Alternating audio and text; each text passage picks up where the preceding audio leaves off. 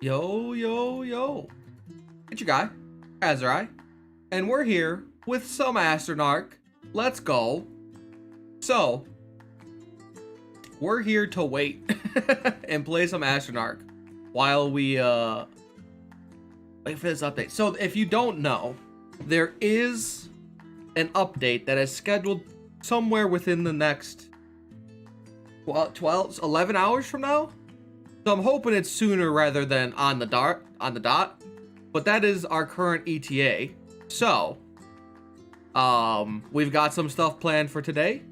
So we're gonna start with just doing some classic old Bard DPS, because why not? We're gonna do challenge 19, see if we can't actually get it up and running. And then around 5 EST, we're gonna sit down and start doing some, and we'll pop out the hero rankings. There is a caveat that if the update does drop out anytime within the next, well, we're in the middle of anything, we're instantly stopping and playing the update. So that's the game plan. We'll do the hero rankings live, and a video will probably come up later on YouTube regarding them. So we'll see how it goes live, and then I think for the future I'll see which one I like anything. If I like one or the other more. But let's just kind of pop right in. We're gonna go with the Bard, and if we're gonna go with the Bard, we're gonna go with the Fiend because they have some synergy at least. And then I really don't know what our plan is for our third pick here. I should have thought more. I mean, we could just go Druid. Oh, we're at 20. Let's go 19. I hope it drops. I mean, he said. So here's what I woke up to, which was a post in the announcement on the Discord. If you're not on the Discord, for Astronarch, it's in the description below, I believe. It should be. If not, I can link it. But at 1:42 this morning for me, roughly 12 hours ago, the update is looking good for tomorrow, sometime in the next 24 hours. So that's 24 hours is like 2 o'clock in the morning. So I'm hoping it's like 5 hours from now compared to 2 o'clock in the morning, but I'll take it if it's 2 o'clock in the morning. We will need HP here. Let's pop in. The plan is to do some fun little challenges along the way. We'll probably do another duplicates item challenge after we failed the Bard challenge a few times, and then we will, like I said, 5 EST, we'll do some hero rankings, rank them out. I have a little bit pre-set up, but it's a bit more complicated than the items, actually. The only thing the items took along on for me was, like, getting the pictures and all that jazz. But, oh, do we even kill this guy? But for the heroes, it's you can't just rank the heroes. Yeah, we do no damage. Let's see. Let's get the whirlwind. Who's our fastest? Can we just see what this does? I don't see why not. I have a feeling the bat might be troublesome. So we're gonna hopefully not. Oh, we won't be able to get the bat. So how's everyone doing? It's Friday, right? Today's Friday? Yeah, today's Friday. How's everyone doing on this Friday sometime in your time, but evening for me, or like afternoonish?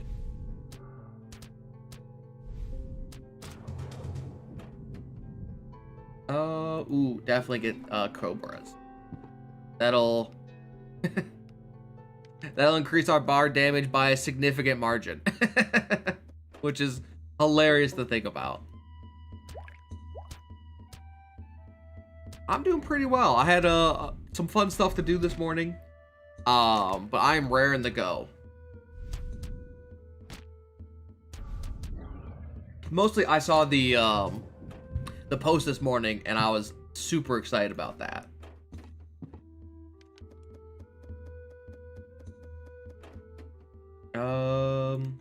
Do we have the morale to spare for this? I don't think so. We'll take the extra for now. It's Friday, I'm gaming, so I'm pretty happy.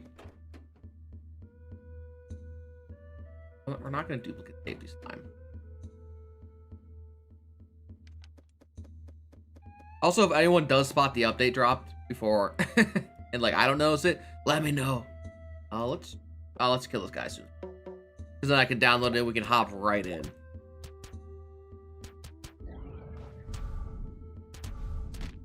If the update drops while we're doing hero rankings, I'll pause and maybe I might end up just making a video on my own, or we might come back to it a different date. But we'll pause exactly where it's at.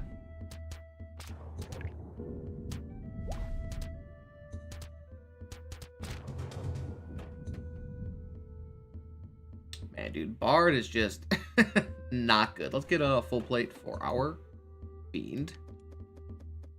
Actually, our first boss is going to be particularly troublesome.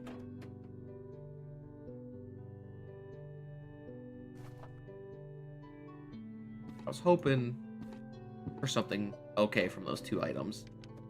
Oh, we got shafted.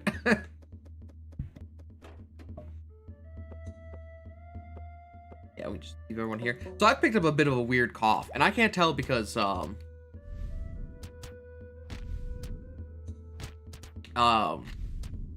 it's because of all the talking. Yeah, the Discord is like, and for a lot of games this tends to happen. Do we even kill this guy? Discord's like the place to be for any kind of updates. For a lot of games, actually. Oh, please. Oh my god, we did it. Let's get Champion's card. It's damage, I guess. Which better? More focused heal or everyone? I think everyone heals are better right now.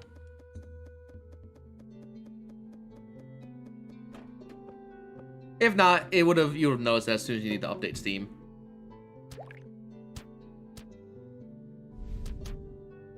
There was plans to release it sometime last week, but Dale, who is the developer, pushed it back to get a little more polish in. Which, you know what? I'm okay with. You know what? This comp? Not too bad. Yo, hey, Smelly. I see you followed. On the Twitch. I mean, do we just do it? Okay, Druid is real nice. Yeah, yo. It's weird. So here's a fascinating part. YouTube has like some pretty significant delays in terms of like actual updating subscriber count. Like it's never live. Especially like the notifications. So I made this whole cool little yo intro because it's what I said. I was like, this will be cool. And turns out it doesn't even work on YouTube because you gotta be public, and it's really weird. I mean, I feel like Druid is like choice, but like, yo. Also, if you did follow and want to hear your own yo, you can just go do so on Twitch. Nothing new quite yet. We're just patiently, it's the waiting room. We're all here together waiting. And I constantly am pulling up the Discord. Waiting for the update. Okay, Bard might not have been the choice, but you live and learn. It's probably better to do this.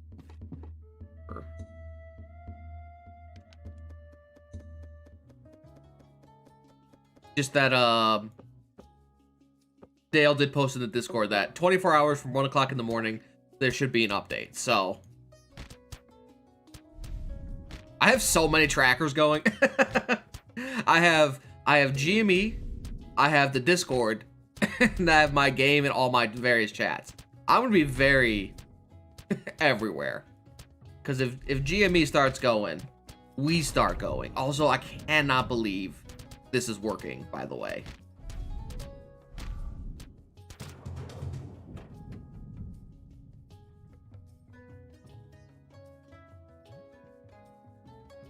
Take prison. I don't think it's like great.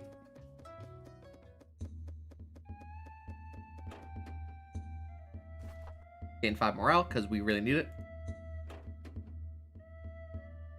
Because we're gonna lose 4 here. Who do I put this on? Does this work with this guy? Crap. How does this work with the Fiend? I actually don't know.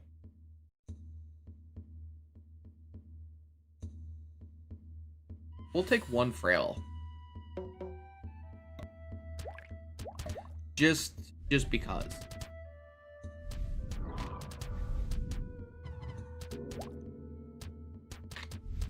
Yo. They're clueless. Hello. Thank you for the follow. Yo, I love it. It's so good. I was so sad when it wasn't working on YouTube. So I'm glad it works on Twitch at the bare minimum. Yuck. Oh my god, the Fiend is our top DPS. It actually hurts.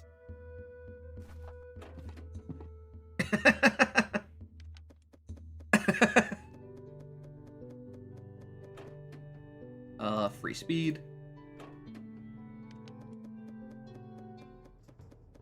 Actually, we'll get a lot of... Oh, this fight will be fine. We have the Bard. Our Bard is pretty tanky come the end here.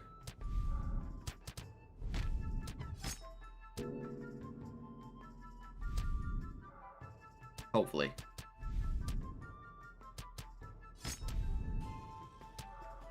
Hopefully, I mean, at this point, you might as well just pick up the Cleric and hope. Maybe the Blood Mage. Just hope that our passive, like, HP, we're winning. We could get Pharaohs. We could. Oh, let's get Helm. It'll actually work with the Druid. And then we can pick up the Blood Mage, actually. Then we can pop over the knot.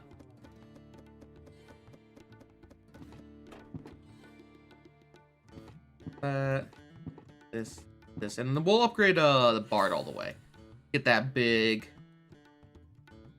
HP gains going. Oh, it's merchant pricing. Dude, you are correct. Realm Tooth, if you could get that with also the... Oh, I went the wrong way. What's even this fight down here? I always go mid. I've never actually gone bottom. If you could also get the life-giving chamber as well, like, it's even better.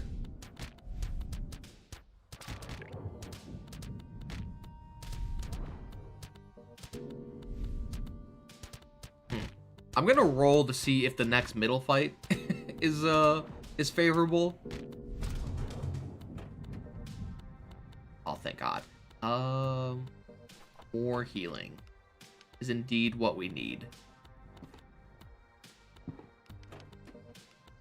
Please be lucky. If it's the 2 little, like, buggers, yeah, we should be good here. Honestly, Cleric DPS in general is a ton of fun. It's a very different role for him, but like when you get the items, it's so fun to watch at the beginning.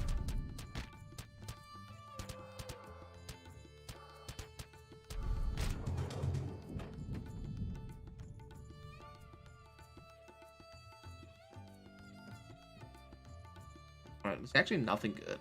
I mean, we should just pick up the bound elements. You never know when you'll need it.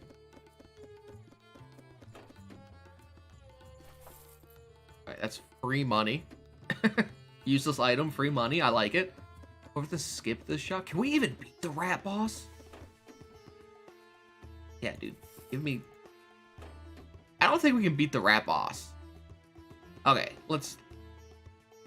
There's no way the Fiend survives initial. I mean, we have a shot. Right, we have this poison.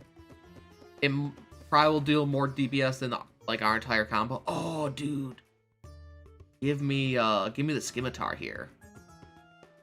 Ooh, can I beat both? Let's give it a shot.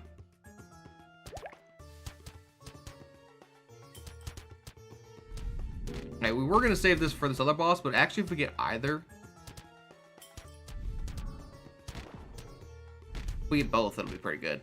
I am doing pretty well today. How about yourself? I'm well rested. This week has been... Oh, Blood Mage, you're my only hope. Oh, no. Dude, yes, shit. Okay, I don't think we can beat the rat boss now. No Ragnarok. Actually, we should get the symbiote.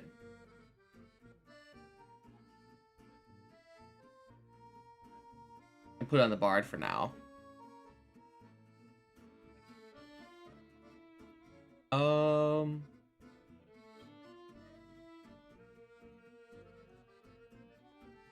Skip this for now.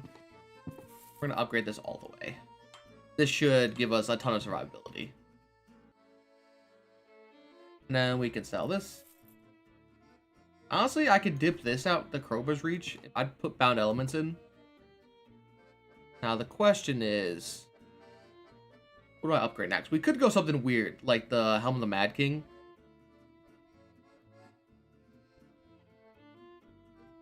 Saint's Vow would be really nice here.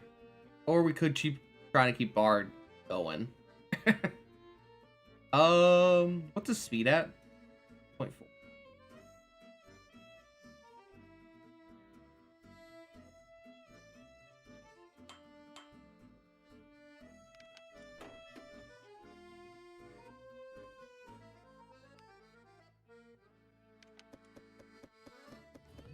Dude, Bard DPS is really rough.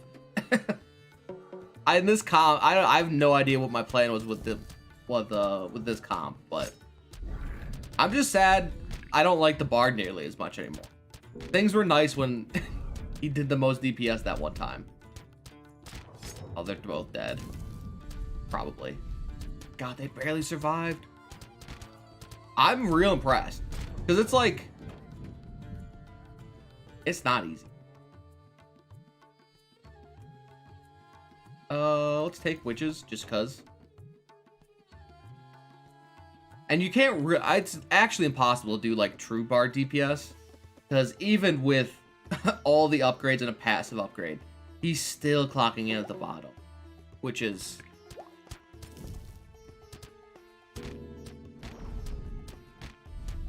Yeah, yo, me too. That's basically what I'm here just to wait. Here to just hang out and wait. It's so bad. I mean, okay, these guys are rough. All witches wrappings.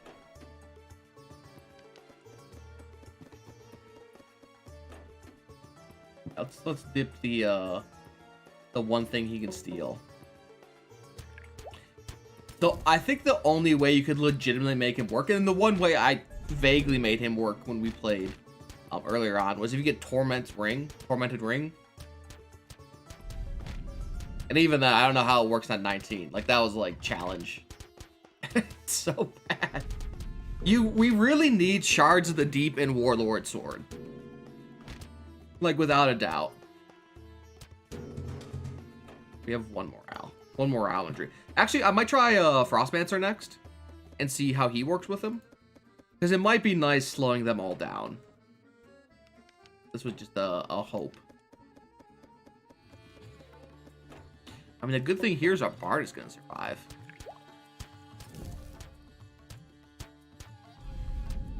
Dude, I feel that. Especially the first ones. The first one's the worst. And if you don't, like, try to cheese the game via, like, just item crafts, we actually might just survive this. Never mind. Let's try Frostmancer. I think that... So the goal of this run, if the only real challenge is, for the most part, we have to try to get Bard DPS. You know, good luck.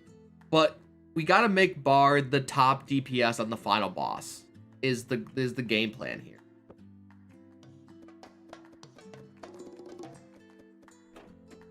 Nah, dude. As long as Bard is top man come end game. That's the goal. Actually, he's one of the hardest to actually go with infinite stuns on. Because his cost is so high. I've actually never tried a infinite stun with the Frostmancer. I'd love to actually try it one time. Maybe we'll do that a little bit later. Do some like corruption 20, like try for casty Frostmancer.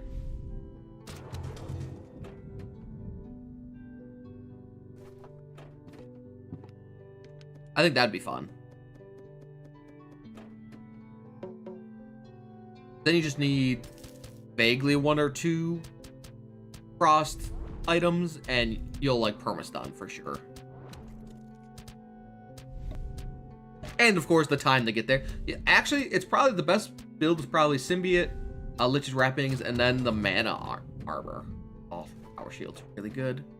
Since that would give you the instant first cast basically. Yeah. Dude, all I can say is good luck.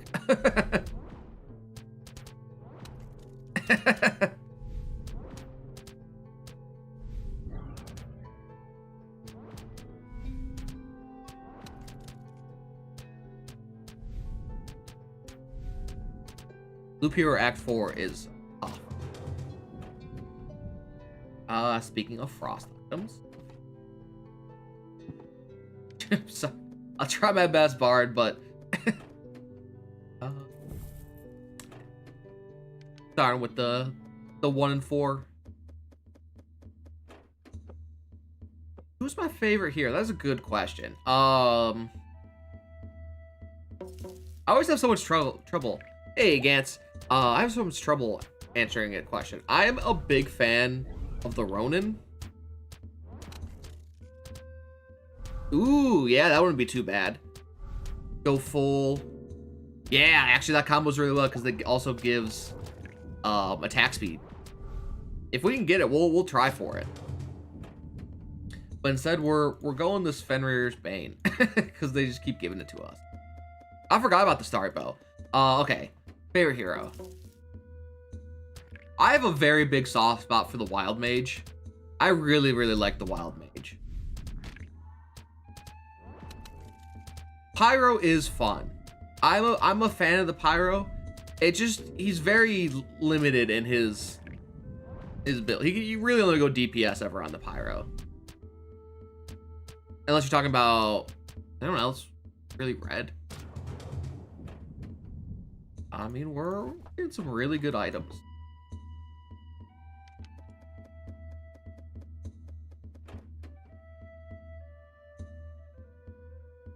Yeah, that's Wildmage.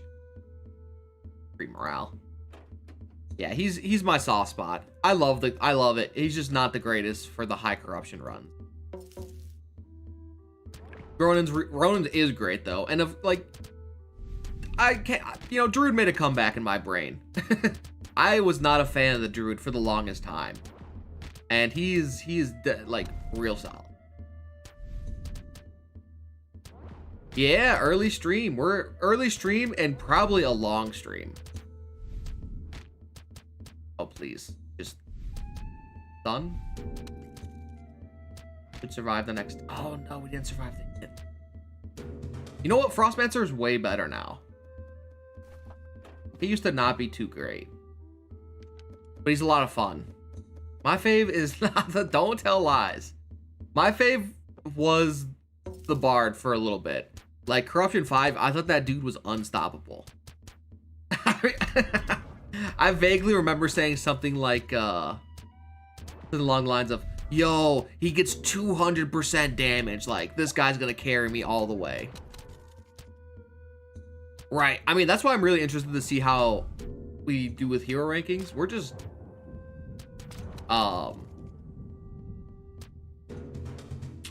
this is not really Ronin's turn around. I've always liked, I liked his bleed and disarm.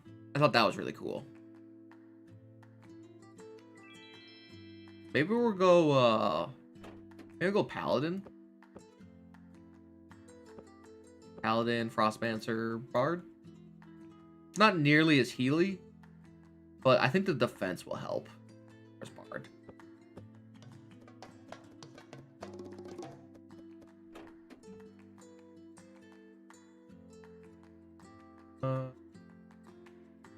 Probably actually better to reduce our active cost with this group.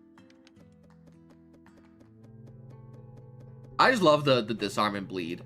It's fun for me.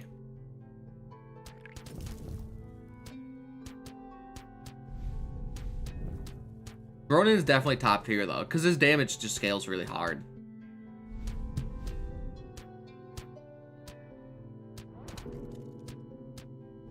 Oh. I've fallen behind? How much is Oaken not?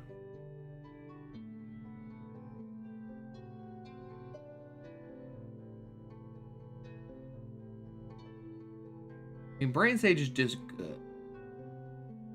Yeah, let's get Brain Sage. It's a pretty good healing item to start off with.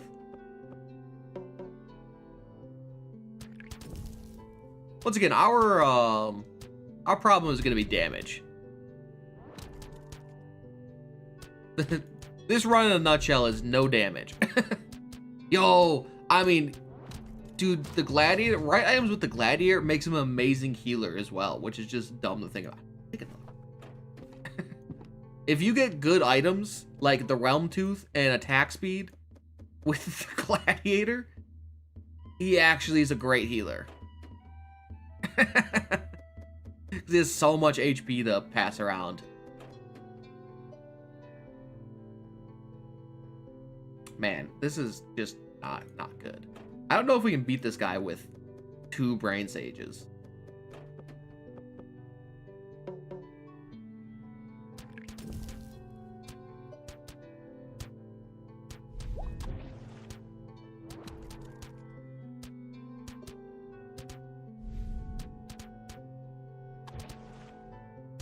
I guess it is a lot of healing. And we do have a 200 damage nuke. It's actually a lot of healing. The Paladin survived for a long time. So, the 1.4 should be within that we won. And we got Symbiote. Holy crap.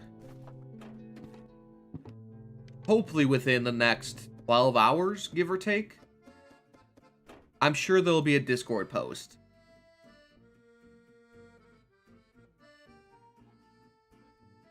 Oh, okay, let's come up here. We have no one that really wants me.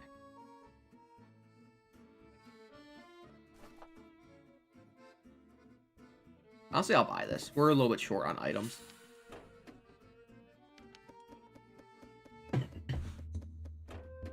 I mean, as long as I'm reading that correctly, it should be at least within, what's the 11 hours, 11 to 12 hours.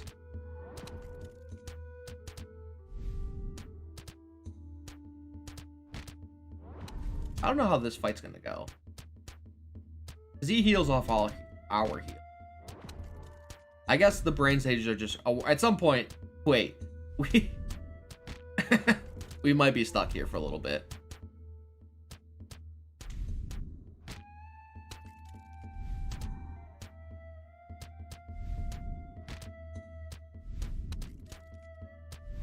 I mean, the Bard is going to start dancing, which is... When the Bard dances, everyone appreciates it. Okay, actually, I'm glad that this is coded in such a way that it's not every, even 0 healing. I was worried that it would just never end. Yo, give me Holy Charm. Don't... Dang it. I would like 1 active orb, please.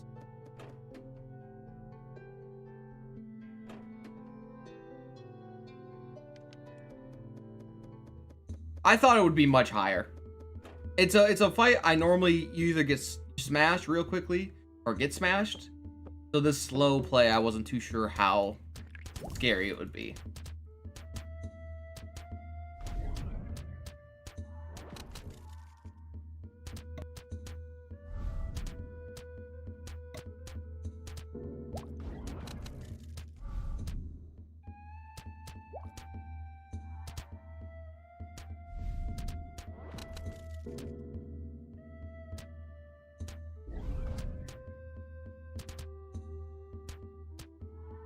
And we really need some damage on our Frostman.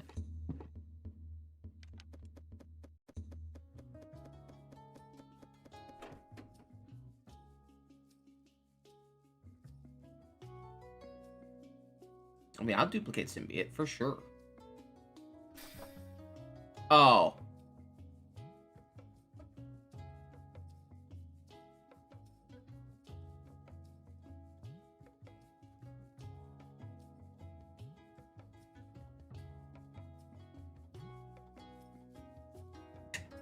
Fuck. Man, I wish I could read. See, seems to be a problem. I don't even want to keep going with this run. I'm just heartbroken now.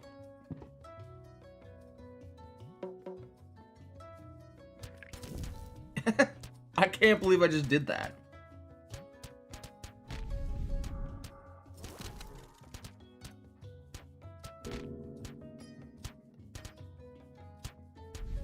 I really can't believe I just did that.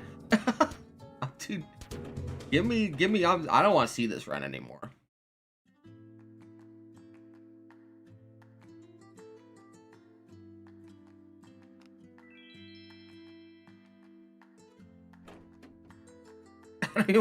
I had no will to continue after that.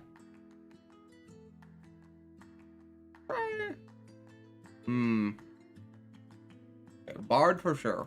We're gonna give this another half an hour. And if we haven't gotten anywhere close by then, we'll move on. I kind of want to do a paladin DPS run with the pyro. It's something I wanted to do but never quite did. We basically should run this as Corruption 20. Am I going Warlock Fiend? Might be a little sustainable. Warlock's pretty... let's just try to make it.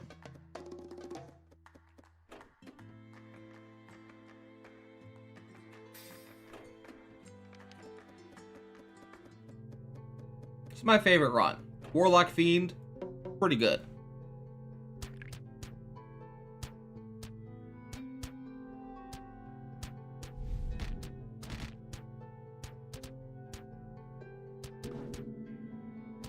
Honestly, the Fiend is just good. The lack of morale loss. Ooh, early enchanters.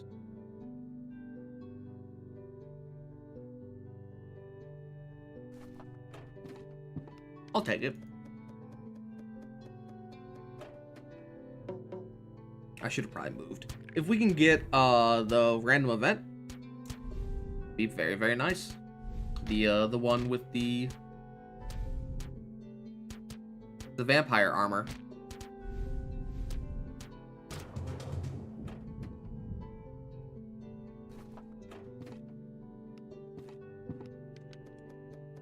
You know what's funny? The best bard build, I mean, we'll put this on here. He does scale with defense.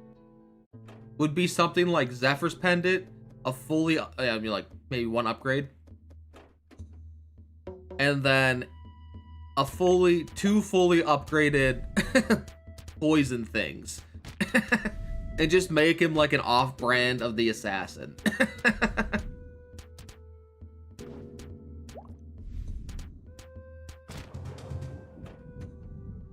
Or we can give him all the serrated rippers as well. It's a bit worse, but at least it keeps with his things.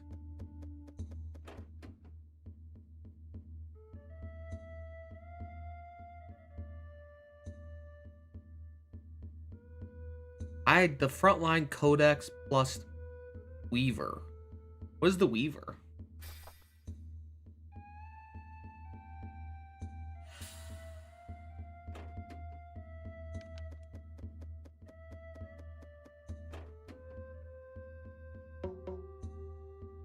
I know what the codex is. Wait, the HP thing?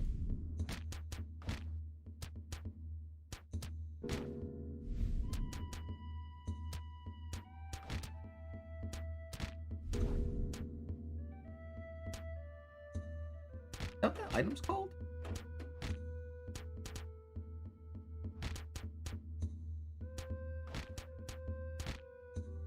Four mages? Did we win? Yo, we won. I thought we lost. What? When I mount on my wall. That's a very different question than I ever expected.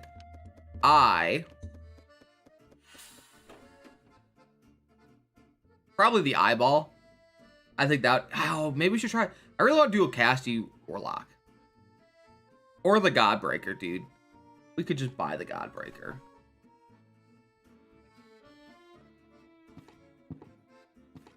How much money do we have? Sell this man bomb. Be one short with both of these. Or we can just sell both. Let's just sell both.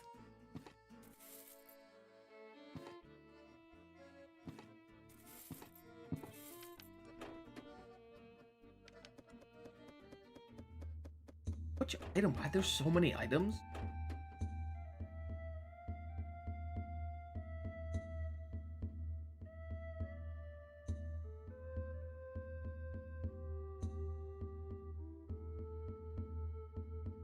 It'd definitely be between the Shard and the Warlord's Burden, because they both look pretty cool.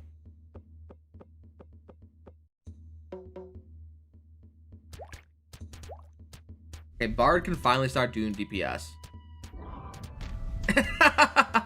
I mean, nobody would ever see my room, so it's okay.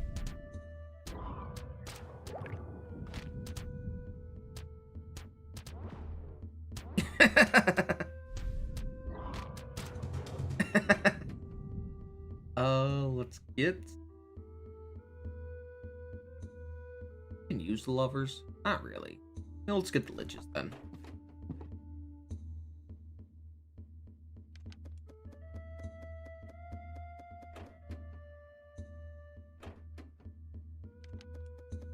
Okay, I still can't believe we won the first fight. Or the first boss fight. Oh, duplicate Godbreaker. Let's go, dude. It's the run. It's the dream run. We've had this once before. It's so rare. Let's go.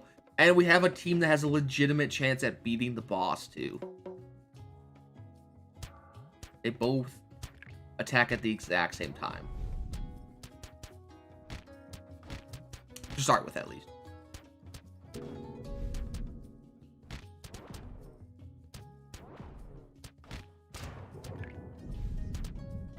Yo, I'm so ready.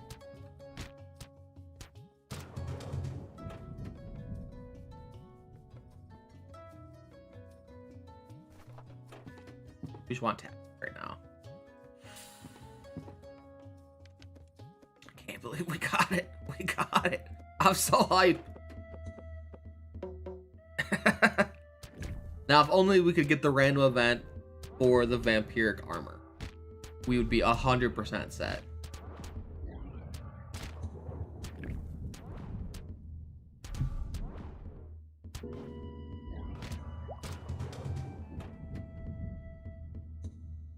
We'll take Jesters. That's a pretty decent HP increase.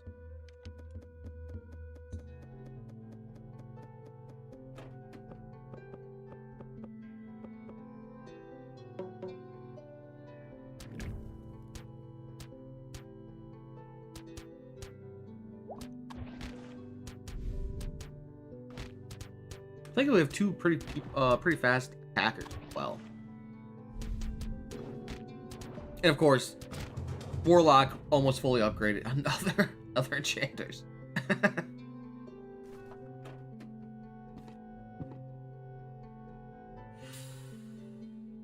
And we're hoping for the vampiric.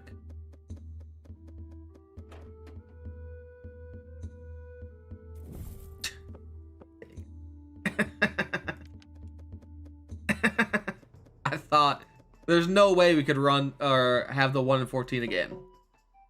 But we did.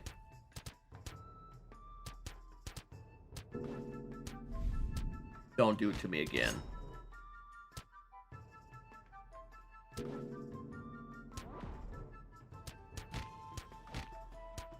Okay, I think our regen is just enough, along with the heal.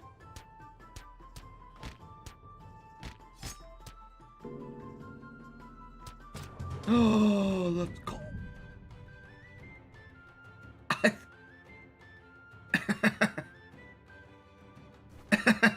Let's go. No!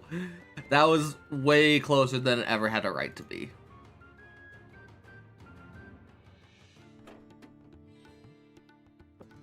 We're securing this run. Come to me, Druid boy.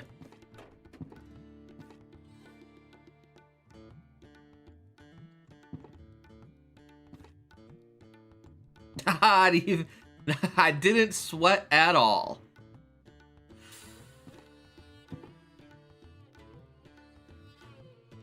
We could get Chariot, but let's just increase healing. We have a pretty high sum of healers.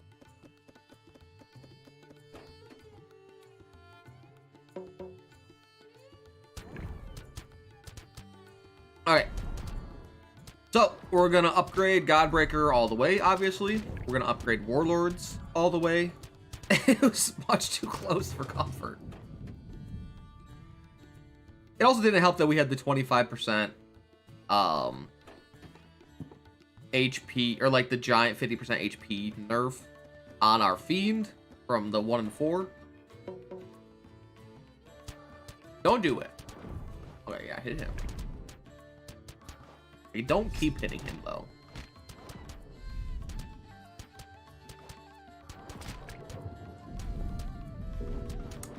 Such a...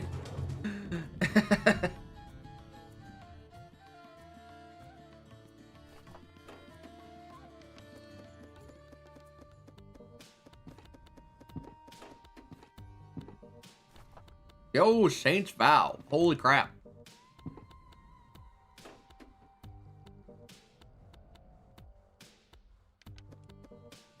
A good find there. Strength elixir for sure. And we shop. We get our first upgrade. Yo, the codex is here.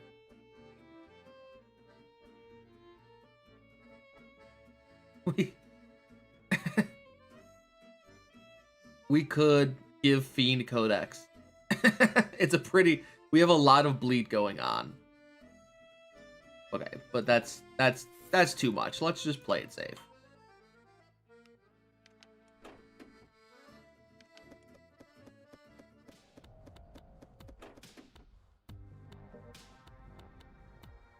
And we'll transform Searing Edge. That tower shield. That is a good find.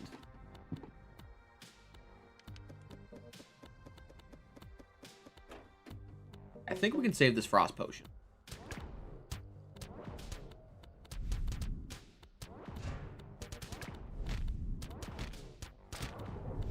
If the Fiend's dead.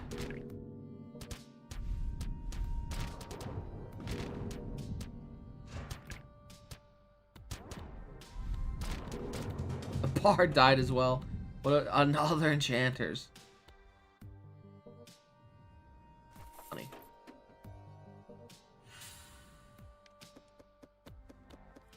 That's the third enchanters we've seen so far. That's pretty ridiculous. Dude, I'm so excited. I'm excited for the millions of items. I think the hero is going to be sweet. Another person to add to the combo list. But I'm most excited for all the... Yeah, we won. Seeker of Virtue. Thanks for the money, game. I'm so excited for all the items, honestly. That'll be the most game-changing. I didn't really throw out any suggestions, to be honest. I'm not the most creative person when it comes to item making.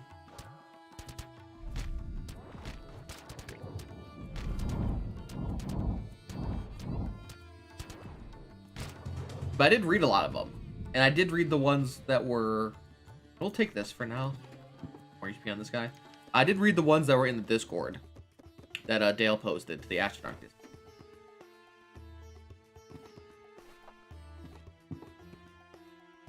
I'm gonna pop this as a safety.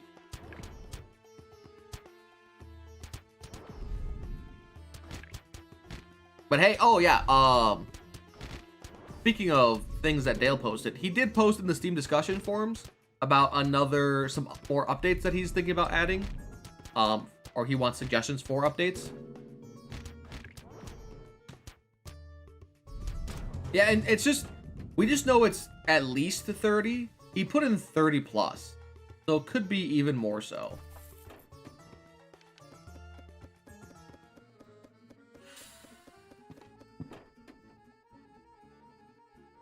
$30.1, yeah.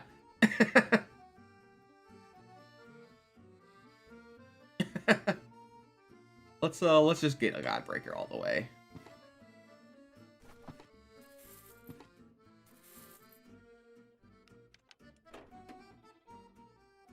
I'm sure we'll see shortly. Sometime. How's GME? Just pittering about. Alright, we should be fine here as well. I guess Bard might be our new top damage for the foreseeable future. So goodbye, Bard.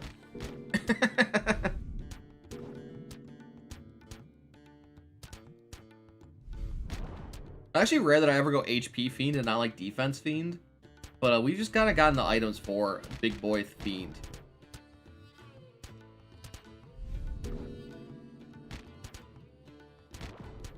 The stun is real kill.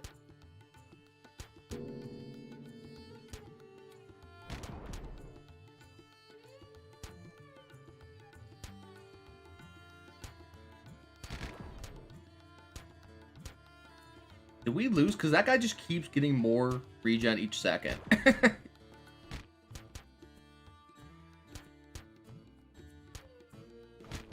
That.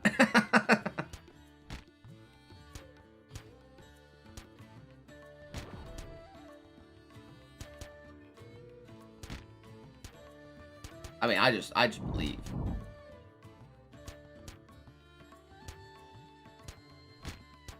I'm thinking about popping this potion, but also I don't think it wins. This guy's regenerating so much HP. Yeah, right.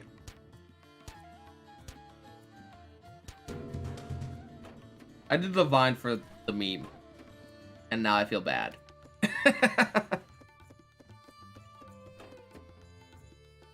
We'll take the skimmy. Or actually, let's look at the regalia. It kind of ruins our Fiend, but it actually is still more HP, which is dumb. Yeah, too late now. I think if we started with it, it would have had a chance. I honestly thought we'd be okay.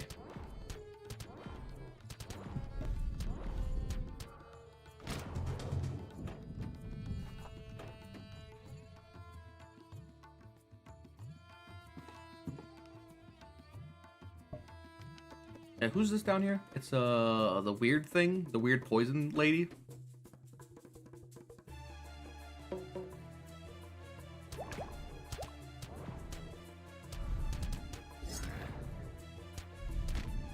I'm realizing now the bottom really likes to disarm people. Also, we're crushing with the disarm, or not the disarm, the stun damage, or the 60 piercing damage. I'm gonna just safety pop this. This will get a little bit spooky. Oh.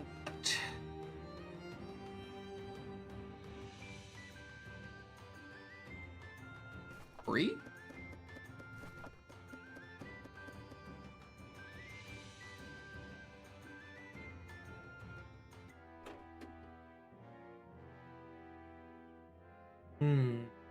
Probably just the assassin here. Just Phil. The classic Phil assassin. Let's make haste. Let's get the chariot. Because we can fish for interstellar.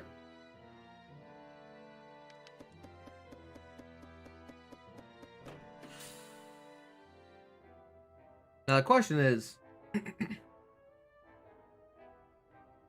do I do with this war mages? It is a nice shield for... Yeah, dude, there's a reason Godbreaker is, like, I think one of the best items in the game. Damage, AoE stun.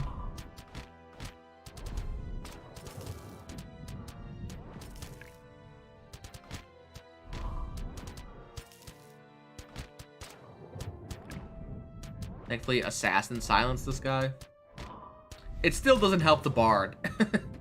He's still pretty bad, but I didn't put anything in it. I forgot to put these items on. This will be the healing ward one. This one might be a problem.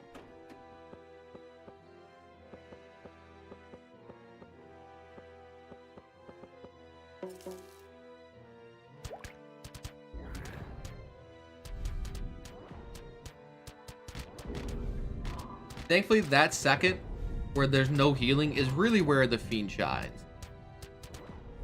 I do like the Scourge. It's definitely up there as well. But come on, Interstellar right away.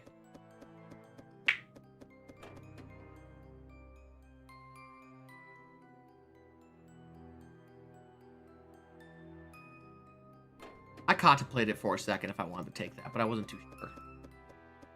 Just doesn't, we don't need it.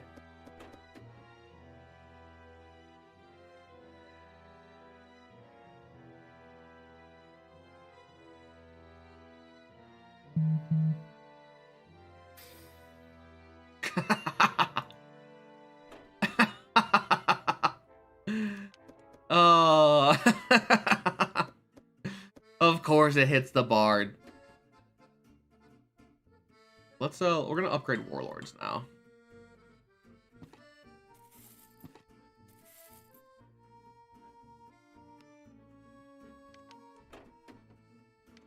I guess it does give bard more DPS.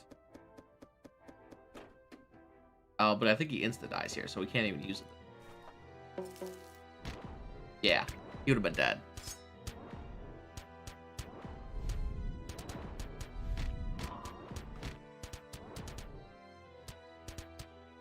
Thankfully, between the assassin with the initial silence, it did save the bard's life until this.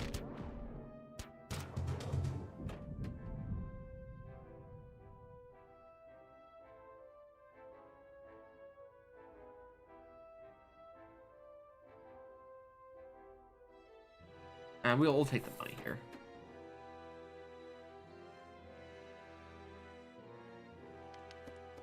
More healing. Yo, let's go. It's here. We're in this. We have a legitimate chance. And I'm still searching. I'll search for big scoop as well. If we can get a big scoop. Yeah, not that one. We'll take the morale, actually. Normally, I just go for the defense, but I actually don't know how lucky we'll get. Oh, why'd I go this well? Good thing I got that morale. Whoops.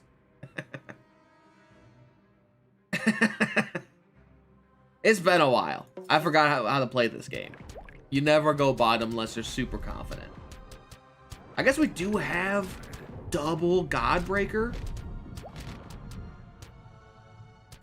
I completely... Oh my god, that's actually a ton of damage. The actual bleed damage is legitimate now. Never mind. I know exactly what I'm doing here.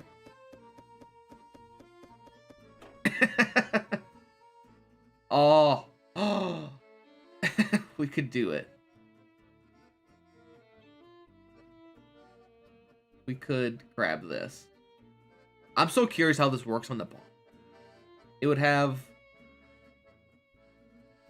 We wouldn't be able to get an upgrade because it's our last shop, right? Dang. I think had I got that any earlier, I would have taken it. Instead, we'll take the revive, silence, or the shard. I hope so.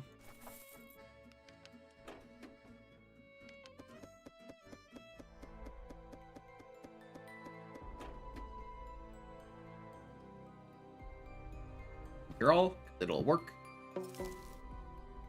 I do take the big scoop, or the whichever one.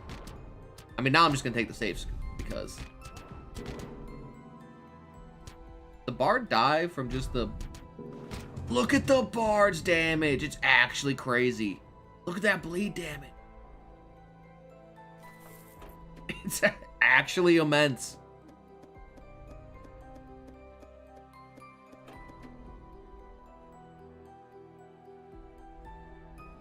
I think Realm Tooth is too late. We'll get a random ability upgrade.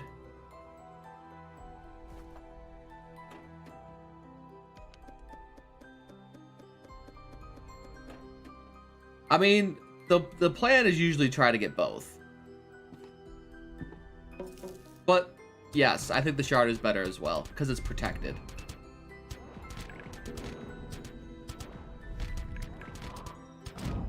And that's the biggest reason.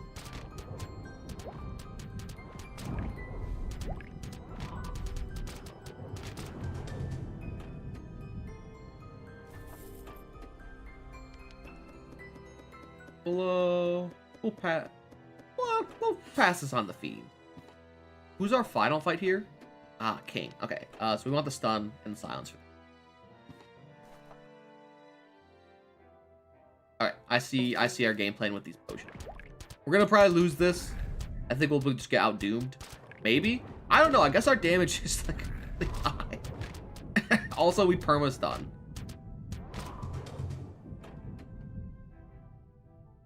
I mean, I'm fully in GME, so my brain is huge.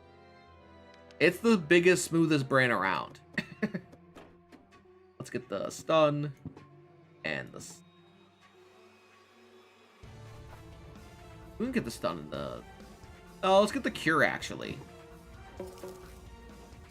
Negate all those, and then... I know what I'm doing in life. I am waiting to see the 4 o'clock time. Because that's when things are probably going to get a bit hairy. Would be my guess. If not, then it's still up. And like, whatever.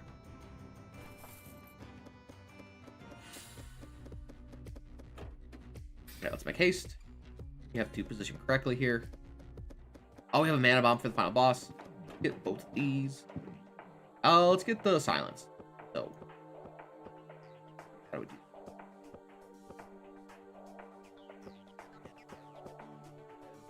Looks pretty good.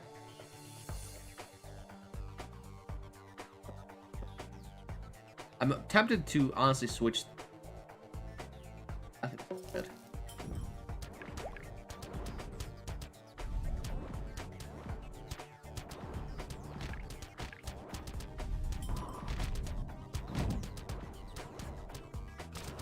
Yo, we're doing it. We're doing it. Yeah, if not, what's up like 20 bucks right now? Like, I have the stock ticker right here. I'm keeping an eye on it because yesterday was real spooky. This week's been real spooky.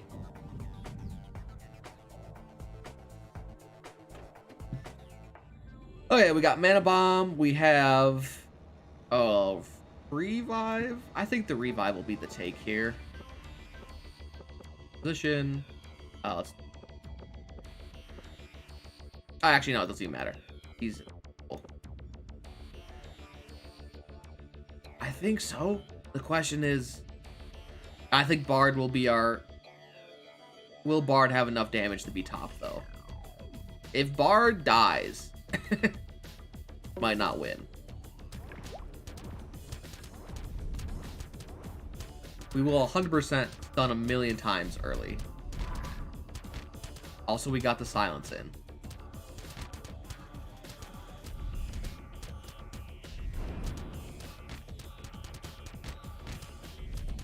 What is a back and black run max? Hey, we lost our speed, but we kept our damage. Which is all I can ask for with the Bard.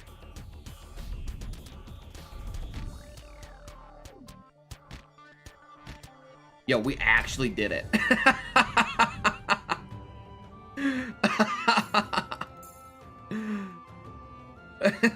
Our Bard did the most damage. This is a I mean, it was challenge corruption 19, so it's no corruption 20 run. I actually cannot believe we got Bard the top DPS. I mean, gotcha. How many characters? 1, 2, 3, 4. I guess that's a lot of people. Wearing black is also weird. There's not too many that are actually wearing it. Like, is that his arms, or is that, like, just him? It looks like a chest plate of some kind. Probably not. I don't even know what that would entail. I do want to do some other crazy runs. Like, I want to do a DPS Paladin. I mean, we can even try just DPS Paladin in general. Like, not even have the Pyro either.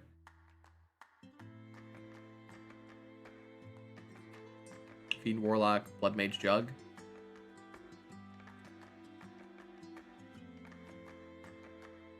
Jug, and then you could get the Assassin as well. Hey, it just seems like not the most exciting. It's very similar to a lot of runs we do, but I haven't done DPS Paladin. So we'll start with DPS Paladin. Let me update the current.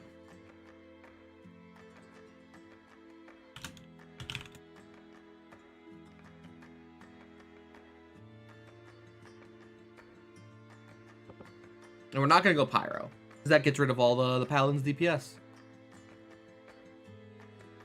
So who do we need with this? It's gonna be. I feel like it might be pretty rough early. I feel like, like Juggernaut, Frostmancer. I don't know. It seems fun. It's just nice to have 3 characters again. Let's increase our attack, because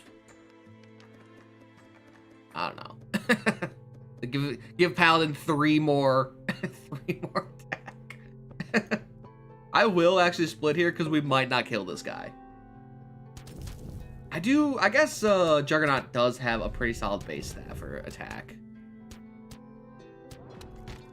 And his stun is really great early. And even later. Oh, 3 Frost. Sounds good.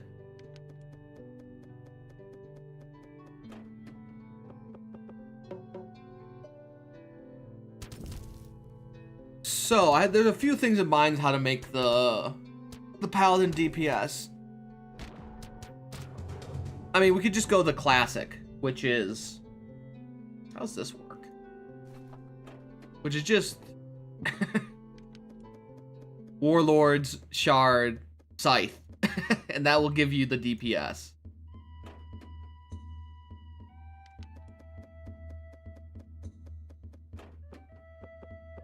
Like, that is the DPS build. But we do need to get all 3 of those items. They haven't been showing up. We could, if Scourge shows, we're not gonna say no to Scourge. You should never say no to Scourge. Ooh, Defense Gauntlet though. Yeah, I like this item. Also, we're missing a boss. The worst.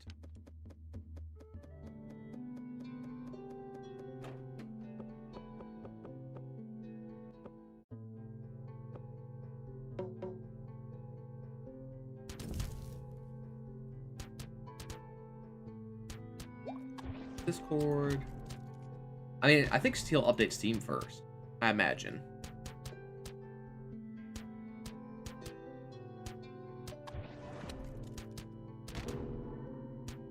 That final hit, I think, probably won us from our juggy boy.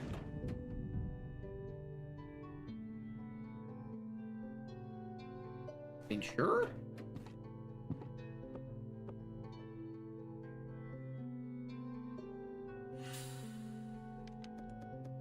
We'll start with the, I mean, I guess we really, the game hasn't given us a choice. We're gonna start with the Frostmancer. Because, 3 Tundra Talismans? Pretty good on him.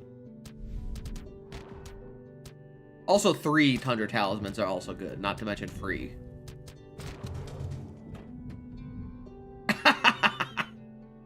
Are you actually serious? I think we can't not take Zephyrs. But, like...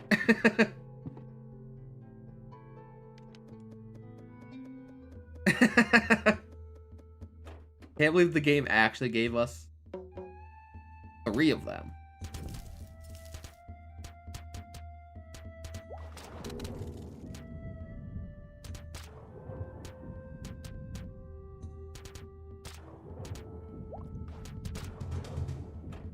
Oh, the kunai would be pretty good. Ooh, that's pretty nice.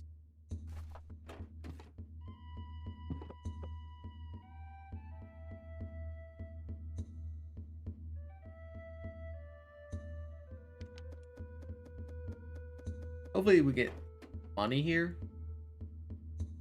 Honestly, let's fight this. I think we can win.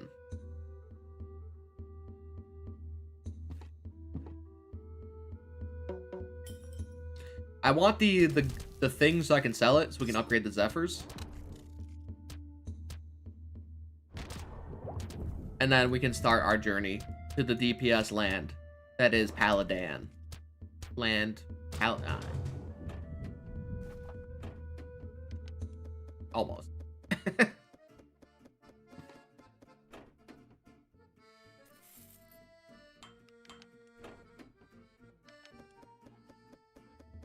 How does I'll have to watch to see how this item.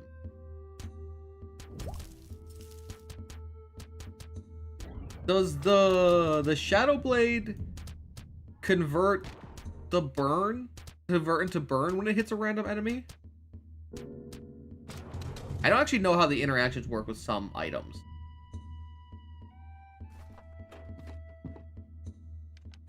As such, like same thing I guess would be applied to the. Does it do the same thing with the bard? If this bard just become, he hits an extra target for bleed.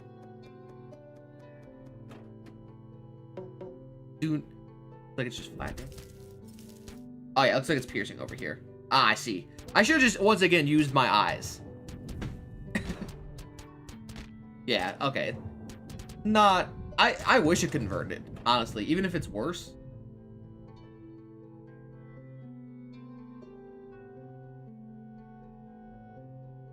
Normally I'd like snag the symbiote, but like let's get the Champion's Guard.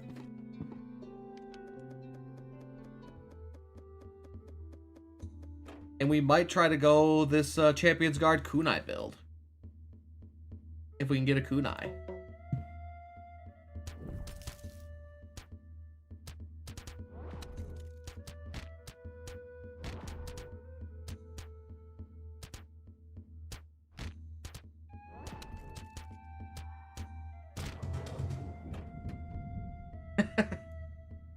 Right? Pretty nice. I'll take it.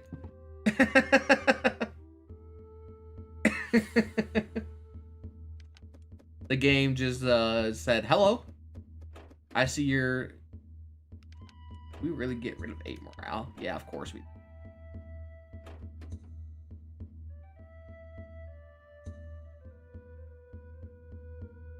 Yeah, and we get a free Starry?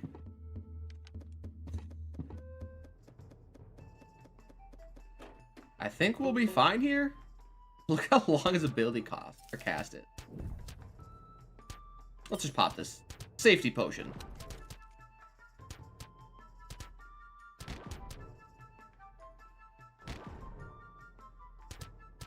It knows. It knows that today's a big day or sometime tomorrow.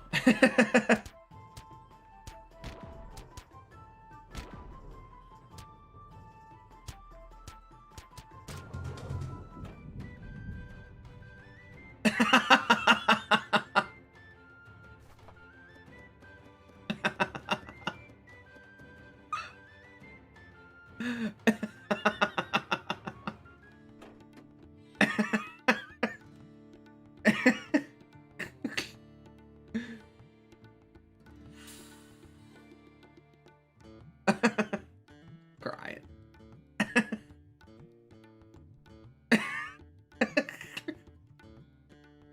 Where's my same luck on my corruption 20 runs? Who do we want next? I mean, at this rate, we might as well just get the gladiator. And you might be like, that's probably not the best pick. But like, with the way this run is going,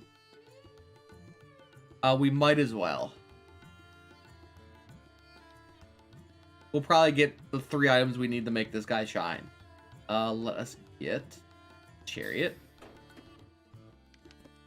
Okay, I don't think we used the shards yet. Or we might dip. Let's dip the kunai for now. And then we'll once we get some upgrades, we will we'll fix things.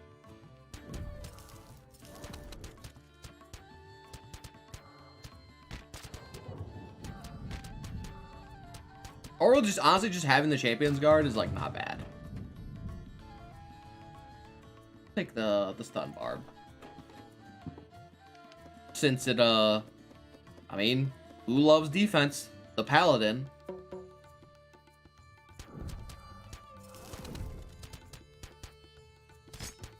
It's the classic saying that everyone says it.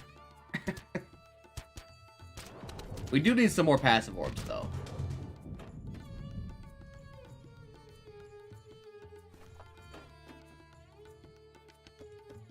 Yeah, maybe we'll get the augmented ring today.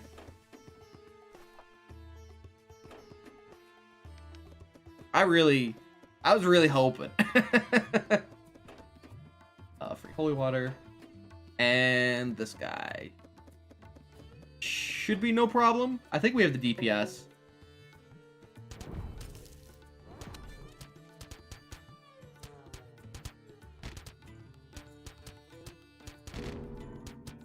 Probably our Juggernauts are the highest damage. Oh, there goes Paladin. Now he's taken off.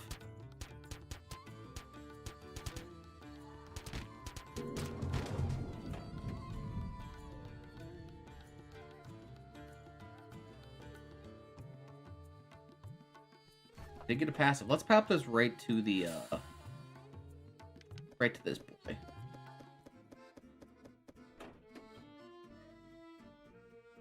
And let's upgrade the shard.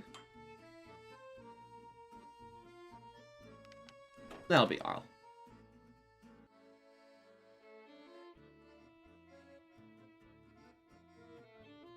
Also, I think the bottom's gonna be easier route.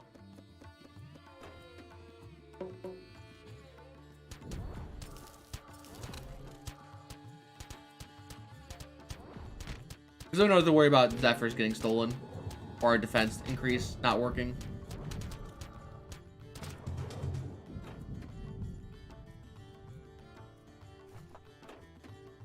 So we really just need. I mean, I wanted to go healer build on the gladiator, but honestly, we really just need the Crown of Undying, and then we have the gladiator DPS build. Which is a rare one. I'm gonna stop having you deal so much damage.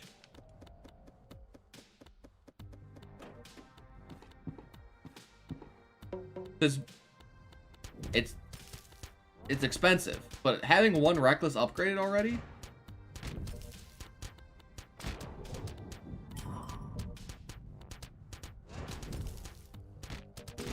No, we didn't get.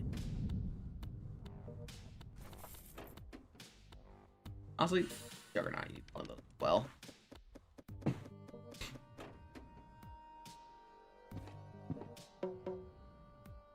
if we can get the Crown of Undying with pre-upgraded, we can do that build right now. So like, I command thee.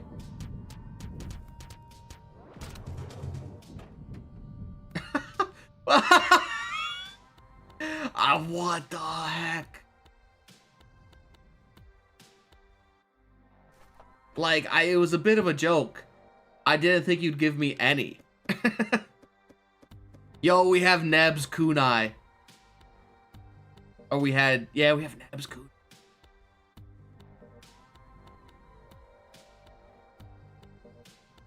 Also, we have Juggernaut Nebs.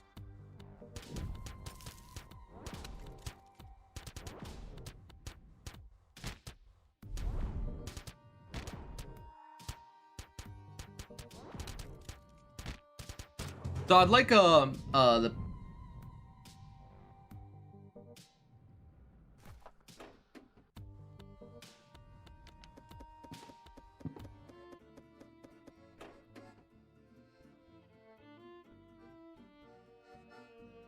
okay. See? We'll upgrade warlords here. Sell this. Sell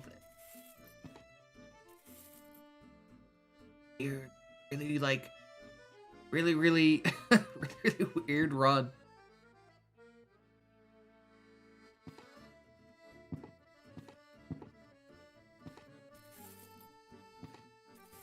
Like what? Who? Why is the what?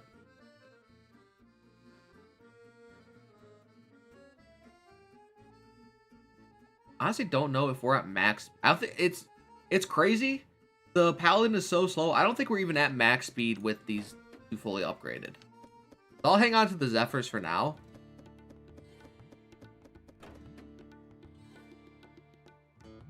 Get out of here. If he would have tried to buy the kunai, I would have 100% said yes. But instead, we've somehow free MP cost. I mean, we just need the scythe now, honestly.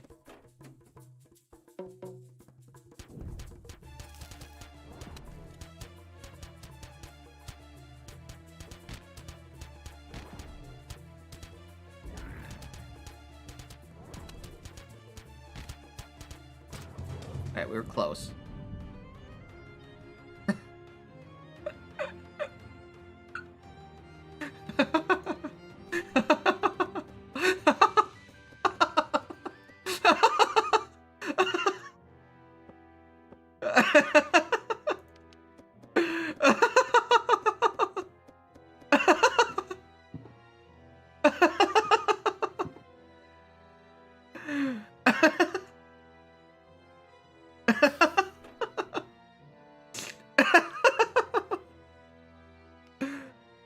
I've never had such good RNG in my life.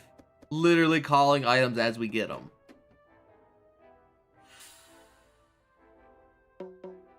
Just free piercing damage, right? It's like not the worst. It's not the greatest right now. Because now we just hope for the 5% chance to kill.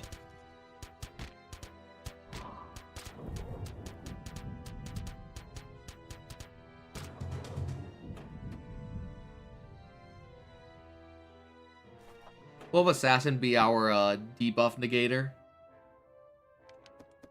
for the final fight? Because we actually do have a ton of debuffs. Oh, yo, this fight, who cares, dude? We don't have any besides the Juggernaut slightly.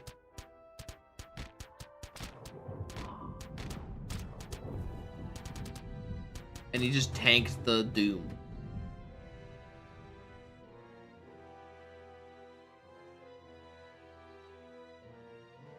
Like the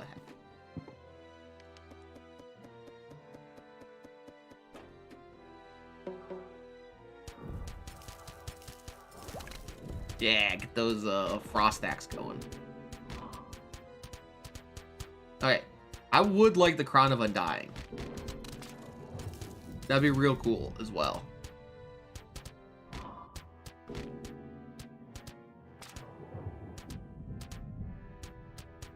Also, these guys suck. They take all my buffs and say no. Have no fun. I give it. Okay.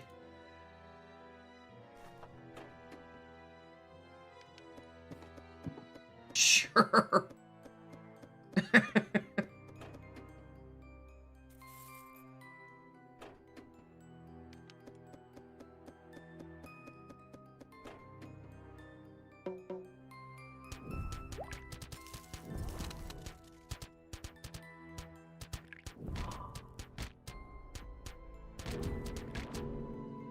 I should have probably actually brought the gladiator down to just say goodbye.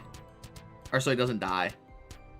We are going to be a little bit short on morale. We don't lose every fight without a casualty.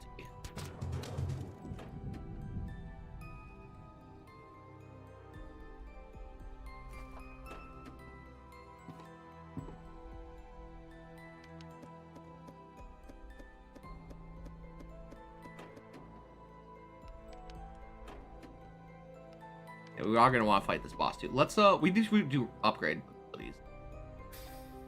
Yes. Yes. Oh, wow. Wow. What is this run? What? That was the 3 things I actually wanted.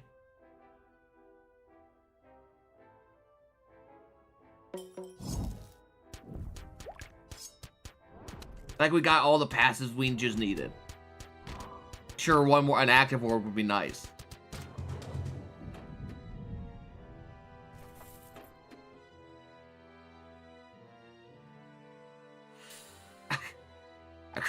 What the heck?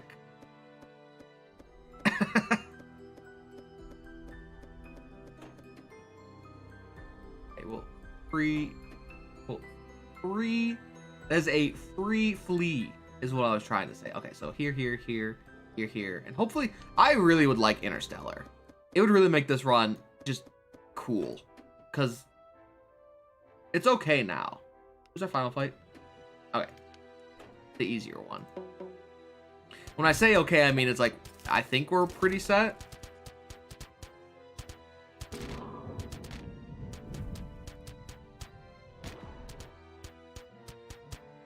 But it just like, it would be cool to see what this run could be.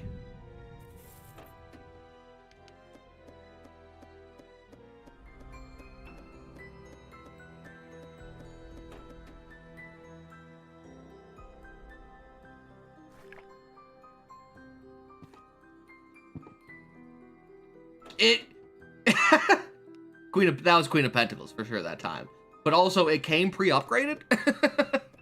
We might lose the elite fight, but who cares? Oh my god. Yo, we're in this.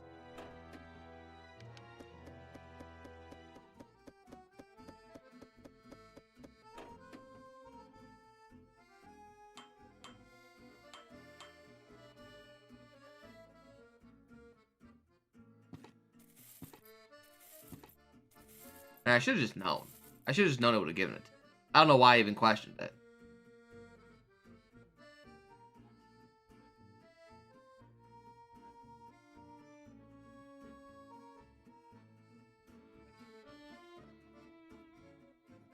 Sure. I actually don't know what I wanted to upgrade. I've never... Okay.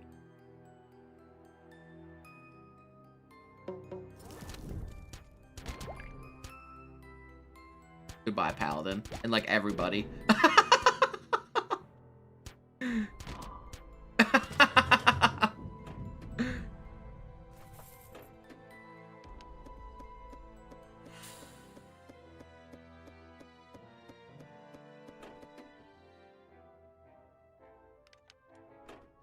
This is a safe scoop.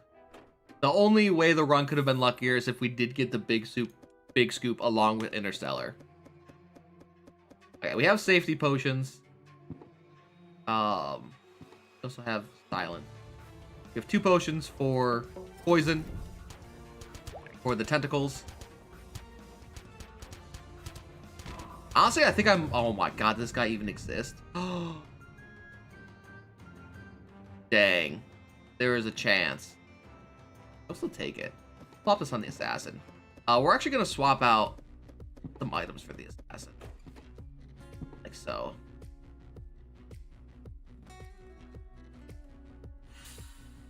Just so we can get Gladiator just being the heals for the entire crew. Oh, we have a stun too. We'll be fine here. What's better? Probably this would be towards the end. Let us... Done. And...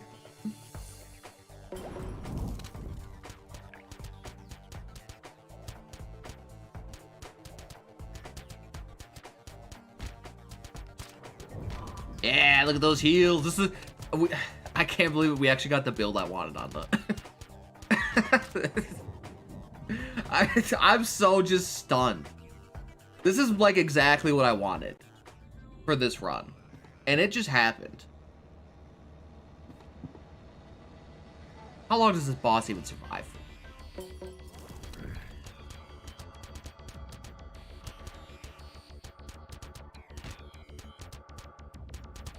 Longer than I thought, to be honest.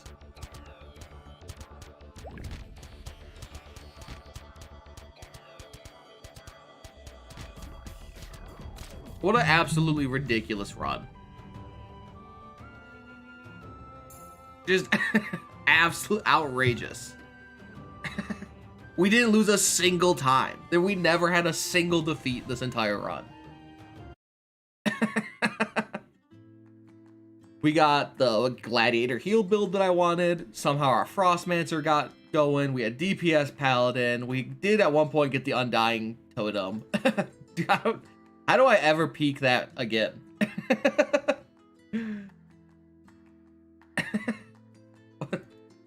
The only way it could be better is like if after the run, like the update was here, but I'm not holding my breath for that. Okay, let us see. Who is next on the list? Yo, we actually got points for our gladiator as well. I kind of want to do another. If the game's gonna give me the items I want, I did want to do like a fiend bleed build.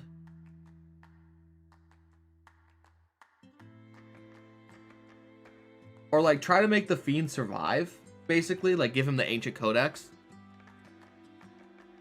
It's like the weird it's like another blood mage kind of thing.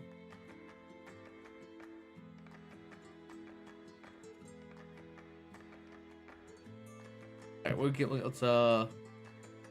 rid of the next. Or let's give it I think I have a challenge this time. Besides trying to I guess making the fiend work will be a challenge on its own. Heal 100% attack target and heal for that damage dealt. I don't think it'll be good, but I think it'll be interesting at least. Especially with the updated spiked armor. So who works well with that? I mean, obviously the Warlock. But I think we'll actually need like legitimate DPS. So we can grab the Ronin as well. He also bleeds. And then we'll pick up the Bard as our healer. Let's reduce active ability. And off we go.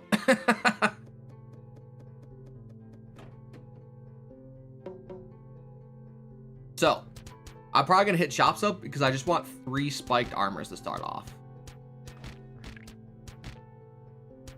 That'd be perfect. Or serrated rippers. I will take serrated rippers as well. Anything that gives bleed. I guess like this could be the challenge, the bleed comp.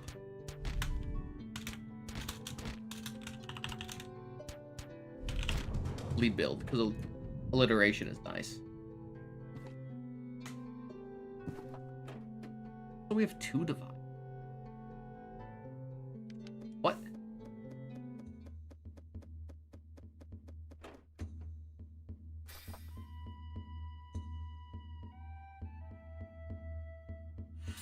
Thrown in here. So the initial plan is actually if we can get vampiric armor early, that works really well with the fiend because he actually gets his own bleed stacks. I mean, it does max out at 10, but getting 10 bleed stacks pretty early is pretty hard. Okay, we'll take a defense gauntlet. For now, fiend is our tanky little boy. And get a suicide as well.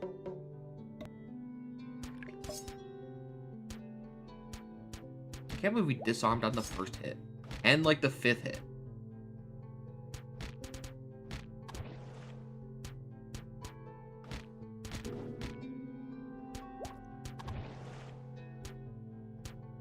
He's coming. Don't worry. He's a coming.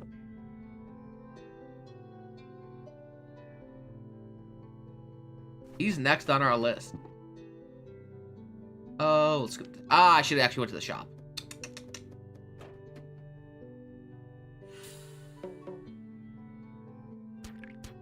I just don't want to start with the Bard because it's a real easy way to lose. I don't want to keep running this until it works. I want to, well, I mean, we're going to keep running it until it works, but we're more successful if we hold off on the good old Bard.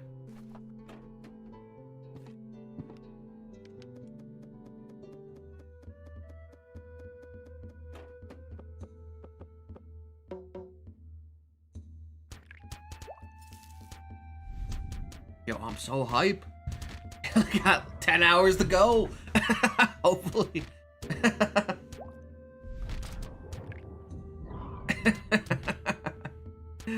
It would be real unfortunate if the update got delayed. Yeah. Now they're serrated.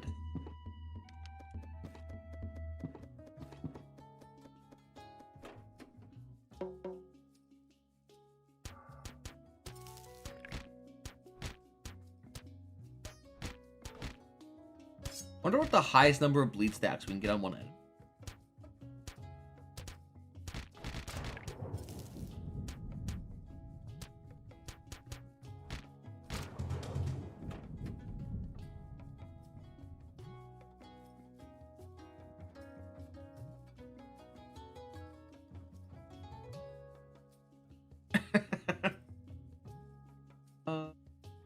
I wish I could have more than one of these.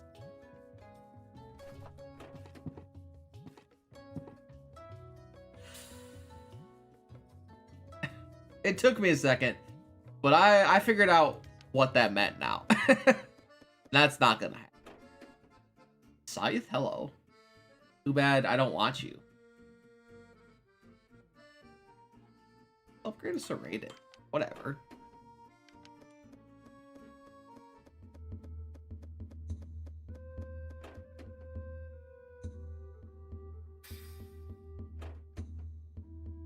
Honestly, I probably could have taken that morale dip.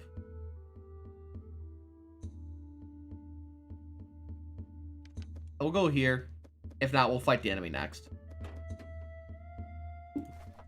Ooh, I'm a fan of the keystone.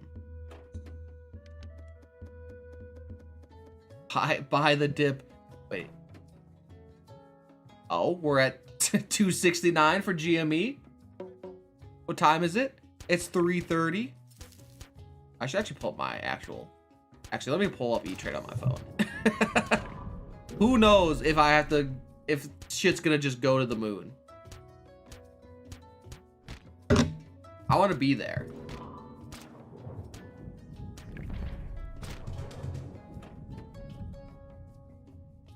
Wrapping. Take it.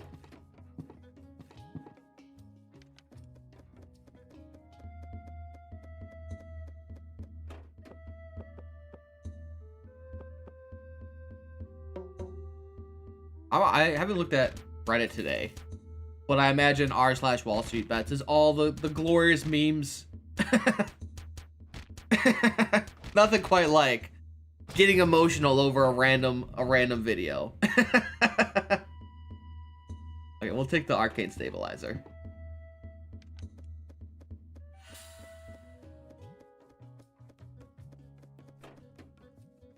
Wow, this couldn't come at a worse time.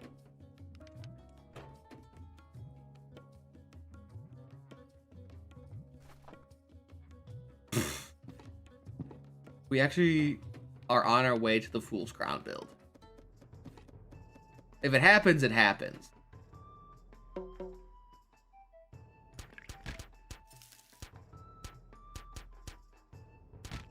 It's also a really fun build.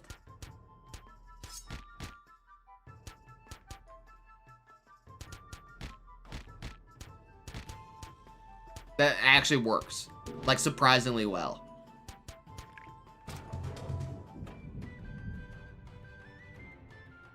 Oof. They're not good. We'll just take the money, because I don't even want to... We could get Ragnarok, but, like... Sure. Alright, Bard, here we go. We didn't get the Bandit's Hood, which would have been nice. The Bandit's Hood would have been good, but unfortunately for me, this time, the game did not decide to grace us with its presence. But still, we should be fine for a few fights until we start splitting the fields.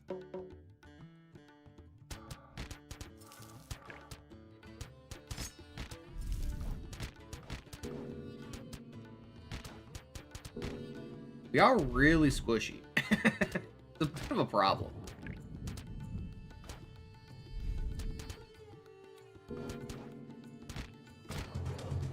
Die.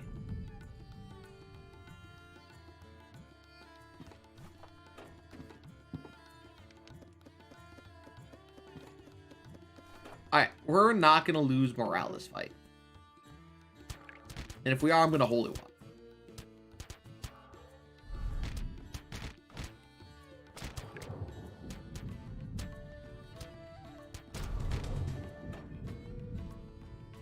So many arcane stabilizers. I probably should give the bard items. Actually, he doesn't. I don't care about the bard. Probably should. Let's here. Can you just here to give us another bleed tick?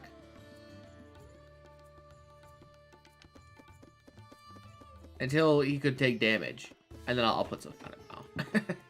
He's congrats, Bard. You're a tank now. Hour? Well, you're a support. You're a pure support now. Good luck.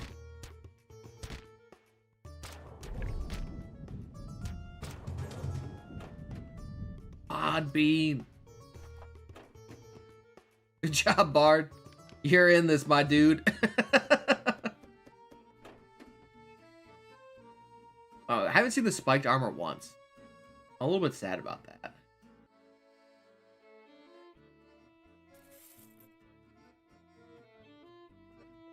Do one more reroll?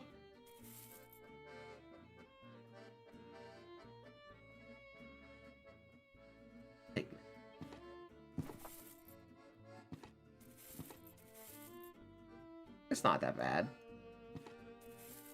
Once we upgrade it once or twice. These, no, these are all cheap. Yeah, we'll sell Divine.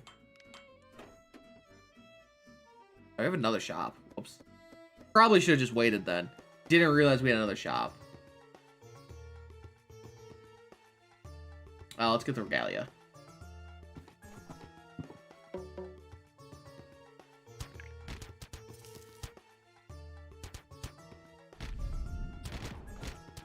We'll slap that right on our bard friend. Or right on our fiend friend.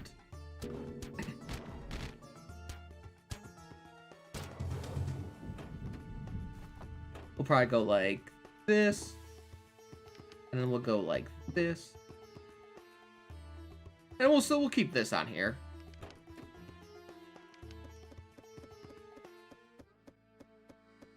He doesn't have a lot of HP still, so.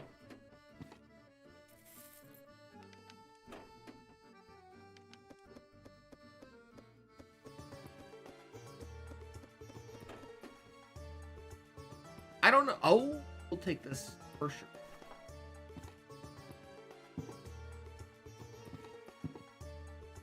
There we go. The plan at the latest will be at 1 o'clock tomorrow in the morning tomorrow EST, or 2 o'clock in the morning tomorrow EST. A mouthful to say, but that is roughly 10 hours from now.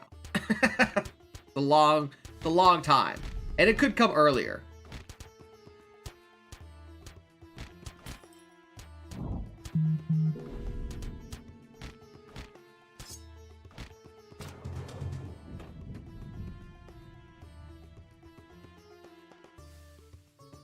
No, it can happen in anything. It's random across the.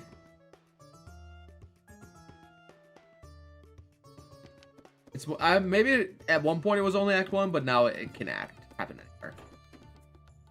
There's a holy water back. Let's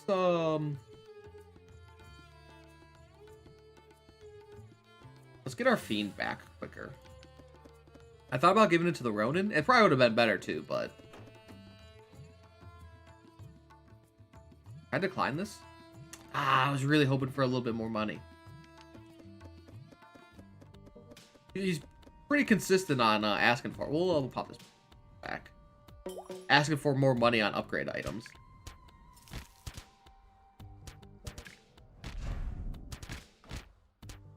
I mean, if we can get the enchanted plate mail with like this whole build here, that would be pretty good.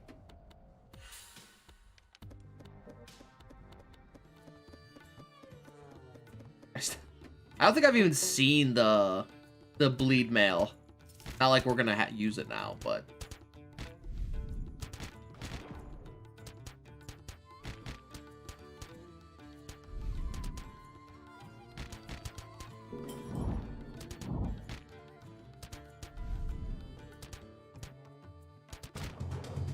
nice.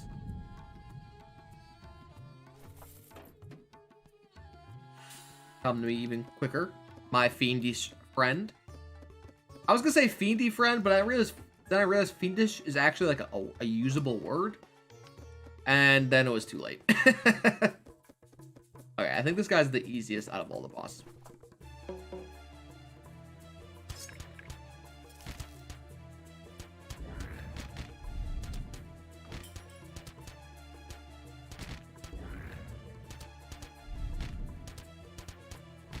Yeah, because he should just be dropping him on the fiend.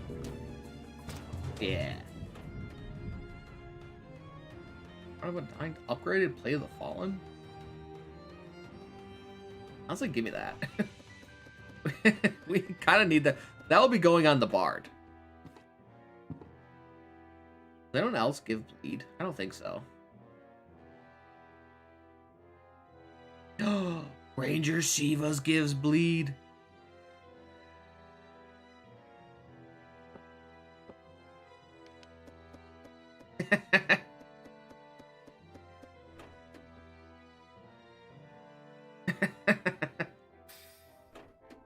Yo, no, you're good, you're good. The new hero name is the Fallen.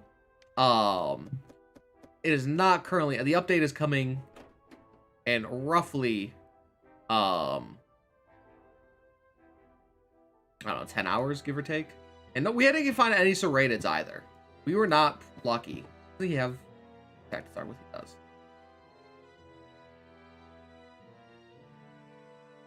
We've only got, I've picked up all of our serratids. I think. We've only had the, should I actually,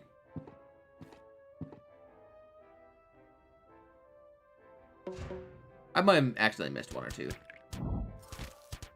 Yeah, so we know he's the Fallen, and we know he heals from his allies, or something like that. That's all we vaguely know. I will definitely be updating the title, once it is, once the update's actually out. Perfect. Stay long.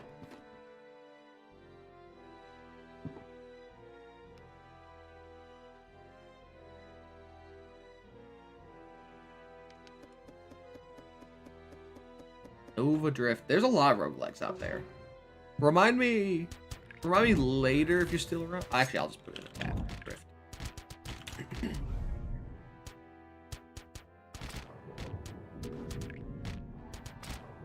I have a lot of various roguelikes to check out still, and there's more dropping every day. Which is, cannot complain, honestly. Alright. Honestly, not having the enchanted is like okay here.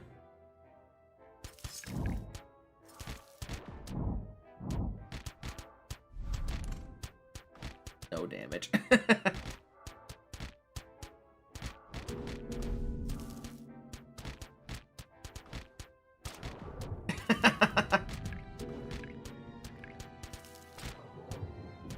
Hard, man. I guess he lasted long enough. Actually, you know what we might do this Sunday? We might, ooh, upgrade Zephyrs. We might do a, like,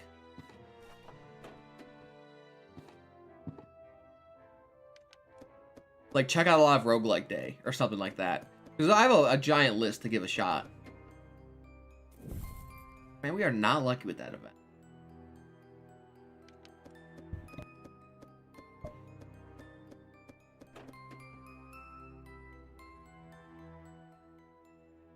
Ooh, what ability orb do we want? Yeah, we want some ability orbs. We have these. This.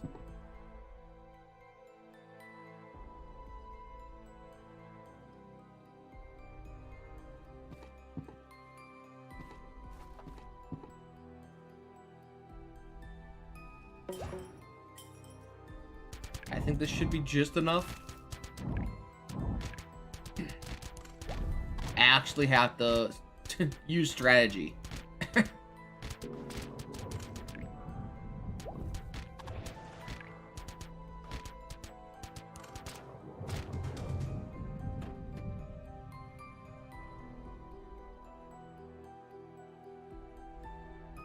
Dang.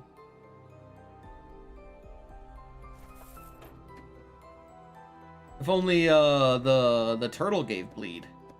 Yo, hey K channel, how's it going? We'll do the same build again.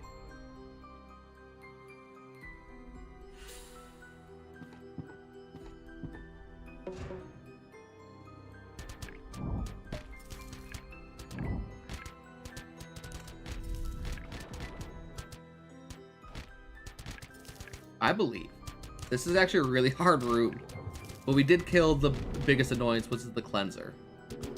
But everything else, yo, Shiva, it's all up to you, Shiva. We actually do a ton of damage. Wow. Ranger actually does work.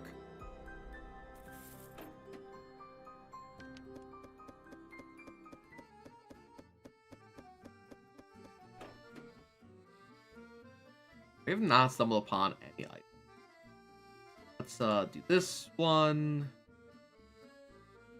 Let's do one odd bean, and let us do one.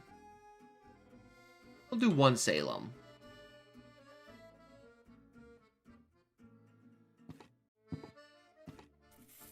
And we'll sell these gloves. And we'll buy this defense book.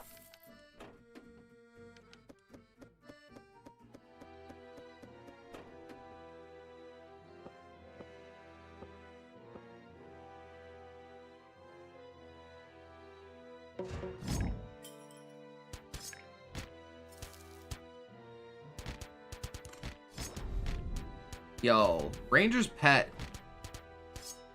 adds a surprising amount of DPS to the team.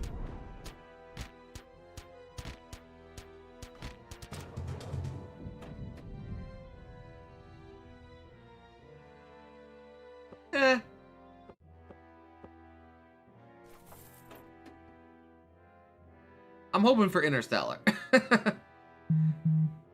As always, that is the game plan.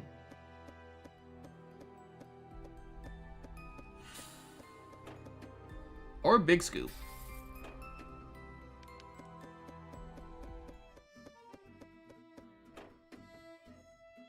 Now it is only 100 HP. That's a pretty decent amount of defense. We'll do one. And then I think we might...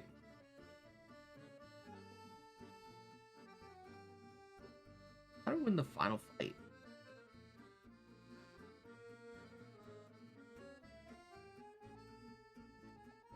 It's probably Zephyr's on you all the way up. Would do it. It'll suck if we get Interstellar, but it, you know, fully upgrade Zephyr's is too good. Come out here, come out here. We have a potion slot. So safety defense potion.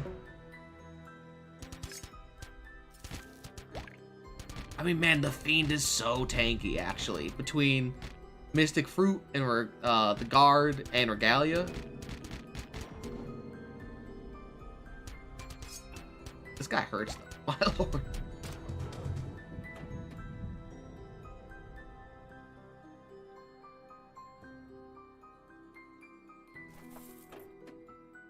Got our pet all the way up. All right, let's hope we don't lose before the final fight.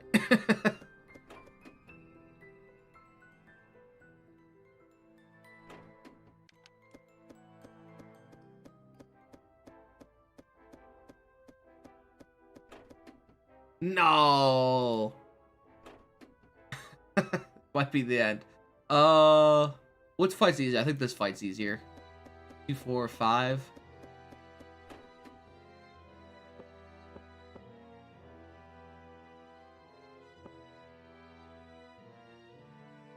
The Hydra fight?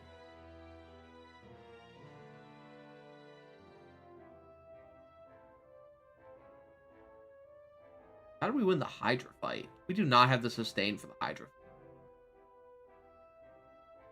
Okay, we'll bog instantly. Sure, it gets negated, but can't do much about that one.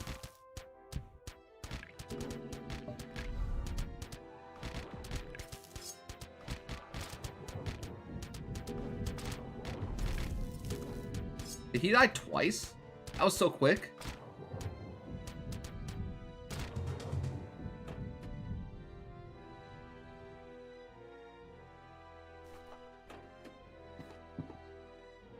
Okay, we're alive, which is nice. More than I could ask for at this point.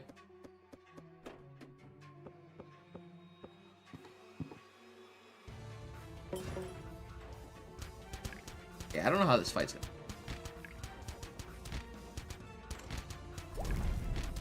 I guess as long as the fiend can stay alive, we have a shot. As long as he keeps mystic fruiting. He comes back quick? No. Okay. Odd Bean Bard instantly said goodbye. 2 heads left. I wanted to save that for the last one, but... Yo, the game is really... Godbreaker. Goodbye, guys. We kind of need it. Let's get you there. Well, we don't kind of need it, but like...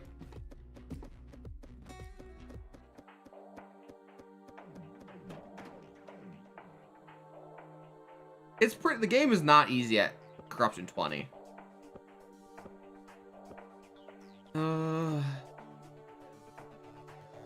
Right, yeah. You can always just pick them up along the way. It'd just be a bit slower of a grind, all things to consider.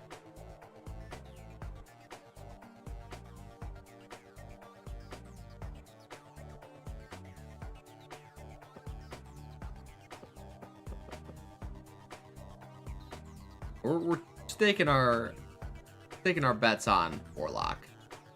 So it'll take a little bit. If the Ranger dies, that's fine. Go silence.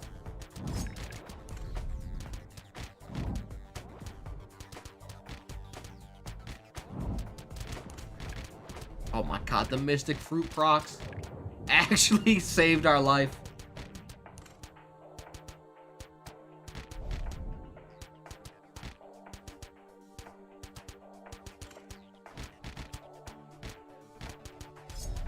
I can't believe how cleanly we won that fight. Now, the problem here is we have 2 morale for this final fight. Which means we don't have a lot of leeway in terms of who can survive and who can die. Fiend can die. We're gonna get rid of the plate because it's gonna be useless. Since Fiend's our first tank anyways.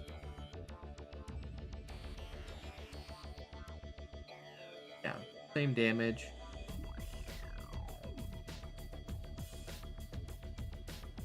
I mean, at this point, it's better just to have... Like, the Godbreaker is nice. Oh, definitely want him. But it's only... Deal 20 additional damage. Ah, yeah. Alright, we have a potion. We have a pretty stacked Fiend. Let's hope that's enough. It's probably not going to be. This one's going to be pretty rough. Our damage does increase, which is nice. Just, I don't think it'll be fast enough. Ah, his first hit, yeah. Fiend doesn't die, dude. What the heck?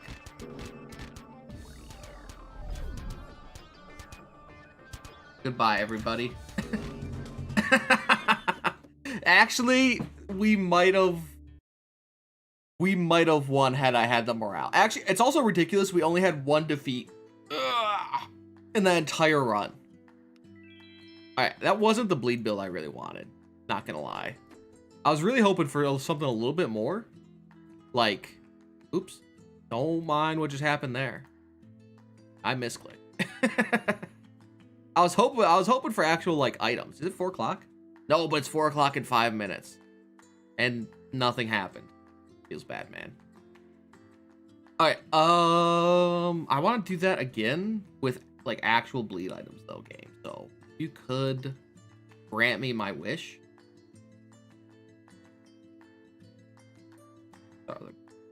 Ronin. Maybe we try to go to healer this time. You're not wrong. If it's up, that's nice. I'll take it. Right. That's stocks only go up. How the world works. I think we really need a healer. Like, let's just get cleric. It's a bit boring, but a healer would have saved us in that run. Increase cost.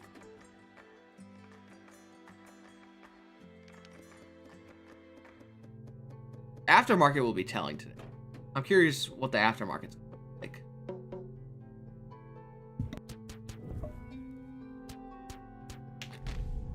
It might just hover at the same price point, honestly.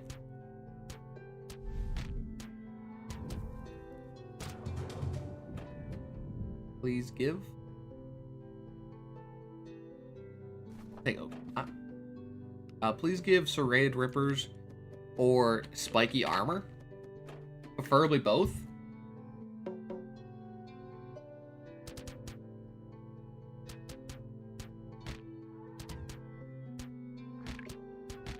Also, it's really weird, but for some reason I can't get my computer clock to ever be... My computer clock is always slightly behind. I mean, if you're gonna give me the knots, I'm gonna take the knots. It's probably why I'm slightly late to every stream, I think. I mean, because to me, I'm not late at all. But, oh, goodbye, frames. You did exist. Oh, but you're back. Wow, that was nice. Normally they're not so kind. Hello, game. Not the greatest right now, but great item for our cleric. Ooh. Oh, we had to skip the boss. Okay, we'll take a upgrade item. Yes, that is a good item.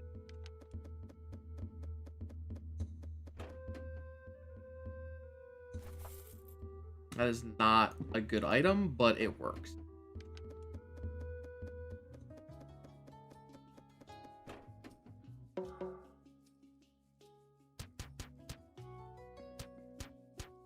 Oh, there goes the frames. Not like this. Classic time frame. It's always around this time. What?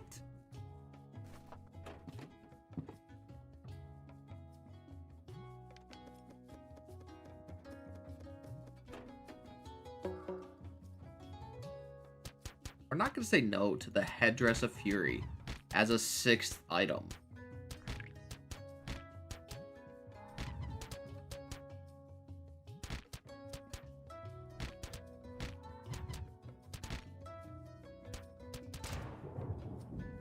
The Fiend didn't even die to the first boss. Or the first enemy here. Oh, Cleric did, though. Got smacked. Oh, there it is. Bony armor. Let's go.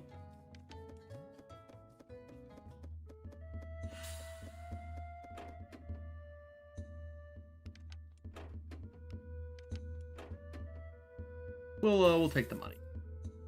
Money's always the better choice unless you're already low HP somehow.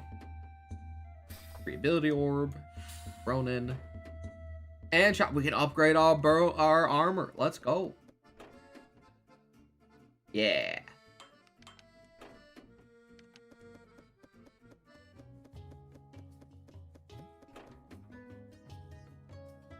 We'll fight. I think we can beat these guys with what we have.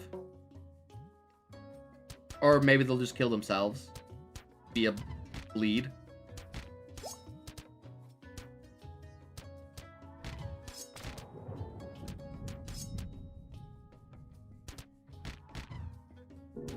Or we'll kill ourselves via poison? That was close.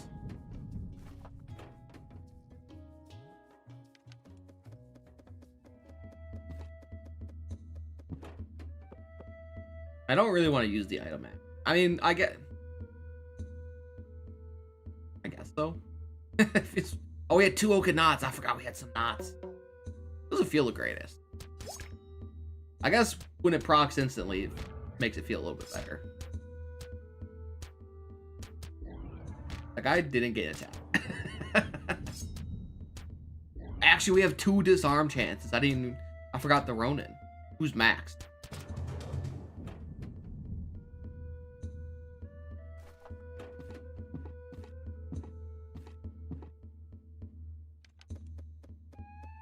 Normally the 10% is negligible, honestly.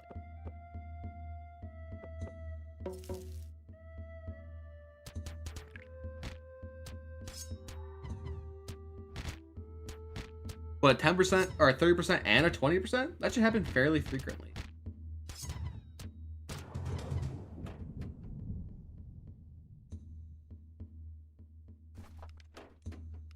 We'll take. We'll go with. Oh, this fight's not.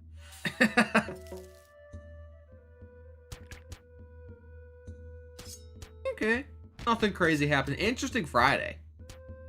It just ended a few points up.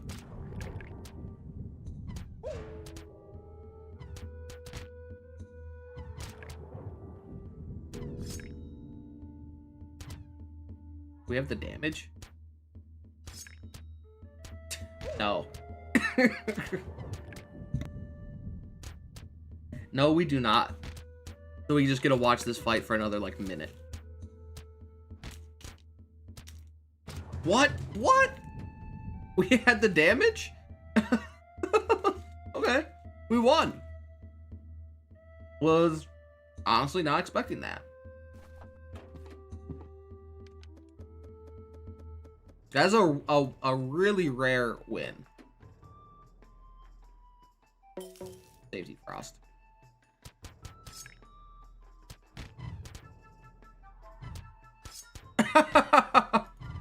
Dude, it happens.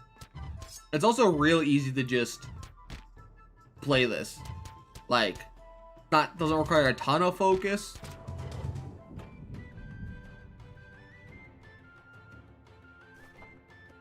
So it's easy to play while listening. I mean, it's also what I do all the time. I'm definitely I will watch somebody and just play my own games. Okay, we got Bard next.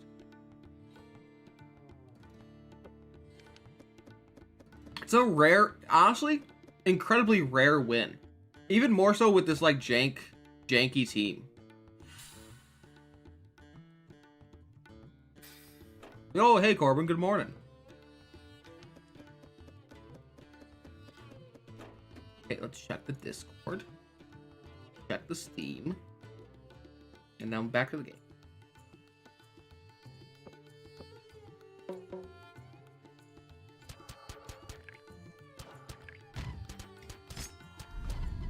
Also, with the cleric, we actually don't, like, Bard DPS feels fine. Not Bard DPS, but, like, it is not out yet. If I had a countdown timer, I would put one up, but I just don't actually. Oh, let's get this. I actually don't know when it's dropping. It's vaguely within 9 hours, maybe? Question mark?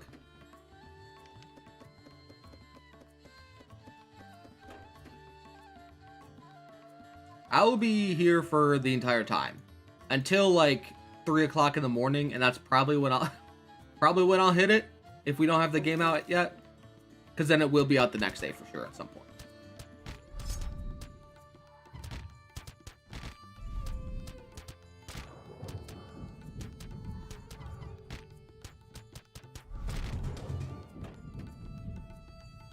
That sounds way over anything I would know.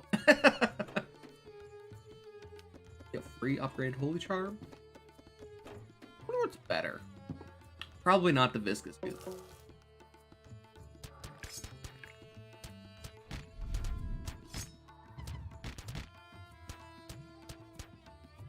I vaguely understand some of those words.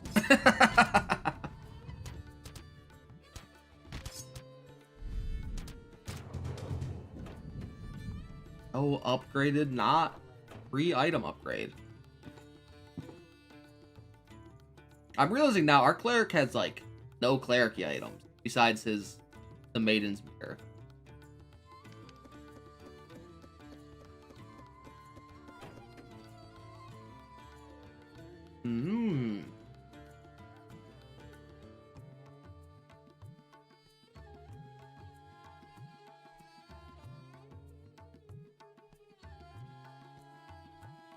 I would like both. I don't know if we can win both though, but we'll give it a shot.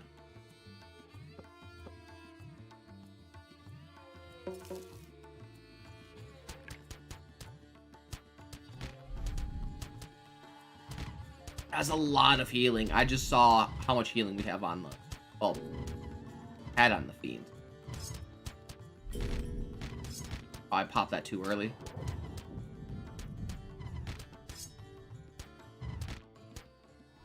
Oh, the disarm was perfect. Yeah, keep disarming this guy. Nice. Good job, Ronan. Perfect. Okay, pop this on you. And then we'll pop this on you, actually.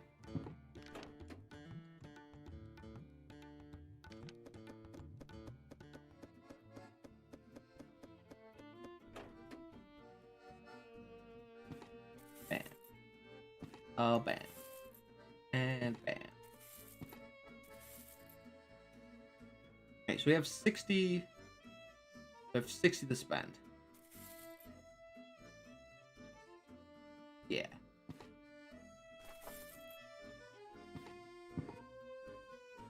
Sorry, Oaknot. You know what? I'll hold on to you. Maybe the random event will try to take you.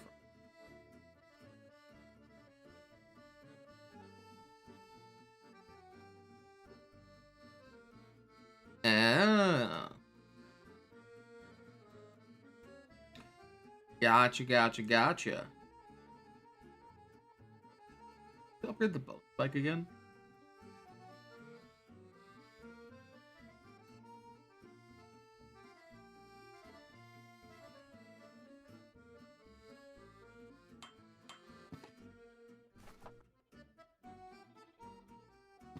Oh, goodbye, Oaknot. You are our final upgrade. And let's get one symbiote. Alright.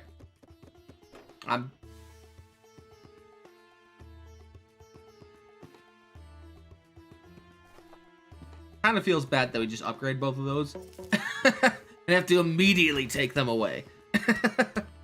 Nothing. I did some quick calculations in my head.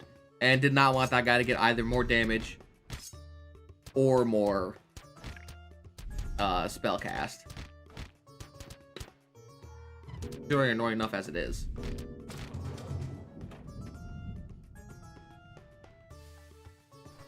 I'll take it.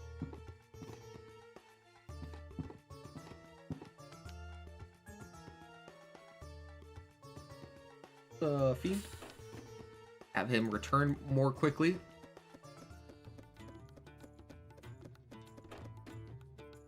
Actually, it's one of my favorite things to do at work as well, is to just listen to people.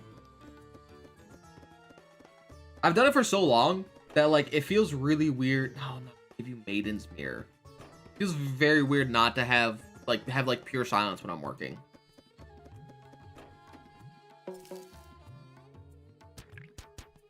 Or just like playing games as well.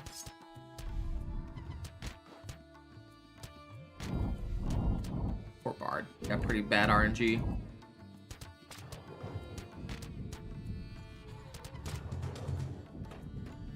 Oh, let's go. There it is. Bandit's Hood.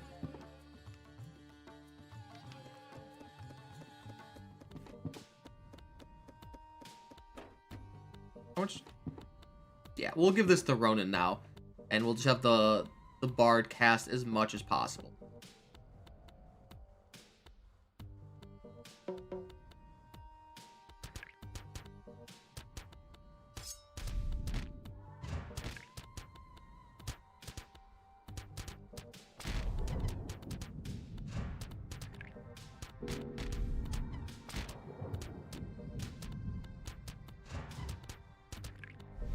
Man, the Ronin really sucks on this fight, unfortunately.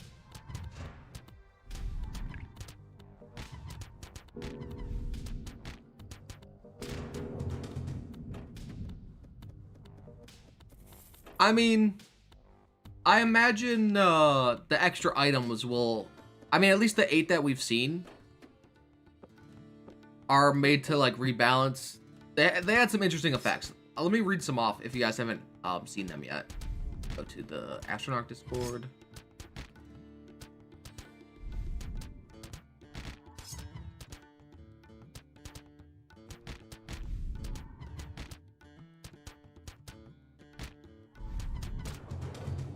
We crushed this one.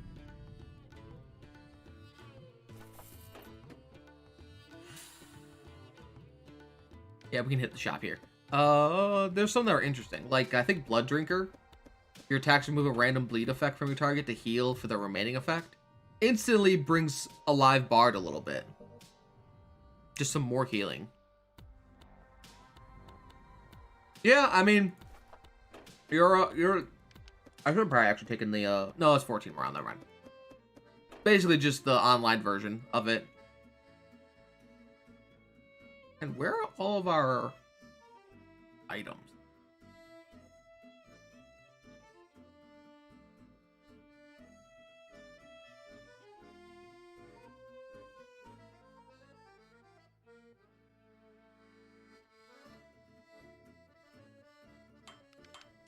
I do want to get a symbiote for Bard eventually.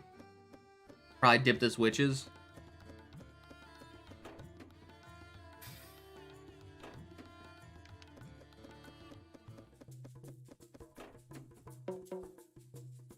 For like, maybe like the last 10 years, I've always had some sort of Let's Play going on. And then some sort of live stream going on.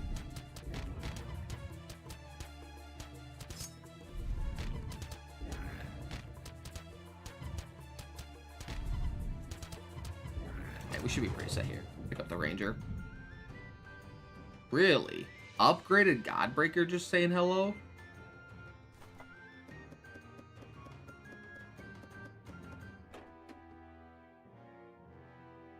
We did pick up Pentacles, actually.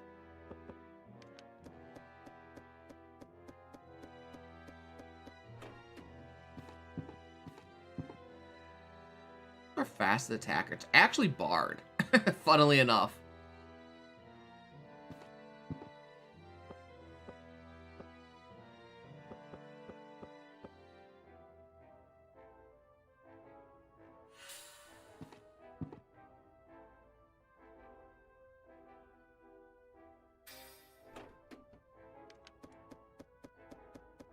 It's been a crazy day for runs.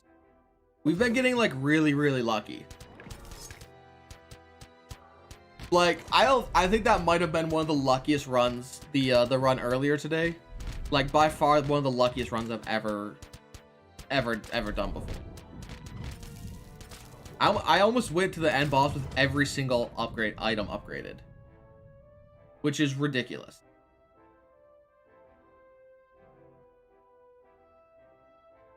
I don't even want this final bashing.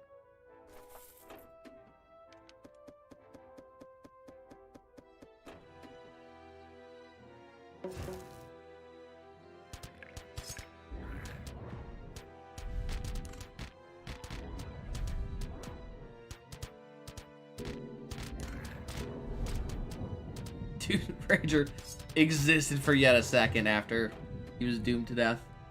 So many ancients. We'll take the Cursed Blade, but like, they're just showing up like candy today. Oh my god, I don't even.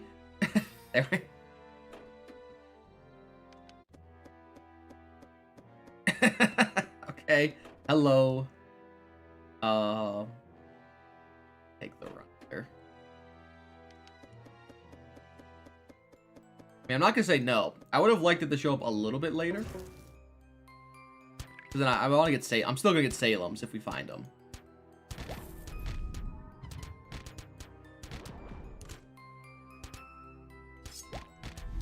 I'll still like 2 more symbiotes. Just to...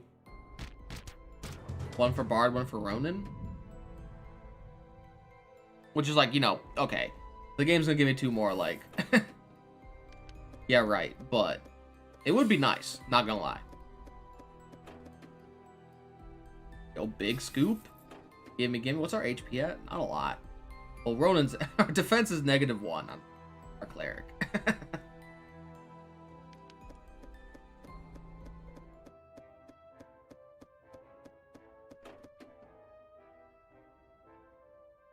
We'll take 2 defense. Our cleric's back above ground. Okay. 6.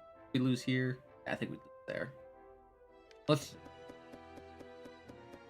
Actually, we do have a fully upgraded Godbreaker.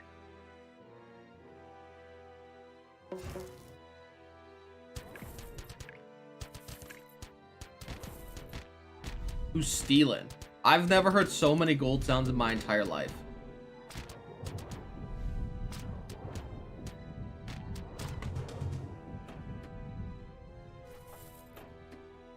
Sure. We can take the morale. We have 2 divines.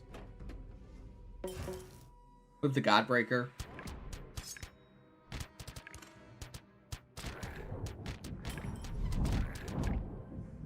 Yeah, we're getting what? It's actually much worse than before. But the slowdown is pretty immense right now. After this run, we'll hop in for a restart,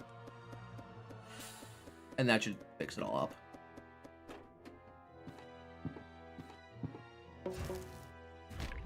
Aw, Shiva didn't even exist.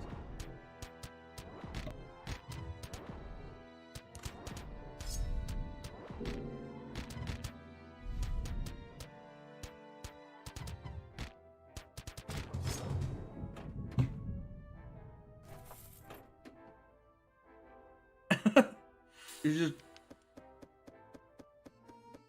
How many bosses are in Valheim?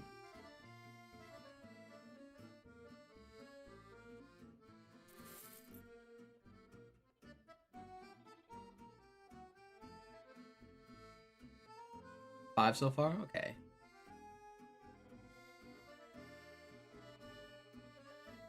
Honestly, don't want... I don't want Warlord.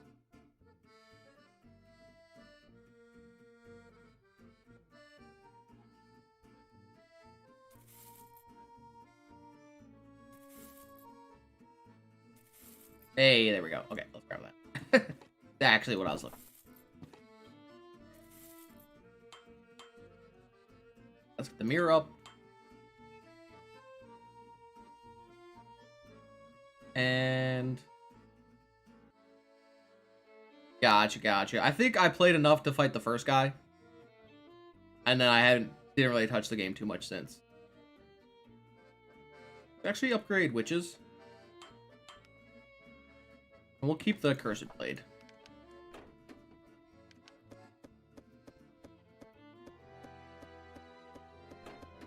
Yo, the slowdown is immense.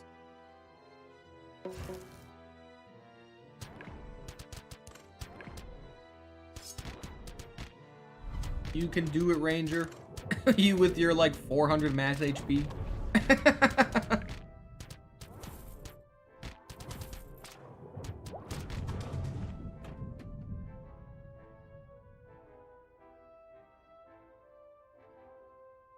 Honestly, I'll take Book of the First.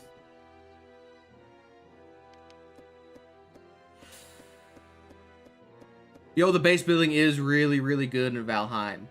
We'll just get random ability upgraded. It's really satisfying when everything comes together. And I'm, like, not good at it as well. So it makes it even cooler.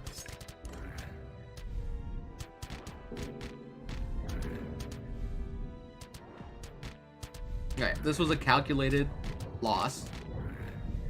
Yo, our... Wow. Ooh.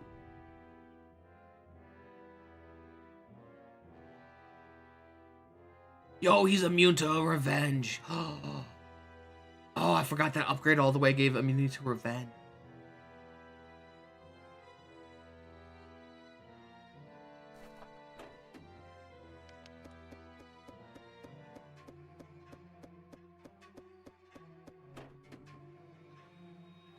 think we'll be fine here.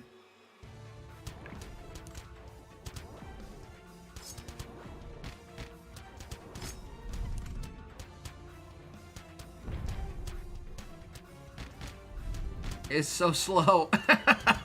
It's so slow. Not like...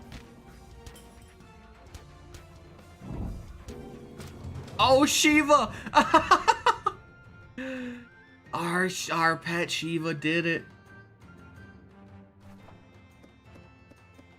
Good job, Shiva. You saved our life. Okay, how do we make this work? Bring you out of invisibility. Let's give you lifesteal. Oh my god, nobody has any HP. We have a stun. Give you Codex.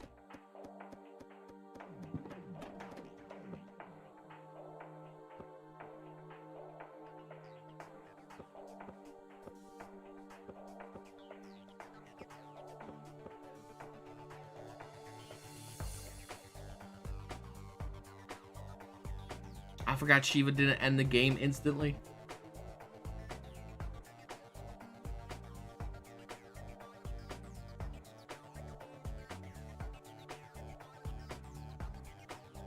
I think we'll be fine here. You're the insta-stun. One boop shouldn't kill the rodent.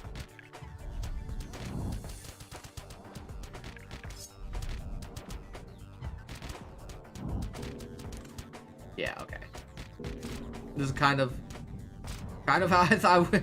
Wish would have had less death, but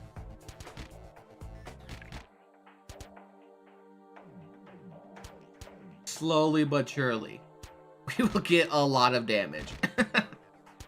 I maybe should have put the blade in. Max is only 4 of 6.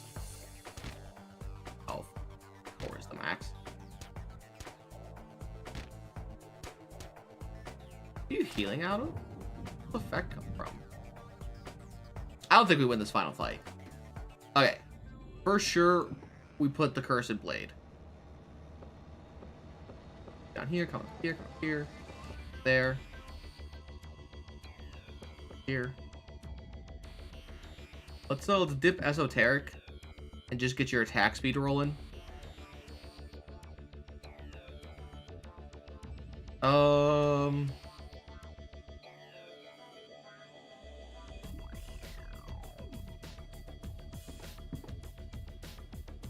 Still should have enough with the Stalems. Alright, I think this is the best. This is the best chance. Yeah, I still get Shiva.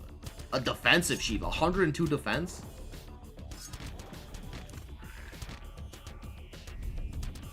I don't think I've ever won the game with Enchanter's Brand, by the way. I've almost put 120 hours in this game, and I've never won the game with Enchanted Brand.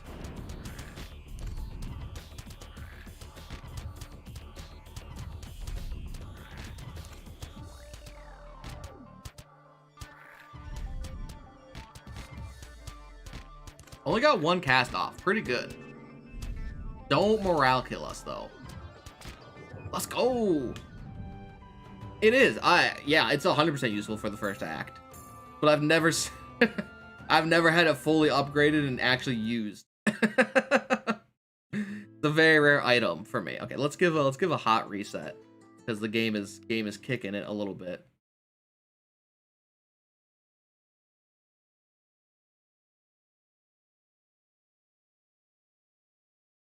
All right, back in we go.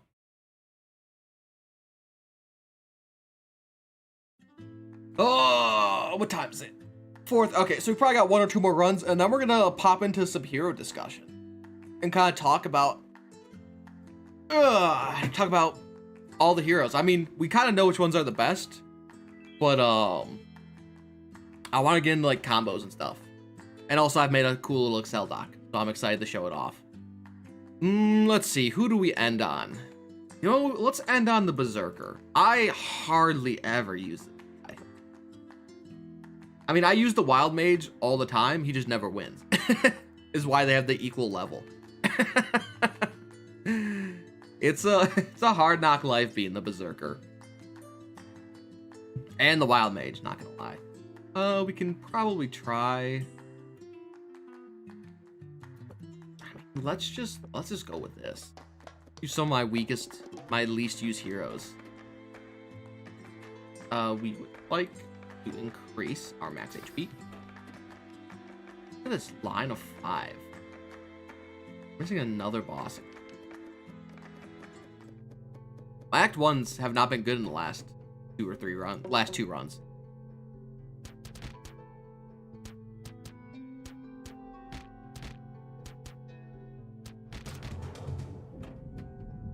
Yo.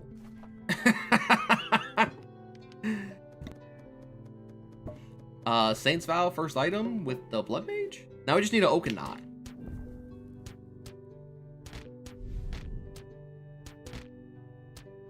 And we don't need an Oak and Knot, but it would be nice.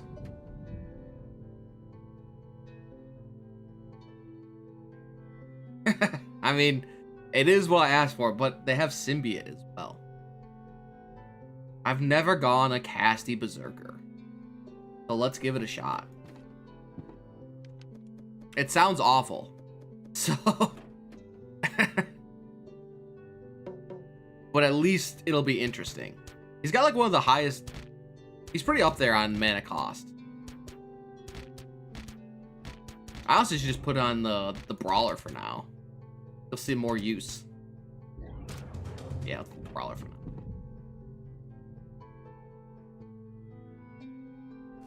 Okay.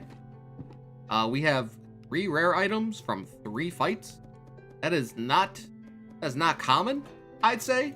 On a scale of like rarity, this is pretty rare. 3 good items as well.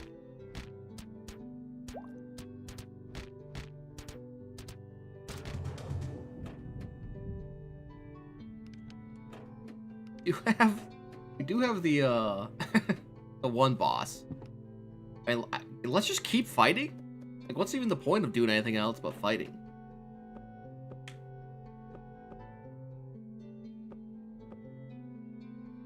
Alright, position. I think this is the best way, but it's weird.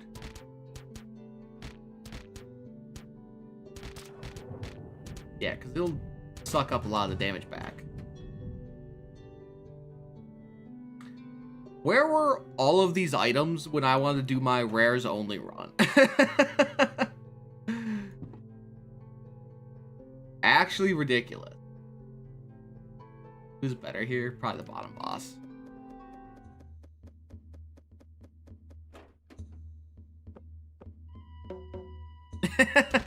But I don't. We could, but I don't. Oh, I gotta change my current. Not bleed build. This is just level heroes.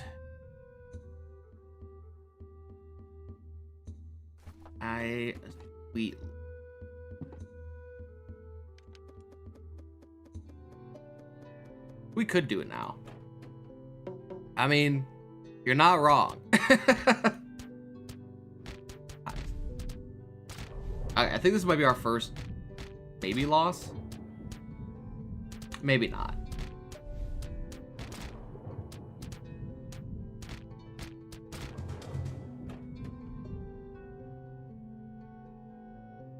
All right, let's go. Let's get our first non-rare item.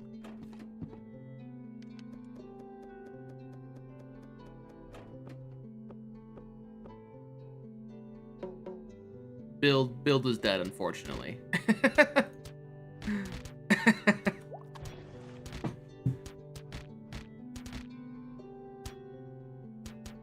Unless the game gave me more Zephyrs and Symbiotes, then there might have been a chance. It does really want to give me this mage kit.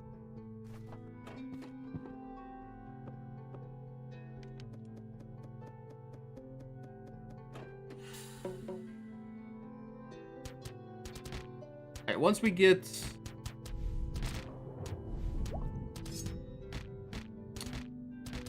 we get Lich's wrappings,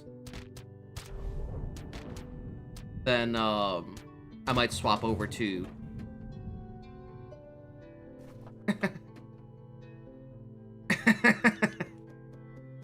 Swap over to the... oh, let's get an ability orb. The Berserker.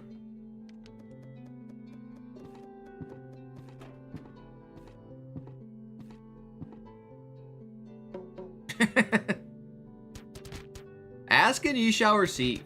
You just gotta ask for things, and then you get them. And that's just how the world works.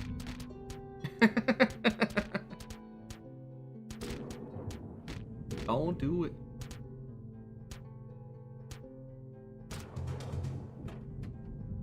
Or Lich's wrapping. We will take them. Why not? We're gonna upgrade the symbiote.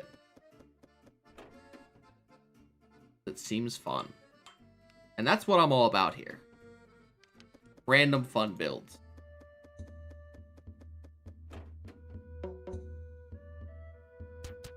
And of course, winning builds as well.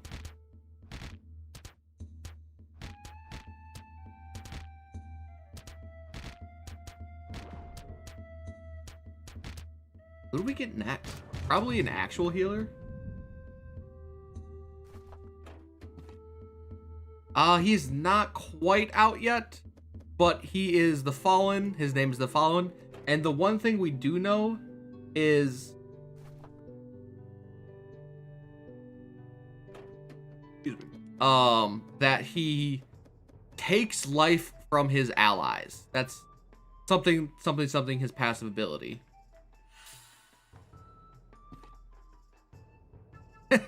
He does look interesting, to say the least. I guess we'll do this for now.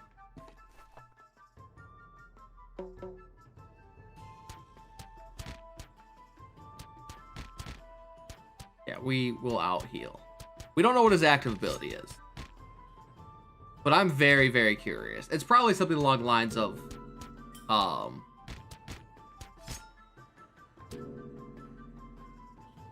like how much damage he received. Ooh, that was close. He deals it back or something. Easy final bastion.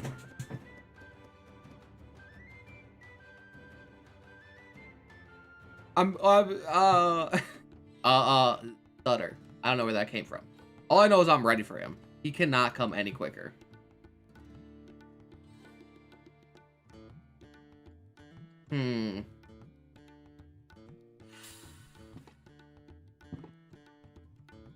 Probably just need a straight healer. Got him.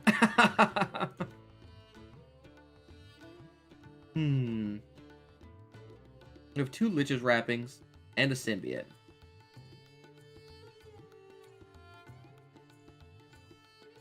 We could just go Drew. Yeah, let's just go Drew. It's boring, but it's winning. So that gets one of the stipulations.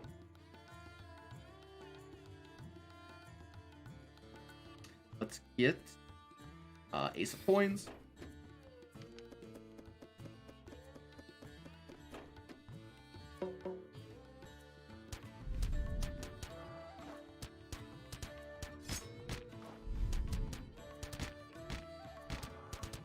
Now, I'm curious how to make this casting work. Oh, what happened? Everyone's so weak.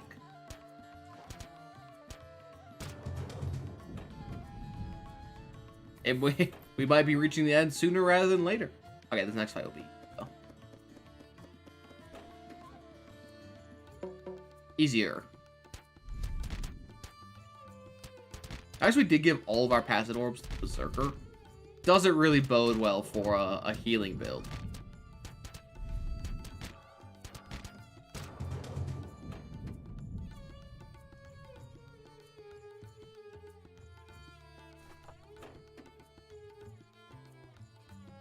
A better fight here. Bam bam. Shop. Yeah, I think shop fight. Or we can probably skip this fight. It carried us through the early game. 100%. And then I just got tired of using it so much. Also, I can't remember if the boss got buffed to get the negate stacks. But once the boss, if she always had it, then it was just too early. but the negate stacks are really killer to make the Revere Totem work in the end game. If not, great item. Would recommend.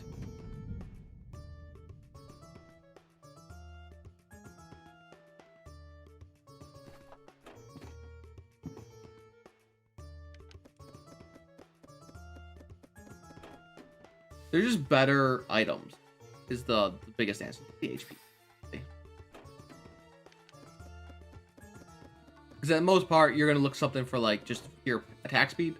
I think we actually want the Regalia here, because it is better than this defense play and more HP.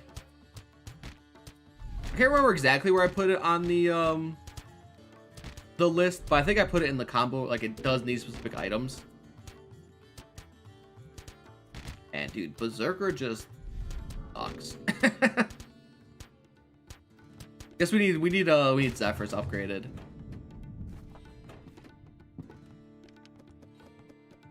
Right, how much defense is he at? Really close. No, it's not. It's actually just, we'll hold on to it though. It might be better later.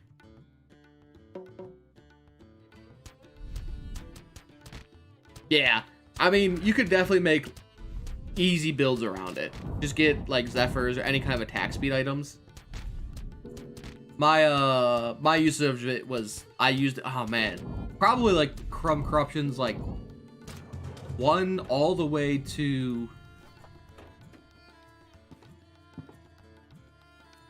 like 15-ish. Like, easily used it all the time.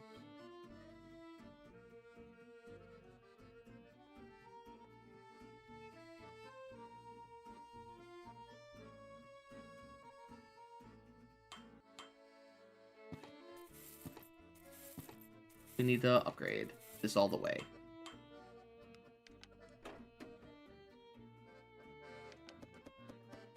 And then it suddenly stopped working once it got to a little bit later, and so I stopped using it.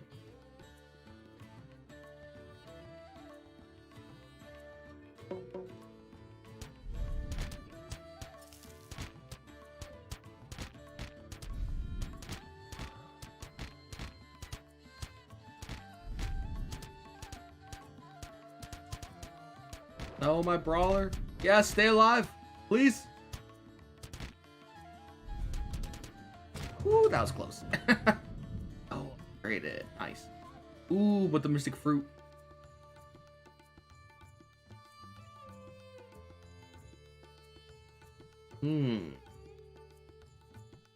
Also, I love the mystic or the Reaver Totem with the Scimitar, because it's really cool the fact that you can slow down everyone and give yourself another ally to fight with.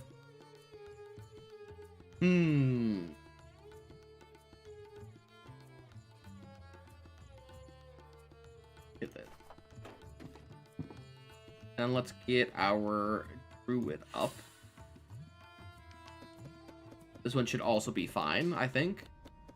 Might be a morale loss. We should have no problems, at least. Or we're scaling. We've hit the scale. And we are running fast.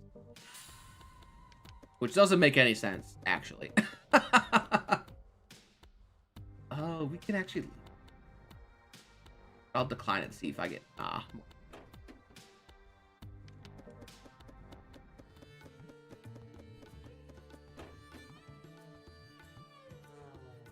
For once, we're gonna stomp this fight. Well, not stomp this fight, but we should not hate it too much because we got super attack speed.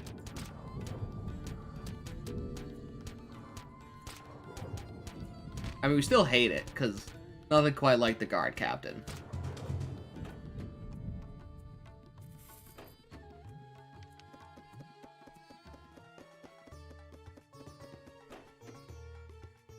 Wait, why'd I come this way?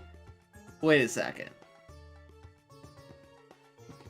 Get rid of the symbiote and let's hope we'll poison him right away. It's gonna be rough. He might not steal the good stuff, but he did, so we're screwed. This is it.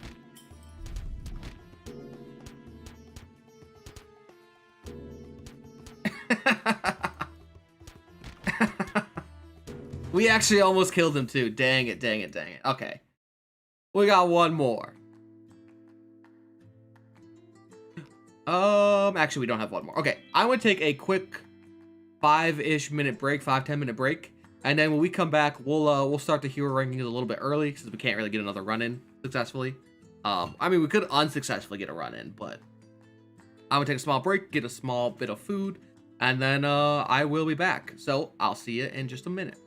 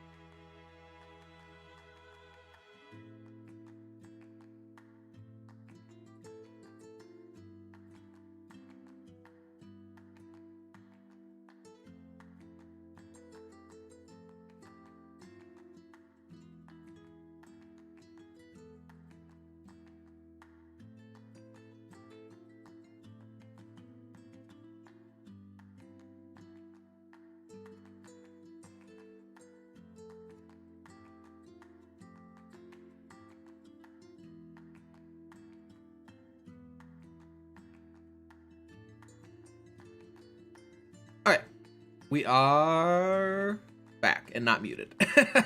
So, I'm gonna chow on some food while I start setting up. Like everything looks good here. Our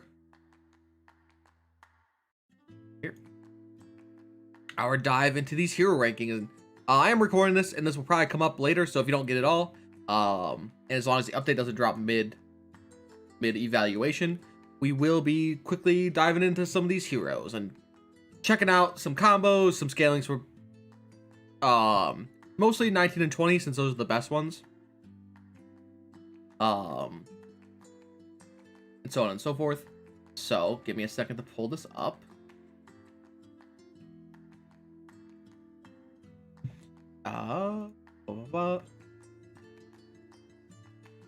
We want to make sure this is the correct window that's being grabbed.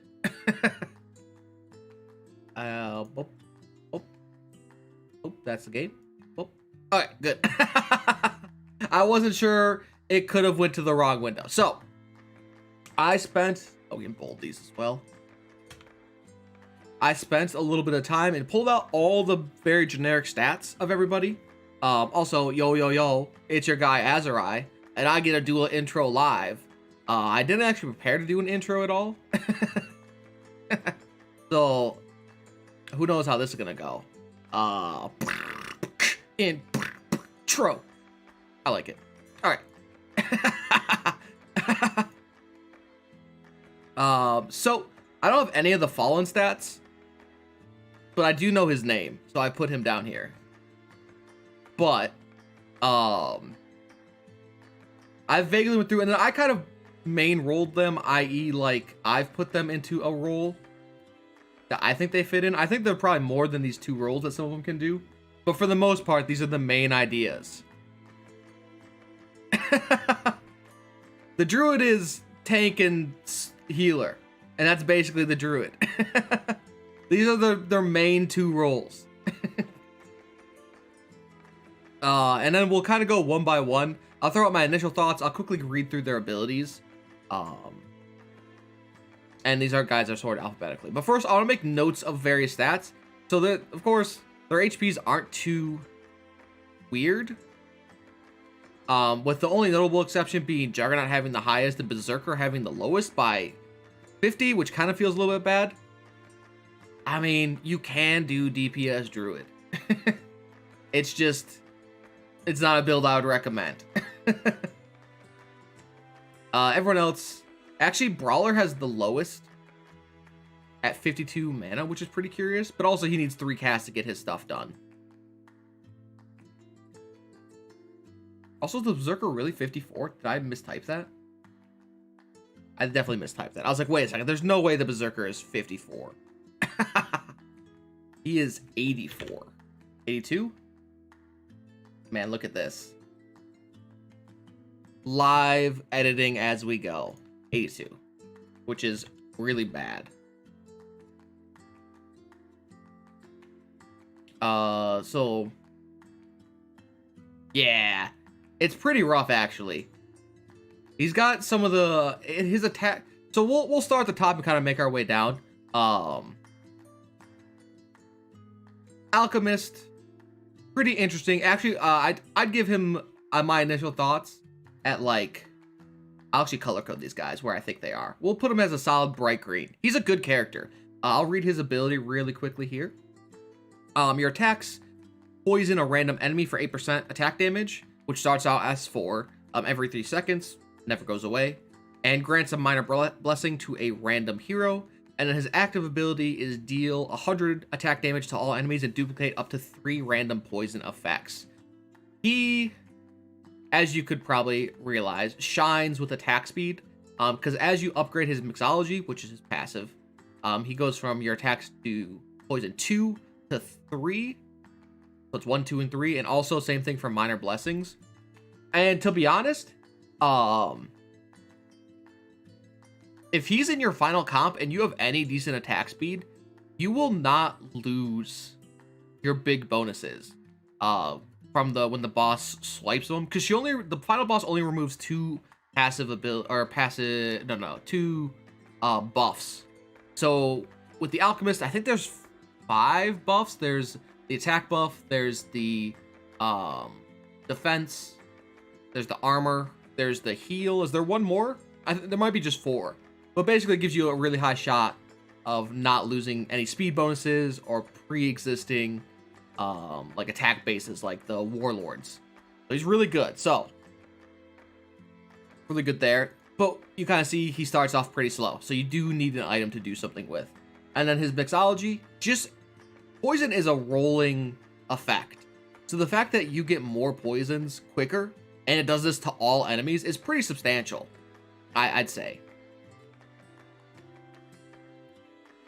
And with how some fights go, especially if you get the Scourge, like you will duplicate the 50 poison over every 3 seconds Scourge ability, which is crazy. So if you're particularly lucky, you can definitely run away with poison on this guy, and that's usually what happens. So for honestly,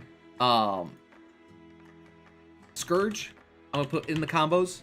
Puzzling box, yeah, you're so right. If you get the puzzling box, that has a high, well, probably at the, this, that right there. Oh no, Twitch chat, or Twitch chat, chat's in the way. Let me get rid of the.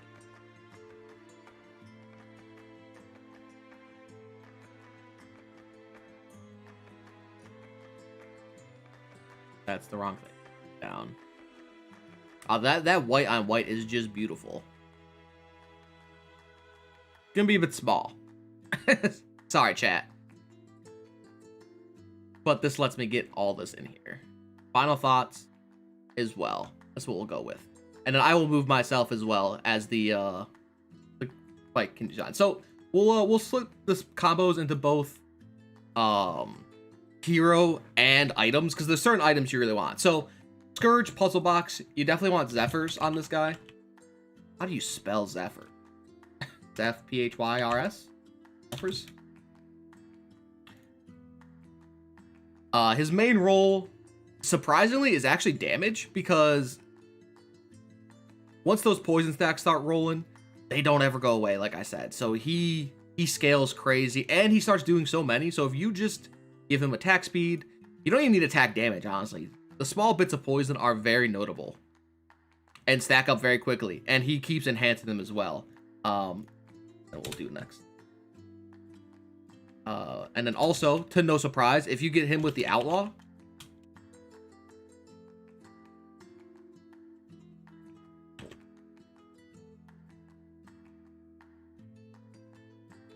like, I'll quickly go read the Outlaw. We'll kind of skip around a little bit.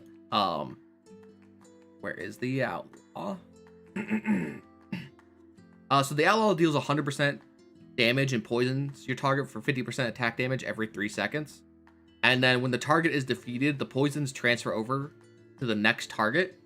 So if you have an Alchemist, you have a fairly fast Outlaw, either pretty high attack damage or pretty high cast speed on the Outlaw. Duplicating the poisons, you can run through enemies. I mean, on bosses in particular, the poison starts ticking to the extreme. But even on smaller enemies, when you have the Outlaw included in his combo, it's crazy good. I think that's really, who else scales pretty well with it? It's so weird because, like, the Alchemist is almost just good enough by himself to be notable. He very much is almost in that same range of the Druid. As long as you get one item, I think you're pretty set. So for his challenge 19 scaling, he fits on every team. We'll have to we're running out of space. Guys, zoom out. There we go. He fits on every team. And then for the final boss, I'd say he secures the final boss.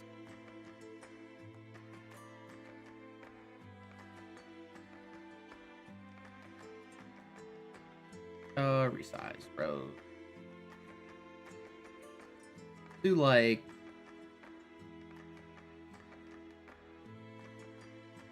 28.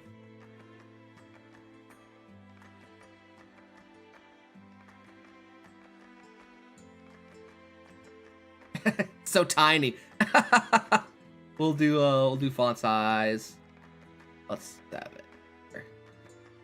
That vaguely legible. We'll go back to 8.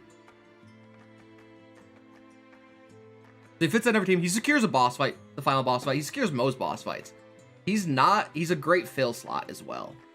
Great fill slot. As long as you have the space for him, and of course backliner. Don't throw him at. I don't think has anyone even attempted to make an alchemist tank, because I don't think there's anything to ever, besides items, there's no reason to ever put him out there.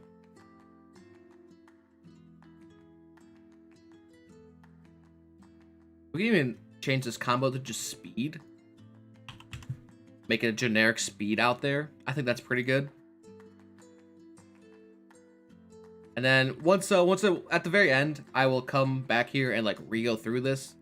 Because it's kind of forgot how actually, can I do something like this?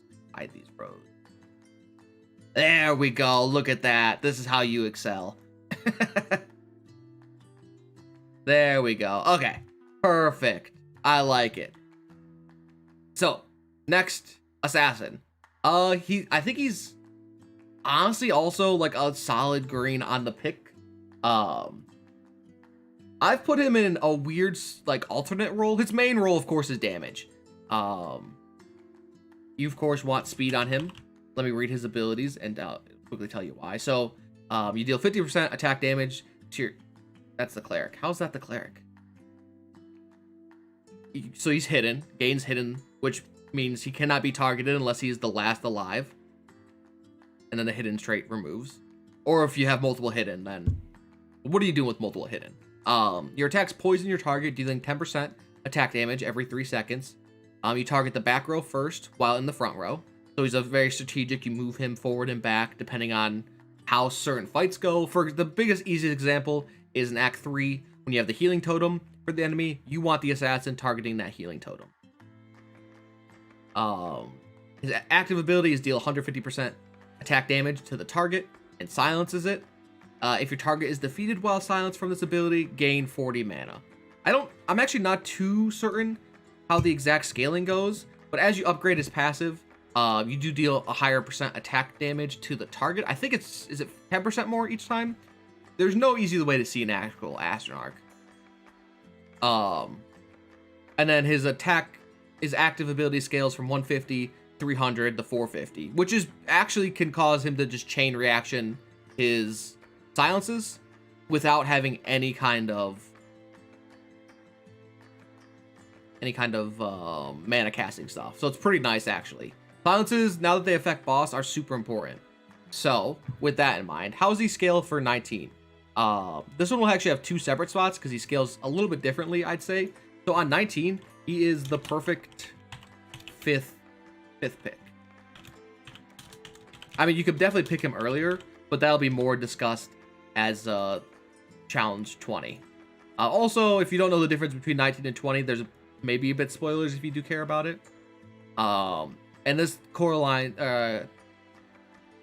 directly with his fill position. Because he starts with hidden, you can just flop him anywhere, which is nice. And a lot of combos when you're running through the game, particularly as you're approaching the final act, it's really hard to get a 5th pick that you can just throw at the bottom line. It's very rare that I usually play where I have like a 3-2 kind of build with 3 people on top and 2 people on bottom or some aspect of that.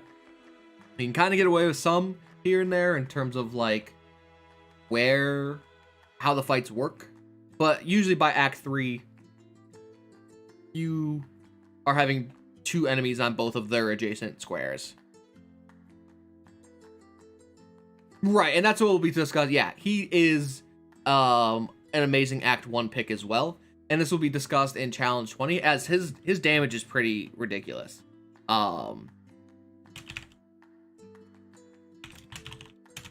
has high early damage, along with high speed being the fastest in the game, which doesn't, and high speed,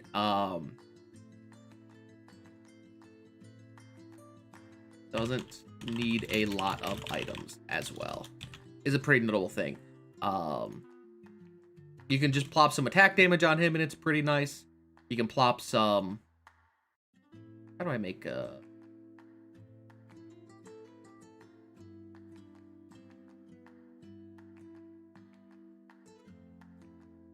I know I can make this loop down. I just can't remember exactly how. But he doesn't need items. Like, you put some more attack damage, he gets higher poison. You put speed. I mean, you get one Zephyr's Pendant. You can plop it on the assassin. And he just kind of works. That's it. He just works. Text wrapping. There we go. I'll do this.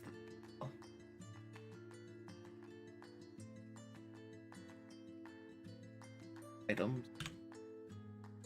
And also, even with Corruption 20, once again, you kind of can fill. At that point, you only have the 4 characters. You don't really need an invisible hero too much.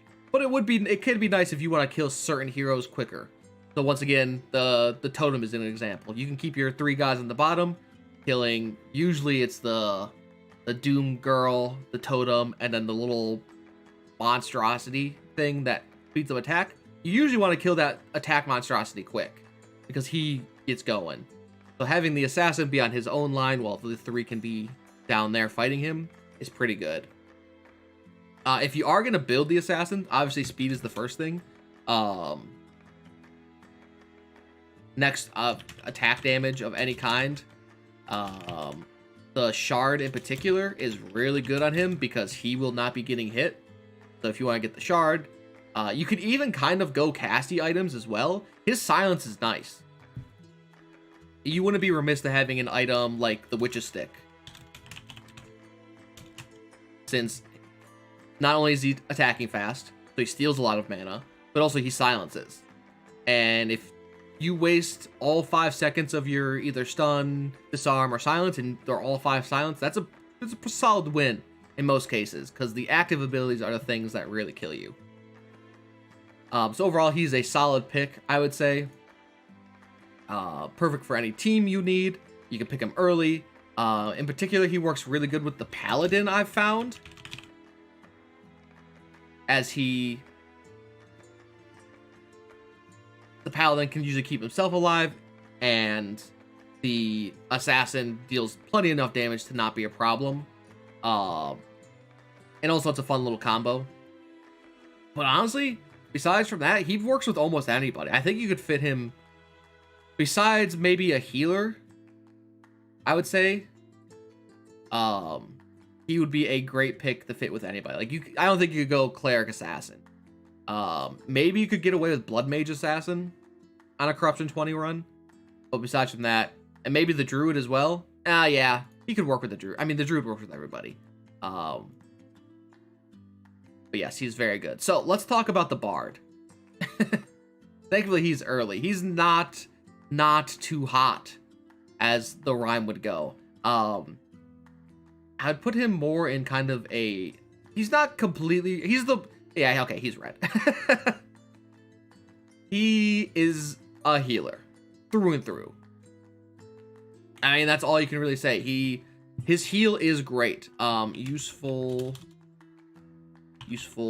heal, especially in Corruption 20, since it hits everybody if you're going with the heal route. Because you can get Bandit's Hood is especially great on him for the invisibility, and you can fit him where he needs to be.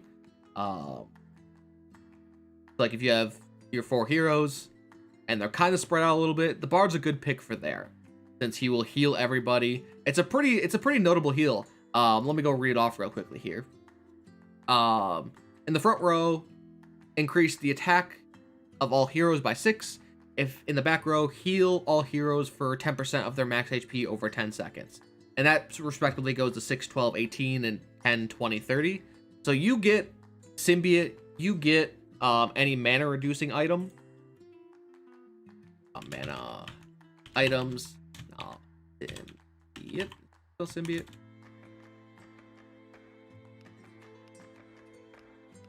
Good question. The word I don't really spell too often. IoT. E. Symbiote's pretty good.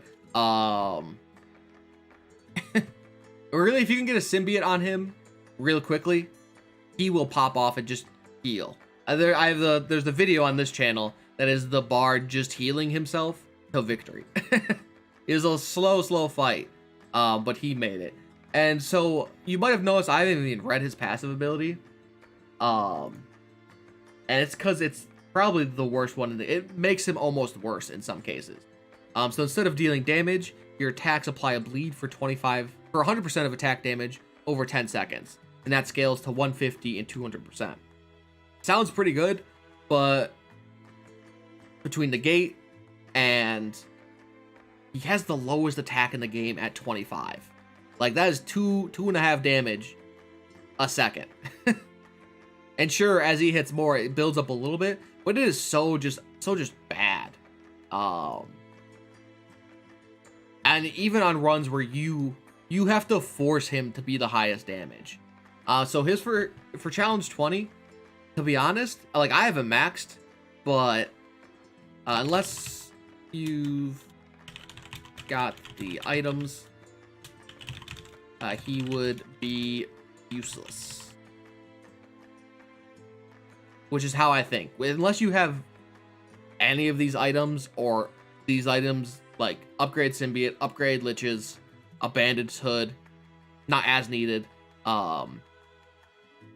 Maybe something along those lines. At that point, you could get either like health item or something like that.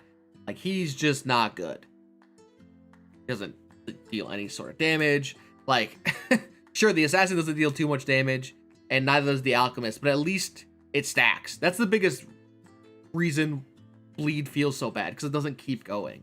I don't even know his alternate work. Like, you can put him as the damage slot and might think that's pretty cool, but it just doesn't feel good. It also doesn't feel noticeable either. Even at the super max with symbiote lich wrappings, it's just not something I would recommend. If you are gonna try to get the bard to 20 though, because you'd like to get the max on everybody, you would pick him up 4th act if you have the items. Would be my biggest recommendation. Or if you've done like the 1st act and you have no healer, like if you are growing like a druid Ronin, for example, you can pick him up 3rd act. It's more healing, as long as you at least have 1 active orb and a symbiote or 2. But he is limited to his healing roll, and I don't even think he works too well with the supporting like attack damage roll. So we'll move on here. Next is the Berserker, and to be honest, not as bad. So he's gonna be a little bit lighter red, but the Berserker is just, he's rough. And there's a few reasons why he's pretty rough. First of all, I'll read what his abilities are, because they're actually really cool. Your attacks and active ability strikes heal you for 2% and increase your attack by 1. And then for his active, you deal 100% attack damage to your 2 targets, activating your passive ability with each strike. So, and also you apply Ruin, which is like a rare buff, a rare debuff to give to enemies. And that's the active scales to 4% and 2 attack and 6% and 3 attack. And the wild strikes deal same damage, but goes to 3 strikes and 4 strikes. So like, he seems super cool. He's got the speed to go at least fast enough at 1.6, which is above average. The reason where he really falls apart, and this is more for 20. I think we'll talk about 19 first. He's a high damage dealer. For sure. You can get him going pretty crazy with how much damage he does.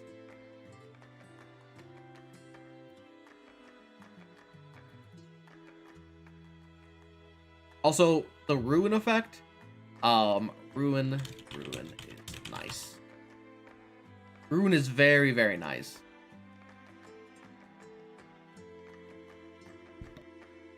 I think there is like 4 bosses or 5 bosses that all kind of give some sort of regen to themselves. So having Ruin on them is enough to like turn the fight around easily. Especially the mini bosses, or if the one that steals your stuff. And his Corruption 20 scaling, he's just not fast enough. I think with 5 heroes and him being in the very back, like, perfect. That gives him the time, that gives him the place, and also needs specific items.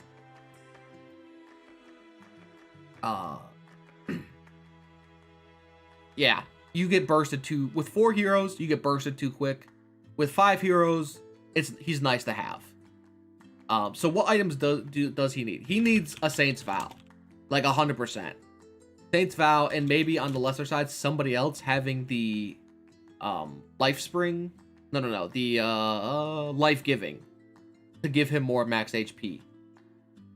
Max HP, because the higher his max HP goes, the more he regens each hit. And then also in that same terms, you would need speed, like the symbiote, for example, or not the symbiote, for the Zephyrs, for example, speed. His you don't worry about his casting ability.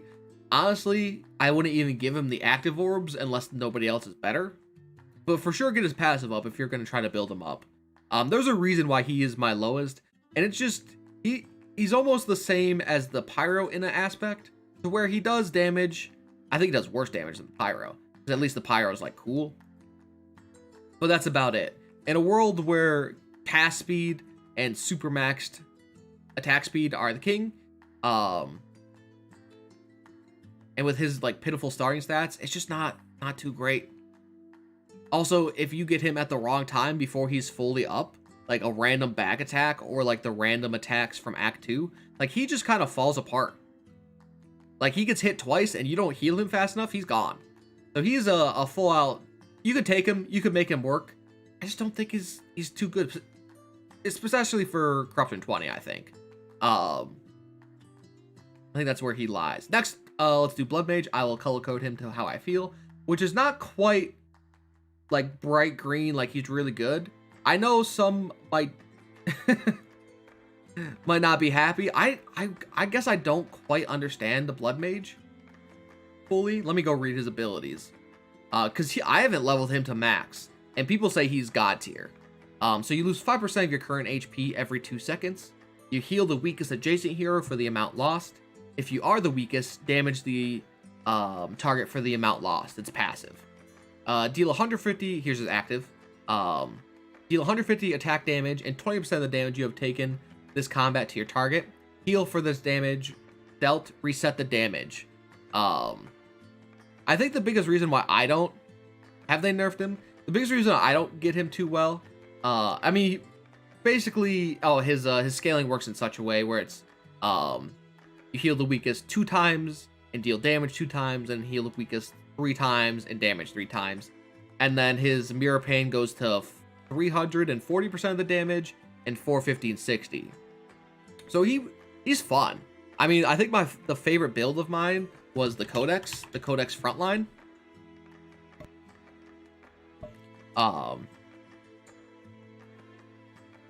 It was cool. He would not die because he'd fall below half HP. His mana bar would come to 0. He'd cast, he'd regain all of his HP. It was super cool. I think for Corruption 19, he's a real nice additional healer and damage dealer. He kind of really does well. Yeah, I'll do format wrap. Make him a bit bigger. Not that big though. He's just like, I think the best way to describe him, he's solid. Like, Assassin Alchemist can carry the team, but the Wildmage is always there. And you kind of, I think that's the biggest reason, is that it's hard to nose his effects. Yeah, you can look at the graphs and see how much he's healed and how much damage he's done, but it's really hard in the midst of combat to notice, because he doesn't ever do crazy high damage, and he hardly ever does crazy high heal. I mean, you can get him to do so. I mean, you could start with the Wildmage though. Good early pick. Needs orbs though. We haven't even talked about any of the orbs on anyone, but we'll once we've kind of thrown out our base assumptions and our final thoughts, we'll talk about orbs, kind of how to upgrade people.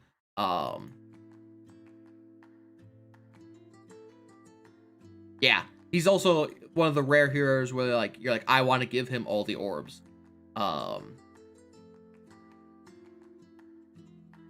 Yes, needs orbs. Honestly, he doesn't need items too much. Like he could take a Saint's Vow, but he's really gonna. When I say he doesn't need items, I mean he can take more supportive items. He doesn't need damage dealing. He doesn't need upgrades all the way. You can give him like 1 or 2 support items. So like the Codex, for example, is an idea to make him a frontline tank, which is his alternate role. So you can definitely make him tank. All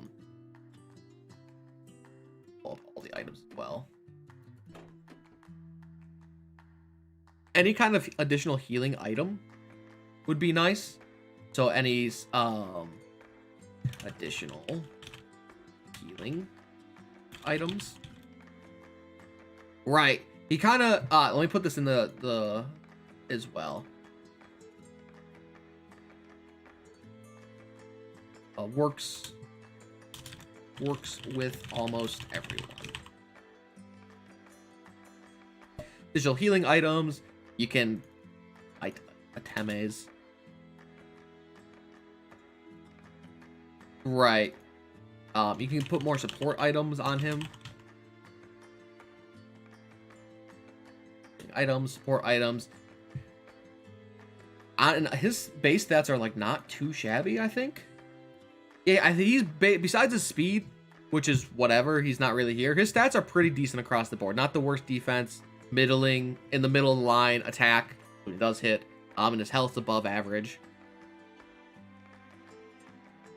Yeah, max HP as well. Saint's Vow. Saint's Vow in particular is his item.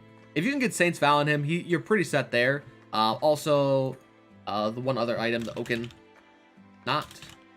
And the Oaken Knot would be good if you're going for a healing build. And keeping him at the highest HP possible. Which, early on, you know, you can kind of do what you need to. But the Oaken Knot Saint's Vow is a fun, like, crazy combo. Oh, yeah, also what is the healing thing? I'll put that into the healing items category, but that is called.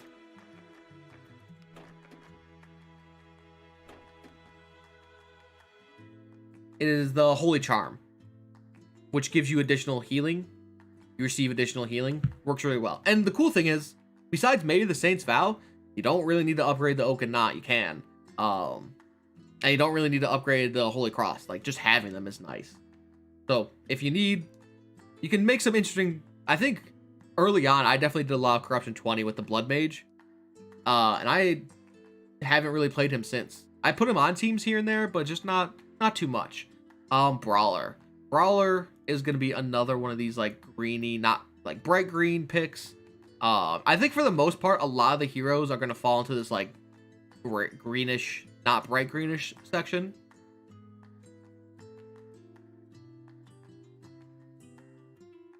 Because for the most part, most heroes in this game are pretty good.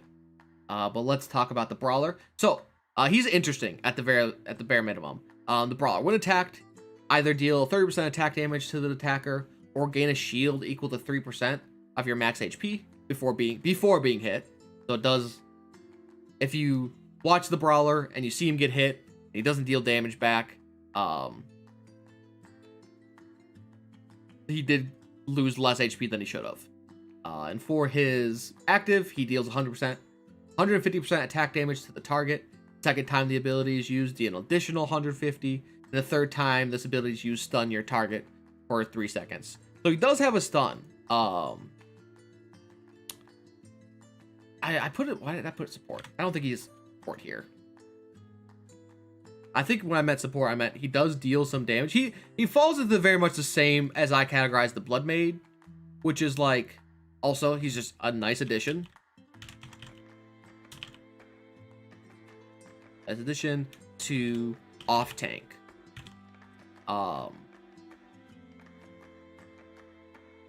He's not like a crazy tanker, which is a weird way to say that, I guess. It feels weird. Nice addition to the off tank.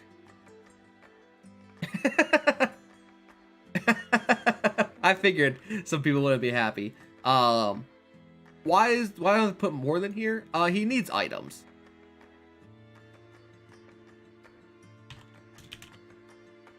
And we'll bring this over to the corruption 20 scaling. Needs items. Low HP hurts. But well, actually, low HP and needs orbs. Like Blood Mage, we said, would be nice to have all 4. The Brawler needs both of his passives. His scaling goes from I think 3% shield, 6% shield, 9% shield, and then 30, 60, 90 attack damage, which is like 9% shield before each hit is crazy good. And like, he doesn't die at that point. If you get the right items, he just never dies. His combo, though, his active ability, I've never upgraded it all the way. You should probably never give this guy active orbs. The damage, he doesn't want to deal it, and it feels bad. I think maybe if the final ability stun got upgraded to be a little bit longer, it might be worth it all the way. Let's put needs blue orbs. That would be great. So he doesn't also work.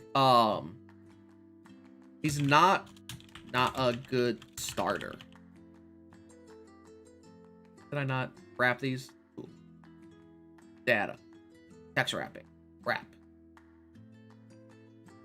What is his? He does have the second highest at 750. But his defense is it's not too low. He just doesn't feel good. He doesn't feel good without orbs. Like when we come to the Juggernaut later, there's a reason why he's a better tank. And that's just his heal on his low. And he has limited sustain. Early. And that's the problem. Because he needs max HP items. He would like healing items, particularly the Holy Cross, or defense items. Defense items or shield giving items, i.e. the Crystalline Defender. Like if you get that item, that's great to put on him, because it just kind of makes him, the more you can increase his max HP, the more of course, the longer he stays alive. And that just keeps going across. So the more you can make him hit and be hit, the less damage overall the battle. Less damage overall the entire rest of the battlefield will take, because he's tanking so much. So with that in mind, having a healer in a comp is good, which is why on Challenge 19 or Corruption 19, he's a nice addition, because he just kind of works. You have most likely you have some sort of healer, either early or you pick up one come Act 2. So having that extra person is really nice. Yo, how's it going? Let's see here. I think that's mostly everybody. And anyone in particular, I don't think he combos. He's another one that just fills. He doesn't have like a particular combo that you work with. I'm trying to think if there anyone that like directly correlates with him pretty well, but not really. Not as crazy as like the Assassin Paladin or the Alchemist Outlaw. Yo, League is something else. Let's talk about the Cleric here. I'm actually not too sure what color to put this guy at. Because we could...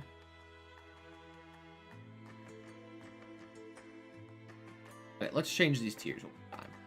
Let's go very dark green, mediocre green. So we'll put Cleric. I love the Cleric. The Cleric is a ton of fun. Let's quickly read his abilities, and he has been buffed recently as well, so he's even better. So his passive ability is deal 50% attack damage to your target when you heal a hero by any means. Gain a shield equal to 30% of your healing received. And then heal the weakest adjacent hero for 10% max HP. And remove all stacks of a random negative effect. And then the scaling for the passive ability is 50, 100, 150. And for the heal, it is 10, 20, 30. Which is pretty notable. For his challenge, or for his corruption 19 scaling, I mean, he's just a good heal. Like, I would almost say he's the best healer. I'd put him as like contender for best hero. Or best beast healer for sure. Best. Thank you.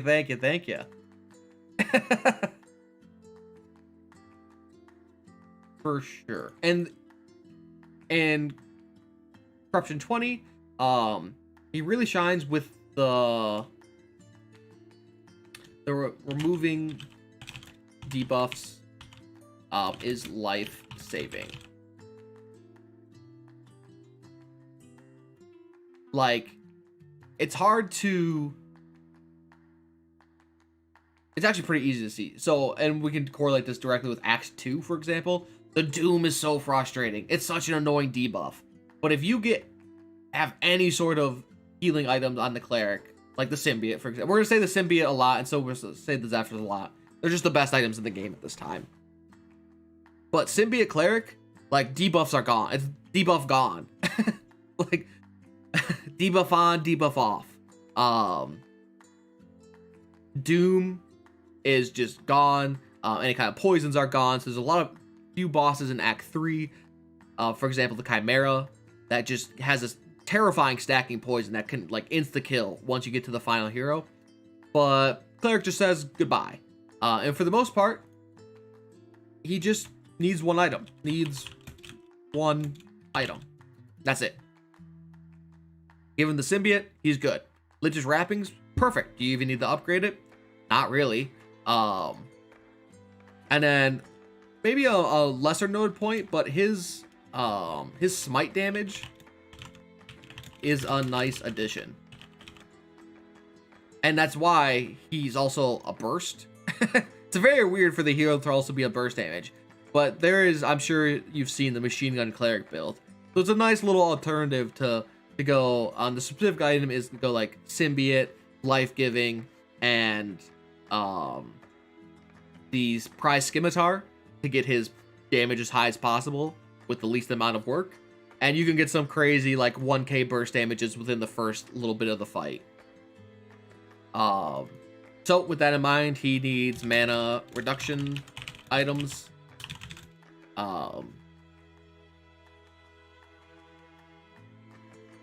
And then from there, you can just give him some support items. Like, you give him a symbiote, you give him the frost amulet thing. Oh, right, also mirror as well. Sorry, I just forgot about mirror. Anything that increases healing given, the cleric likes. So, the slime thing and the slime looking thing, what's it called? Where is it? The brain sage is also really good on him, just because, like I said, healing items. And that's why he's good, is because you give him, he does need, let me put this in a note, he needs both active orbs. He does eat active orbs, though, and a lot of the healers do. And that's just the way it goes. Usually your healers are the first one you should give all your active orbs to. Unless you're going like pure DPS and then, you know, through them. But because he only needs like a symbiote and you can kind of get with him. Yeah, life-giving. Definitely. Which is also just another healing support-ish item. I'll put it in life-giving. In parentheses. So it's just good on him in general.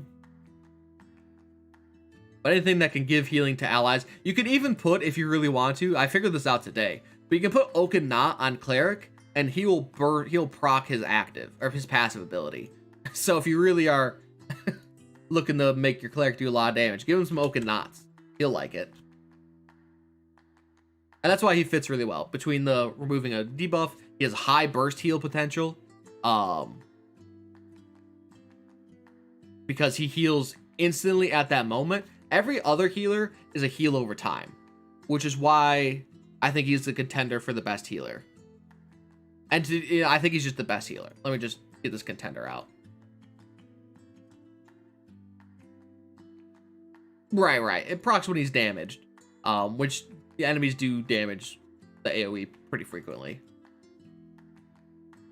But yes, between the burst, you can basically heal someone all the way to max with one active. And if you get Symbiote going with Liches, he's going right off the back. So we'll continue moving on. I would wholly recommend it. Let us do this nice blue color. So the Druid has made a journey. If you have watched any of my earlier stuff or like some of my earlier streams and such, I hated the Druid. He gains 40 frail defense at the start of combat, and attackers grant you 3% speed until your frail defense expires. And then he heals the weakest adjacent hero for 15% max HP over 10 seconds, and they gain 4 attack and 1 negate. Druid is on a tier of his own list. There's a reason he is he's up here with a completely different color. So what does frail defense do if you're not too certain? Basically, whenever someone hits you, you remove 5 of that. So once you get hit once, it goes from 40 to 35, 35 to 30, so on and so forth. And then this scales from 40 to 80 to 120, and his heal scales from 15, 30, 45, and also the attack goes from 4, 8, 12. So that's the best passive. I mean, this guy fits. This guy can carry a team. Is how I'll put this in here. I'll actually put this in corruption 20. Can carry the team. Any defense items, particularly more tower shields, defense items, mana reduction items, any kind of healing items. If you're crazy, he does fit more than just this tank and healer. You can also go damage on him. I mostly play him as straight defense. So the reason why he's so good, it's kind of hard to correlate how much 120 defense is, but with just the Druid alone, you can tank Act 3 mobs pretty easily. If you give him a symbiote, you give him a tower shield, you give him a Lich's wrappings, that's enough for him to solo tank most of the game, which is crazy because his defense is so high. So the biggest problem in this game, especially Act 20 and Act 19 when you're at full corruption, is, which is, full corruption, is everyone deals a lot of damage. Like, it's a crazy number of damage. And that's why characters like the Berserker fall off pretty hard, is because suddenly the small buildups they need, they can't get to in time. The enemies start dealing too much damage. Where the Druid is a bit of an oddity into where he can tank long enough for someone like the Berserker to get going. And that gives you enough. Yeah, sure, you're going to lose him here or there. But by the time he dies, the rest of the team is roaring to go. I'll put these in both because he straight can carry the entire team. He does eat both active and passive orbs. If you're gonna put Druid, you're gonna give him the one caveat: needs orbs. You're gonna need all his upgrades as soon as possible, because then he will survive. He will not die. Between his own healing, I didn't even talk about another thing, which is the negate. It might be looked over slightly, whereas the cleric can remove anything that's been put on. Right, and you don't even need, like, let's say you're gonna choose a different tank. You don't even need to give him all his orbs. You can just give him his 2 active, and he still delays long enough. And then along with that, he's putting negate on the lowest HP hero. So Doom can't get put on in certain boss fights. You can't,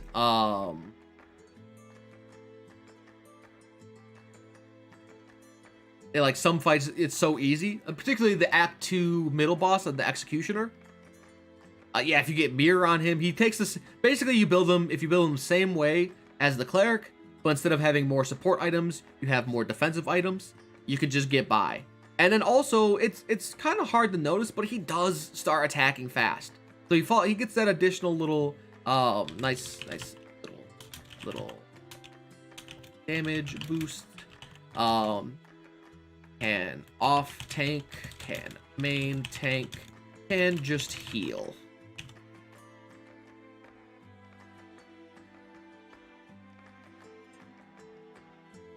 The big reason why he's so versatile. I think the most fits in the most roles. He fits anywhere you'd like to put him. So it's really nice in that sense. Yeah, Druid, there's a reason why there's a reason why basically all my acts for like a day or two were just completely stomped by the Druid for my Corruption 20 runs. The dude is real good. So let's go on to the Fiend. Honestly, the Fiend gets to go in with my my dark green boys. There, this tears.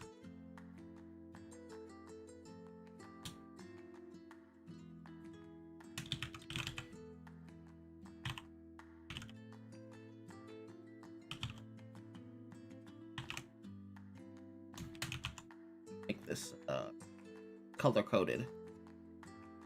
Oops, that's the text. Not like this. Is that one? Which blue did I use? The one to the right of it. Amazing is this bright green. Great is this dark green.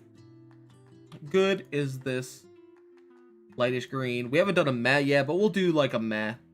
A light, a yellow, and then bad is the red. Oh no, we'll do meh as the light red.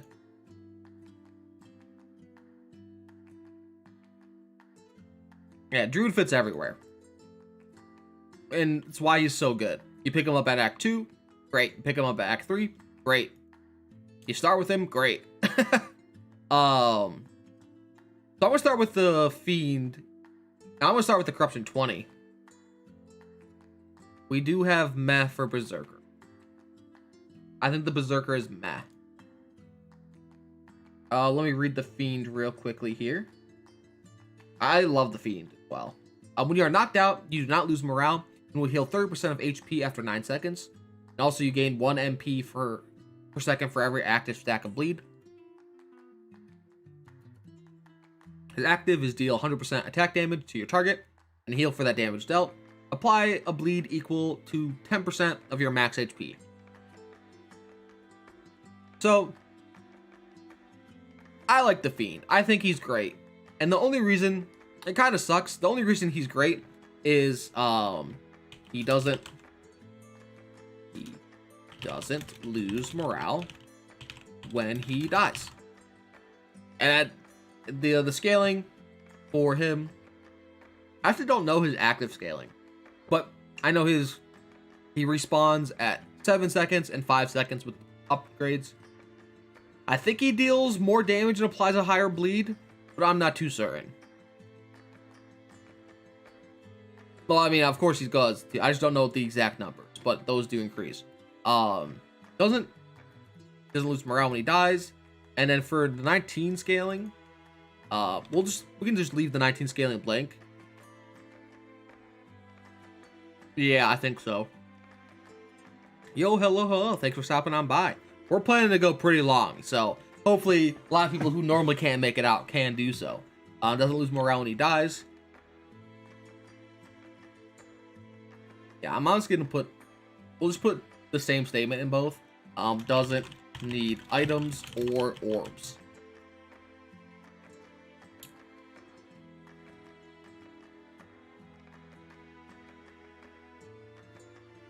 Yes, and the Fiend is good only because you don't lose morale when he dies. He likes defense, like max HP items.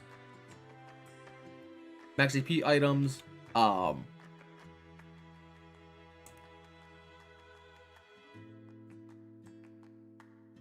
He likes supportive items, and particularly ones that support items and defense items. Particularly items that give enemies debuffs. So the spiked armor, the poison armor, any items that deal effects over time. So like a rare item is Demon Prism, but it doesn't work too bad with him. With 19, like, he's a free morale. And 19 is that first rank when you finally start feeling how bad the morale can get.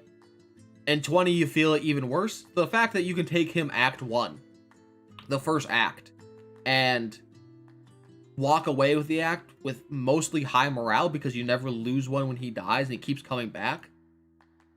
It's crazy. I mean, if you have extra passive orbs, you can definitely give them to him because it's nice. But man, the fact that you don't lose morale when he dies makes him, as Tyrant said, he's a free 700 HP shield. And you just put like your wasted items on him.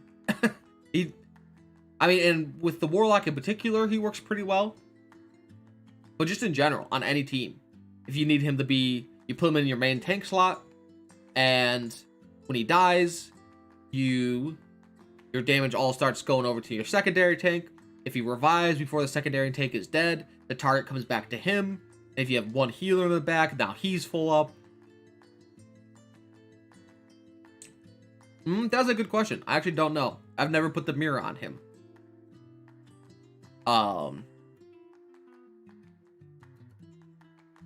So I do not know. I'm actually gonna change the cleric's color. The cleric's great. But yeah, if you're struggling with morale, grab the Fiend. If you have low morale going into the second act, grab the Fiend. If you don't have a tank at all, grab the Fiend. In particular, he works great with the Outlaw. It's been a while since we actually named a character, since the other ones have been so good. But the Fiend Outlaw and the Fiend Warlock are great combos.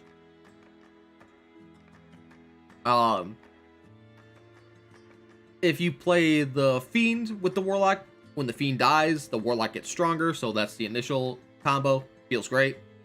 The second one is with the Outlaw. Basically, you put the Fiend first and the Outlaw second. And if it works out as well as it did, then the Fiend dies, the Outlaw starts getting hit. When the Fiend respawns in time, the Outlaw goes to his 50% HP, he vanishes, and then the Fiend's getting hit again. Now, it's hard to pull that off in its entirety, but it's a nice little combo. And that's why the Outlaw is also great as well. But we'll keep going on. Crossmancer. I'm going to set him as a solid great pick. Honestly, let's go amazing pick. I think he used to be a great pick. I think he's been upgraded to an amazing pick now. Let me read his abilities real quick. Attacks against you, your attacks, and your active ability apply 1 frost. And this is before, and I'll the interaction a little bit for his active ability in a second here. It's a little bit weird. For his active, you deal 100% attack damage to all enemies. For each stack of frost on the enemy, deal an additional 15 attack damage and stun them for 0.25 of a second. And the way his interaction with his passive works is when he casts, it works and it applies before the damage. So if someone's at 2 stacks of frost, they go to 3 stacks and then the active ability applies. His scaling works as thusly. When he has a second ability, it goes to +1 and also adjacent. So it's 2 to your target and 1 to adjacent, and then 3 to your target and 1 to adjacent for his final upgrade, I believe. And then his attack damage, I believe, yeah, the initial damage burst heals, or increases heals. So it goes from, I think, 100 to 150 to 200, I think, or something along those lines. I can't remember the exact numbers off the top of my head. So why is he put in the great slot? Ice is nice. Is the easiest way to say it. Having someone just pre-frost everybody, and as the fight's going, frost them, saves you basically an item you should always kind of grab. And for his combos, you want ice items. Well, you put that one right then. I mean, it's called frost, but ice doesn't work. Ice doesn't rhyme, or frost doesn't rhyme with nice. Frost items. And for his corruption 20, he also doesn't really need too much. Orbs not really needed. Doesn't need many items. And finally, AoE stun is great.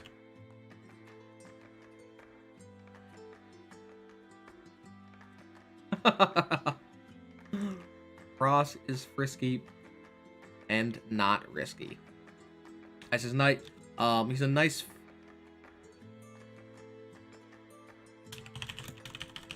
support hero. Just a great support hero. Frost items, you can get supportive items. You can go, in particular, I put his support items as secondary. And I put his main role as burst. He has a ton of damage. If honestly, if I did this a little bit better, these would almost be the same roles for him. He's both a support and a burst damage. His AoE hurts. Even without items, it still hurts. Like if you get like a Fenrir's Bane, you have the Ice Amulet, like it is a 2.5 second stun to everybody. And also it's a significant portion of damage, especially if you're getting like 5 people in a fight. Like he shoots to the top in those large fights. Against bossing, he's against bossing, nice against bosses, but scales but falls off.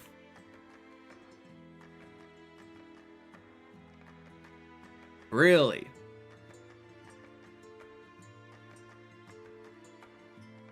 The mages are a ton of fun. Supportive items. I mean, Fenrir's is the item that just works really well with him because it's both attack and frost. Like, what more could you want? Put that on the frost mancer, it's even more burst damage. He how are his stats? I can't remember exactly what they are. He also it's why his burst damage is so good. He starts at 60 attack. That's above average for the most part. So he starts with pretty high attack. And he frosts. He's a slow attack. But he frosts. Doesn't need orbs. He just fits well. Doesn't work. Not a lot of investment required. Unlike our next guy. So I'm gonna put the gladiator in a solid meh. Same color? That is not the same color. He has one role. Usually, you can kind of fit him in damage, and you can kind of vaguely get him healing if you really truly try to. His Act 2 scaling, he's Act 2 and above, 2 and 3 only. And the reason why is because he permanently increases his max HP by 10 for every every battle your party has been victorious. And then his active is deal 150% attack damage. If your target has 35% max HP or less, then you deal double damage. So, I'm feeling him as meh. And the reason why I'm feeling him as meh is because out of all the tanks, I think he's the worst. He gets a crazy ton of HP, but it's just nothing he does feels special. Yeah, his max HP increase. Oh, also active 2, 3 only. So each battle you win, you get 10 max HP. Nice, but you gotta change your pathing to include battles and maybe some that you would lose more on if you just skipped instead, or might lose entirely if you get unlucky. And then once you do pick him up at Act 2, you need his passive orbs because the 10 goes to 20 to 30, which feels bad. I mean, I get it, but like, you have to fill 2 passive orbs on him. Requires needs passives. It also needs items. Now, he's not like awful. You can play him for sure. Like, and someone like the cleric feels really nice. But most of the time, you spent your passive orbs on most likely your DPS. You spent your active on your healers. So now for the entire Act 2 at the start, unless you get some good events, you're running around with a bare bones gladiator that just has a lot of HP. He's an okay off tank just because he does kind of work against that burst meta.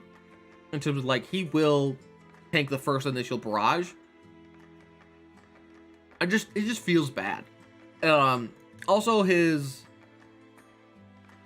active doesn't do much. I think, yeah, his active doesn't do much. Like, I don't know what it's not a lot of damage. It doesn't scale. It's not like his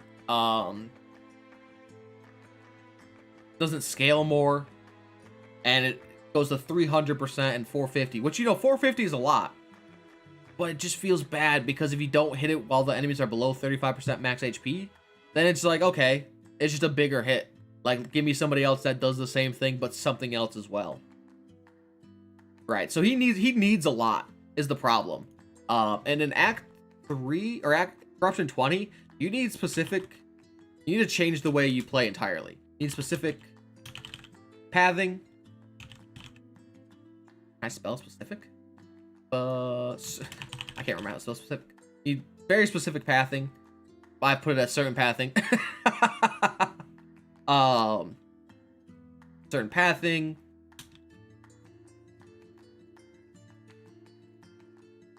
He doesn't have... You have to be very particular with your picks for Corruption 20. Because each person needs to fill their role. The fact that you can't pick a tank early, and then once you do get his tank, you need to give him 2 passive orbs. It just feels bad. Pathing required. Oh, did it?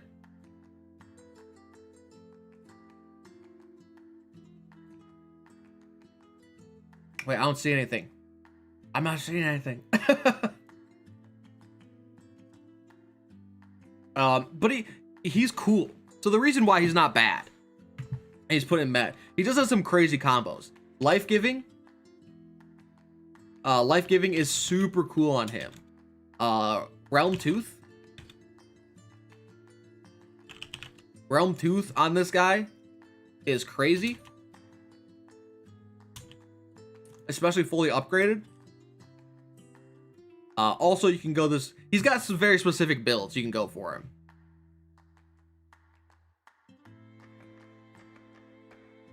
Needs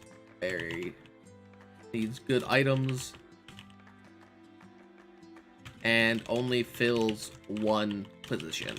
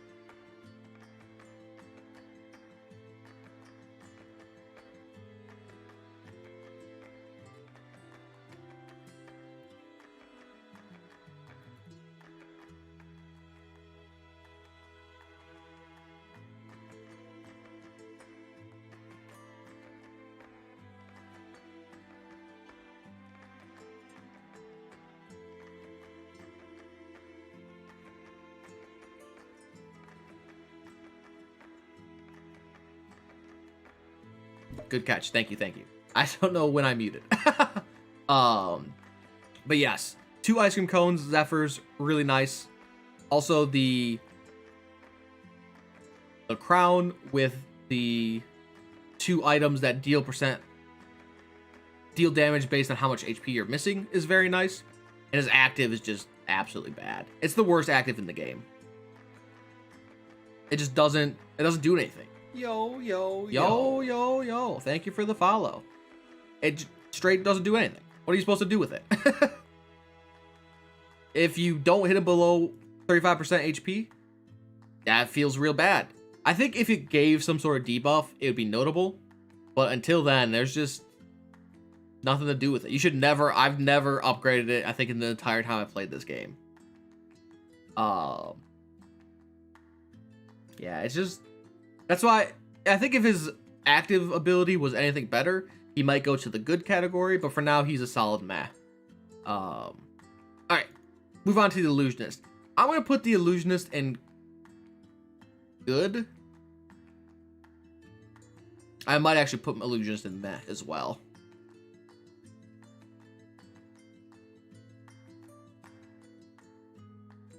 It's a hard one. He falls right between the lines of meh and good. And he vaguely follows the gladiator's problems. He needs passive orbs, and needs items.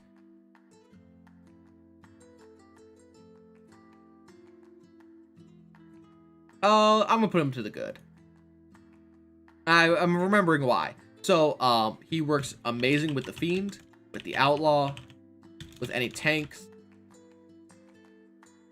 He's a... let me go read his abilities before I forget. Okay, so when attacked, you have a 12% chance to teleport to a nearby location and create a duplicate with 100% of your attack and 25% of your max HP. The duplicate does not attack and deals 200% attack damage to your attacker when destroyed. Or you can do the active, which is create a duplicate for the rest of combat with 30% of your max HP, attack, and damage or defense, and your duplicates do not have items or abilities. Right, let me put this in parentheses, tanking. You do need items on him. And also, if you're not tanking... tanking... he does like active orbs.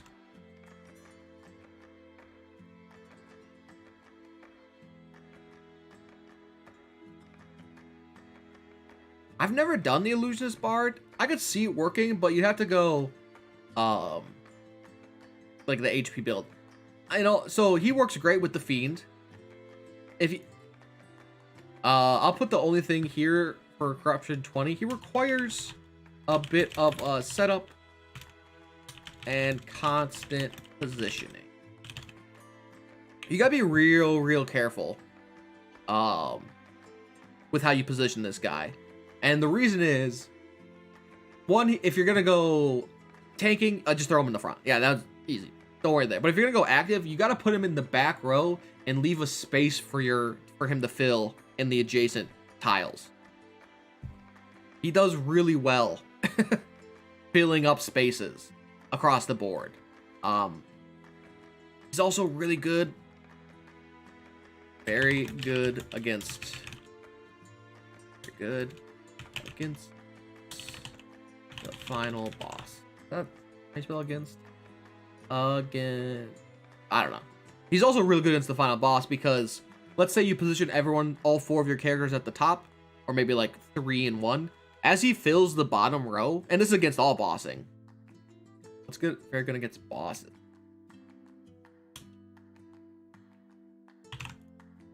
Bosses are always targeted in the bottom adjacent square. So as you're fighting in the bottom squares, maybe you have like 1 tank there. He'll spawn illusions once all of his adjacent squares are full, which will go to the bottom, which when the boss changes targets, the boss targets the bottom first, so then he'll have to go through your illusion wall. Once he kills 1, another one spawns, so, very good against bosses, needs a bit of time, is the only problem, and that's why he goes from, he's not good to great, because he needs time. You need to get his active orb off, or his active ability off, you need to get his... If you're going tanking, you definitely need his passive orbs. Mana reduction. Production, items, and then stats. If you can give him stats at all, that's where he wants. Saint's Vow, get Tormented's Ring, you can throw on some defense items. Just give him as many stats as possible. If you're going his active, even if you're going his tanking build, give him all the defensive stats. It feels pretty good.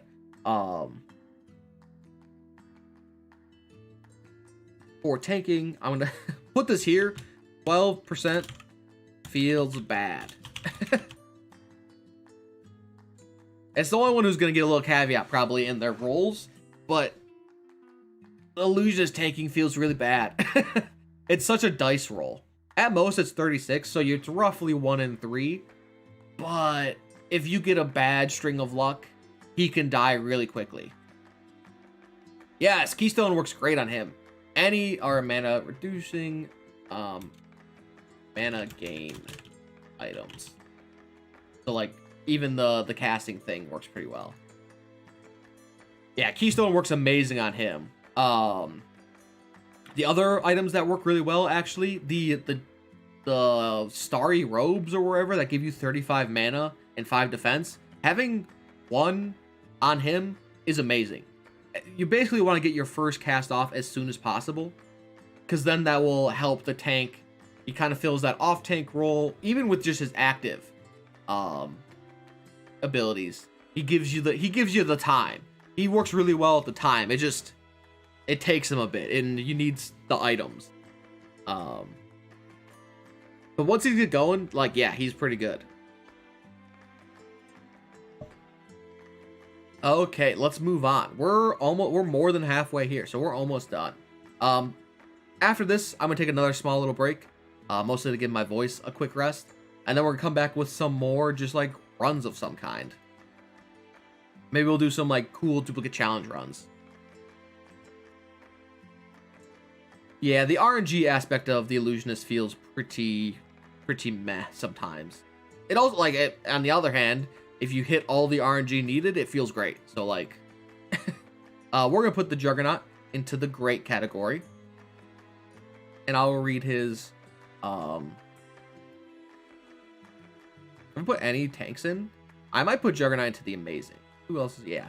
Juggernaut's amazing. I'm a giant fan of the Juggernaut. I think the Juggernaut's the best tank in the game. He has the highest starting HP and pretty solid both attack and defense, and his active is real good.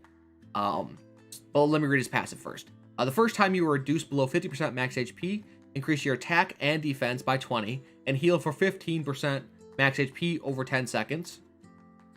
And as active, is deals 200 damage and stun your target for 3 seconds. Oh, you're right, Druid is the best tank. Juggernaut is the best pure tank. Sorry. I forgot about the Druid, because he fills too many roles in my brain. So, as the passive upgrades, it increases the attack and defense to 20, 40 to 60, and then the heal from 15, 30, 45. So getting his passive up is really nice. His active goes from 200 damage, 400% damage, 600% damage,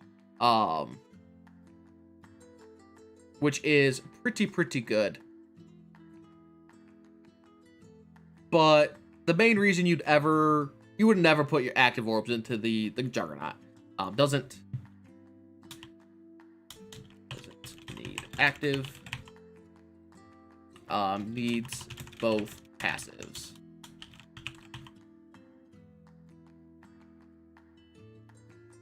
Right, he fills that pretty nice slot of, like, he does damage, he's a tank, he has a stun, he's pretty utility for being a tank. I'm not gonna argue for the best. He has the best self-heal, for sure, but the best healer, Oh, you could argue, for Druid, yeah, sorry, I thought you were talking about Juggernaut. I think Cleric's better. I mean, I like Cleric better. Doesn't need active.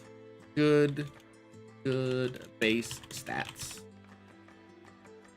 He does need both passives. But the stun is amazing early. You could definitely just live with the stun. So he want max HP items, max HP, any kind of defense.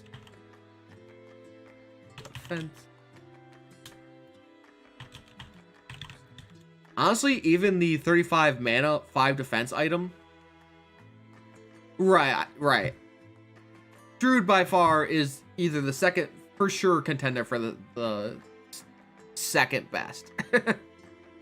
He's the only second best healer. I think cleric removal is too good to look over.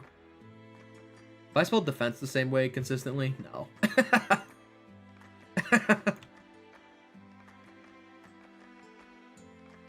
Defensive items. I mean, I'm good with base items. This guy, while of course nice,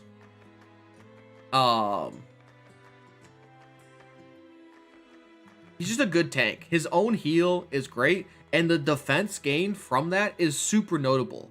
Particularly, what item is it? Let me go search his name. It's the one ancient that gives shield based on defense. It's something helmet or something. The Final Bastion. The Final Bastion is amazing on this guy. I think the negate's better still. Sure, if you got the spell going, but if suddenly someone got bursted down, we'll discuss more in this final thoughts. We'll continue on with the Juggernaut.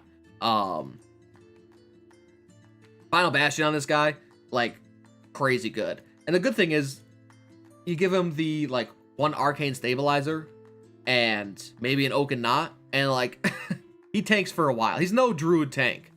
But between his stun and his just generic early game self-heal, he's just good. He's solid. His stun is also really solid. It turns most losing fights into winning fights with one stun. It does take a little bit. He does have a really high cast time, but he's just good. Easily the second best tank, or maybe like tied with Paladin for the next tank. But let's go next. Thankfully, also short and simple. Doesn't need items. Good with base items. Stun's good. Active's good. Outlaw. Outlaw is also going to be put into my amazing tier. Let me read his abilities real quickly. The first time you are reduced below 50%, redirect any enemies targeting you to their next target.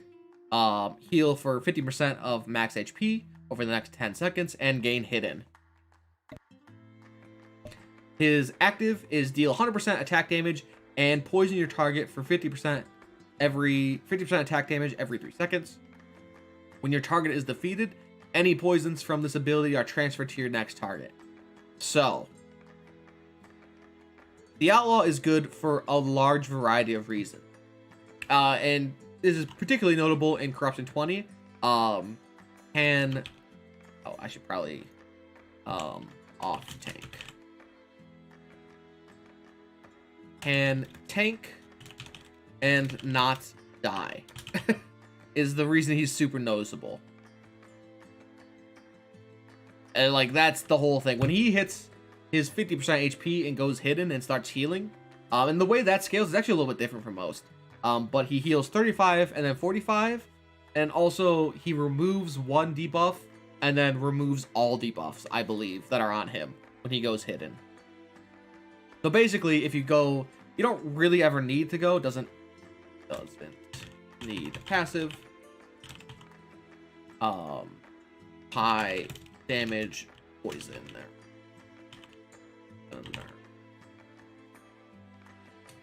You don't need the pass. The passes are nice on him, like 1 or 2. Or if you have extra, like eats him up. Does need active. What more could you want? Particularly when he hits the 50% HP, goes hidden. That small bit of time where he takes 1 or 2 hits and usually goes even further below HP. It feels really nice. It gives you another. He's like very much like the Fiend. He gives you just a little bit of extra time to scale things up. He definitely wants mana reducing items. And then damage items. Attack. Damage. Oh, let's do attack items. And then his active abilities that I believe scales with his poison damage. So I think deals 100% and 150% for the poison damage. So it's like really nice. And the fact that it transfers makes it useful in not only boss fights. Right. Also for some bosses that do like the Chimera or Manticore, whatever it's called, feel nice when he does remove those debuffs entirely. He feels actually really bad. Any poisoners, by the way, feel really bad against the Hydra. Because once you kill one head on the Hydra, the stacks reset, so just be aware of that. I mean, we already put him out here, but Alchemist, for sure. You definitely would want the Alchemist with this guy. But yeah, basically the general gist of this guy, he's very simple, thankfully. And he also works as a 5th. Let me put here. Works as a 5th pick. Like the Assassin, the fact that he can go hidden makes you like are able to put him in the bottom row with only by himself, and for the most part he'll survive. Sometimes he will get bursted down just because the enemies deal so much damage, but you know, once again, you've saved your tank, you know, 400-ish HP, give or take, somewhere in that range. And then once he's hidden, he's just spewing his poison. Basically, you get Symbiote, you get Bluetooth wrappings, and then some sort of damage increase item, or a supportive item of some kind. And he just goes off. Right, yeah. Unless you have the Bandit's Hood, your 5th pick for Corruption 19 will always be Assassin or Outlaw. Let's say not always, like 90% of the time, because unless you're doing some weird like 3-2 build. And also his poison, like once again, poison stacks. It continues throughout the fight. So as the longer the fight goes on, the more you can delay, the higher damage you do, the better he feels. His stats aren't too crazy. Let me go read. But I think he has the second highest attack at 60. Yeah, 60 is a pretty high starting attack. So he does start off with a pretty high poison, which is really nice. Yeah, in Corruption 20, he can fill as a off tank. Like Fiend. I'll put Fiend here. Yeah, Fiend Outlaw is like an actual legitimate starting combo. Because you can go have Fiend fights, Fiend dies, then the attacks go to Outlaw, and then hopefully by the time the Outlaw goes under and goes hidden, the Fiend's back. It's a cool little combo of switching attacks around. Yeah, Codex is a bit hard to make work because you got to be careful because it does regen with his active or his passive ability. So if you can make it work, it works. If not, it's sometimes hard to fully pull off. Right. If you go Codex, Symbiote, Lich's Wrappings, basically the first time Alchemist goes under, it will it'll be enough. Hold on a second.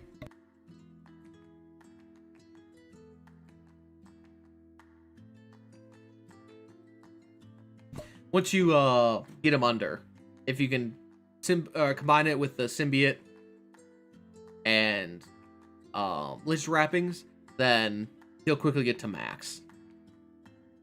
Once again, Codex only works sometimes in that case. Like, if he starts self-healing, which he will. Like, if he hits directly at 50% HP, it's hard to fully get the Codex to work on him. Like, if the first hit takes him down to 50 and then he just heals past it, then the Codex has wasted that entire fight. Which is why it's usable, but sometimes doesn't work properly. Also, you need to find the codex and then upgrade it once as well. So at that point, it might be better to just go with symbiote and get the consistency rather than sometimes the randomness. Like I said, if it worked consistently, I'd say go for it. But then you can't upgrade his passive at all. And not very often do I upgrade his passive, but the debuff removing is nice. Let's continue on.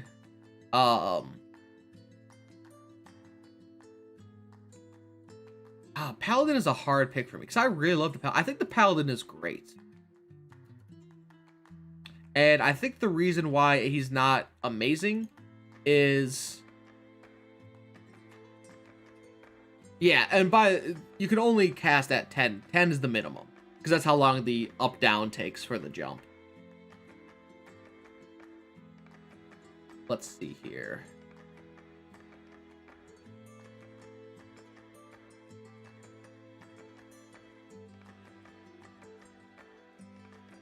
Yeah, Paladin goes in the great.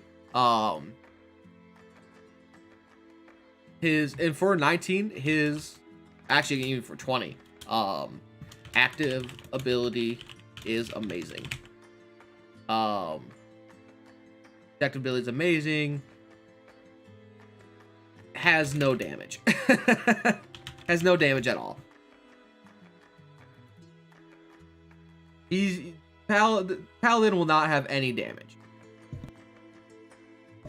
And it vaguely works with the Pyromancer for damage, but for the most part, he is a tank, so he wants max HP, defense, defense items in particular. Let me go read his abilities, and you'll find out why. So your attacks burn your target and adjacent enemies for 40% attack damage over 10 seconds. And you and all adjacent heroes gain shield equal to your defense plus 100. And that scales to like your defense plus 200, defense plus 300 or something like that. And then the active ability goes 40, 80, 120. The Paladin would feel good, but his base damage is the second worst in the game next to the Bard. And basically he fills one role. And that's tank or off tank. Oh, same thing in this case.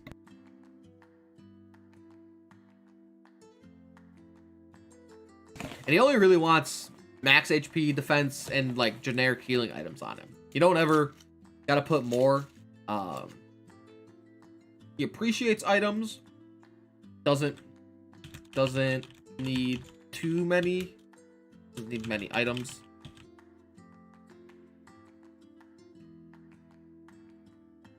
I mean, yeah, you could put him in the healer category, but like that's harder. It's shield. He what's the word I'm looking for? He builds on himself. He's a tank. He gives himself more tankiness. That's just the way it goes. And also he gives his allies tankiness. Fills with roll, AoE, shield. Shield is nice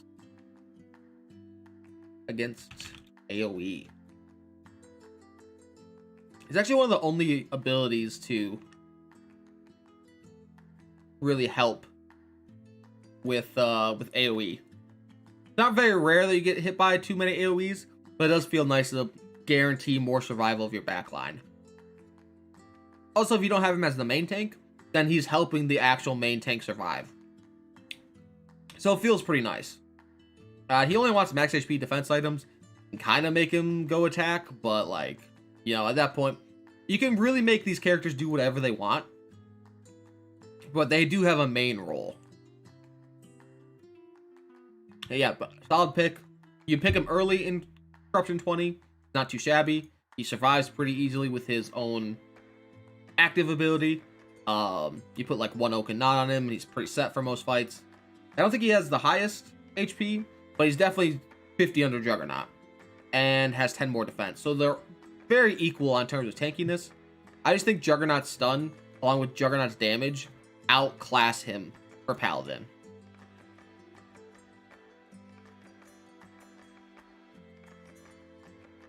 So for the next part, we have Pyromancer. I'm gonna read his abilities before I forget pretty early. Your attacks and attacks against you burn the enemy with 30% attack damage over 10 seconds.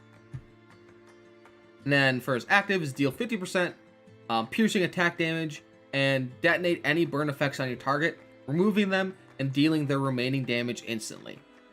So the pyro, I'm only putting at good just because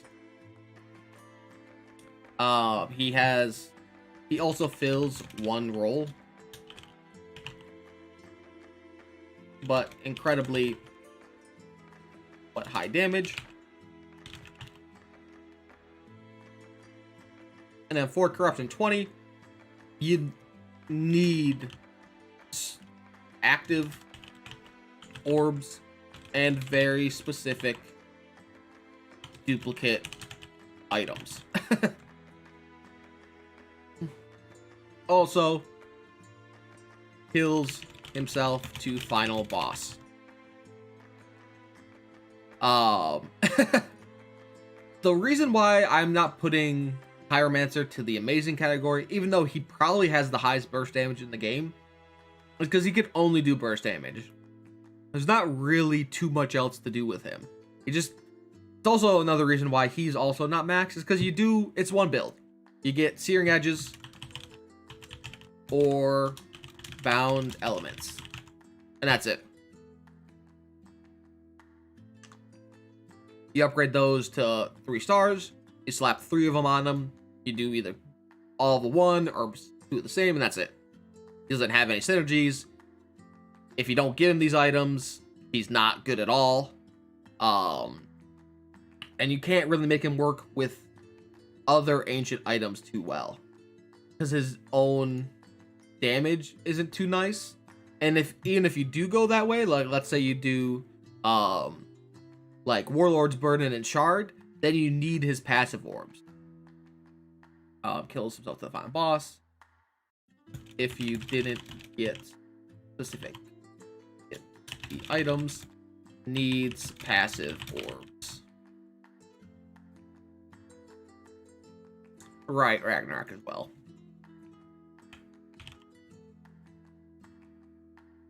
If somebody else has Ragnarok, that's fine. It's just, Pyromancer is a one and done, very much like the Paladin. You plop them in with a few items, and that's really it. Nothing too exciting. If you can get the entire thing, it's good. Ranger. Ranger's a tough one. I think Ranger's also great. Another one I've turned mostly around on. I really did not like the Ranger.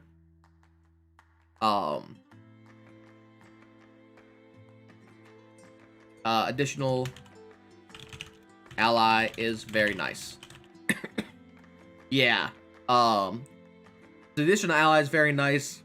Fills one role or the other. And for the reason why he's... Oh yeah, let's go read his abilities. And also read the pet abilities. So, target the back row first. At the start of combat, summon an animal companion with 30% of your attack and 50% of your defense. A different companion is summoned depending on if your attack or defense is higher. Deal 150, and his active is deal 150% damage to your target. And ricochet to all other enemies once, dealing 25% damage on each hit. And the scaling for his passive is 30, 50, 60, 100, 90, 150. And then he does have counter synergy with his with the illusionist. They do work not too bad together, but the illusionist does feel a bit sad about having less spaces. And his trick shot actually scales. I think his trick shot is like one of the coolest active, because for once when you do go damage, it scales really well. So you deal 150% attack damage, 300%, and 450 once maxed. So, where does he kind of fall off and he's not in the amazing tier? Needs items. And if you don't get those items, That's it. Needs items. Amazing if he gets them. It's basically how it works with the ranger. If you go, there's two types of builds. There's defense and attack. If you go defense, you just get tower shields. If you go attack, you get Salem's boots. You get shard and warlord.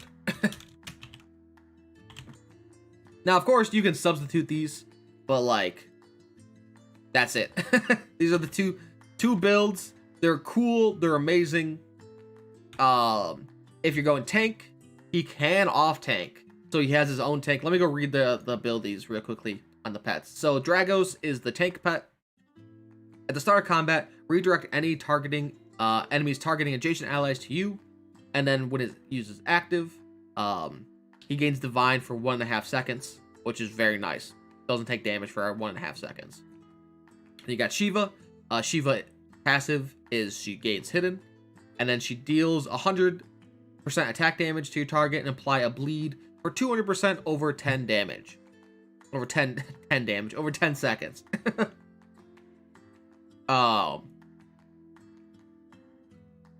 Yeah, I mean, there's not too much to say. If you get the tank build, your pet gets like some 500 something ridiculous defense with 3 upgraded tower shields. Doesn't take damage. If you go attack, then you kill everything. Gets them. Attack. All likes active orbs.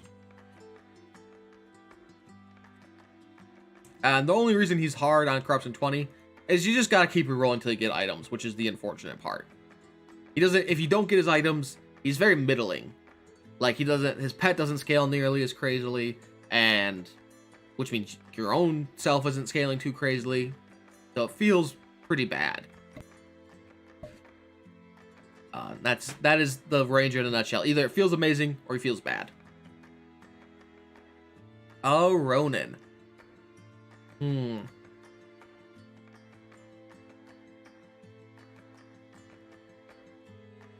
Let's go. I think Ronin is amazing.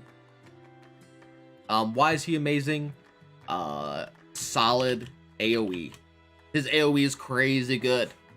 Does anyone, besides Frostmancer, not too many people deal AoE damage. So the fact that he has solid scaling AoE is ridiculous.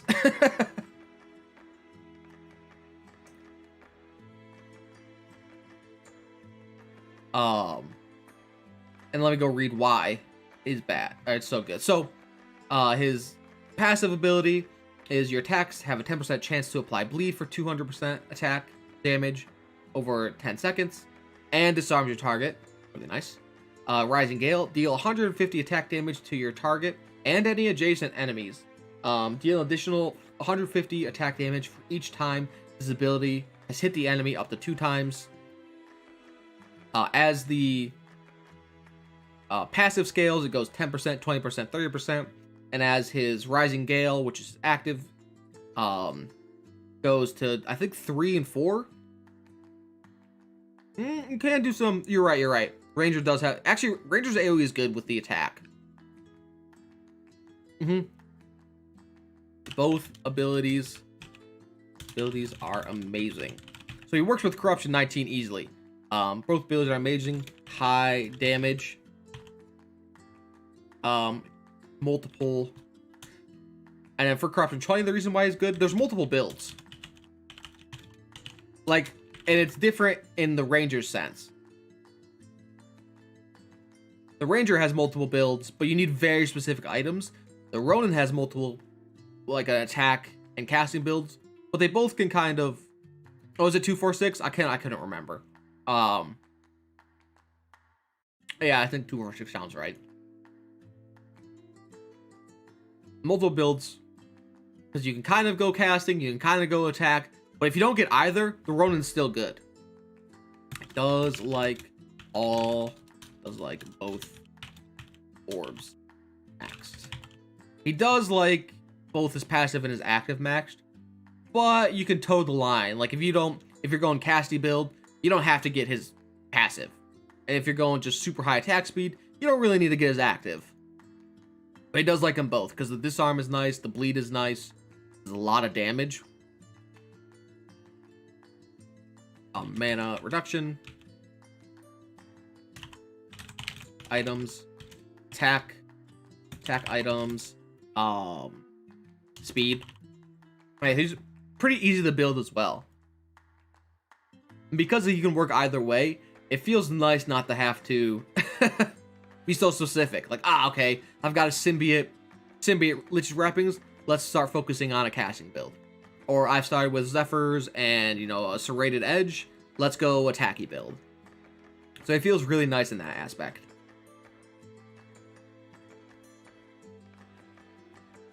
Right. And you can definitely start with him as well.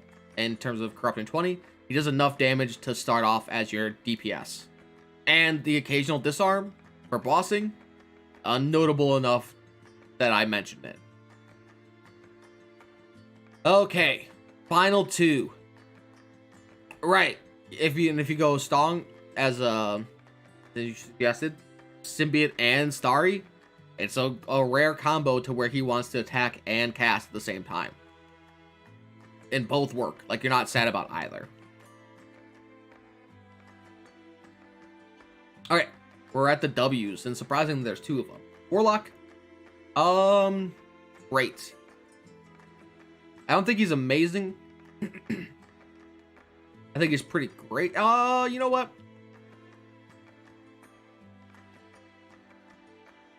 No, Warlock's amazing. Let me read why. So, the first time, I don't play him too much, but I think he's amazing.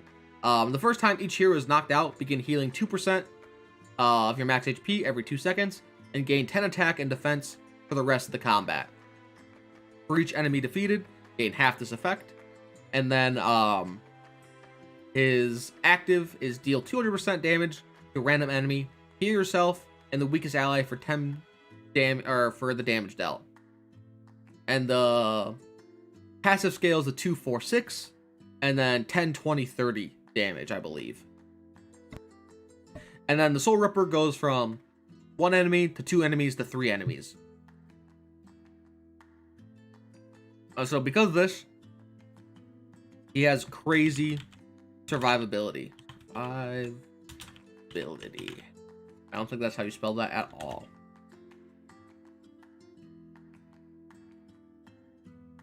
What did I miss? Oh, I had L's instead of I's. No wonder it looked weird. Yeah. The offensive healer.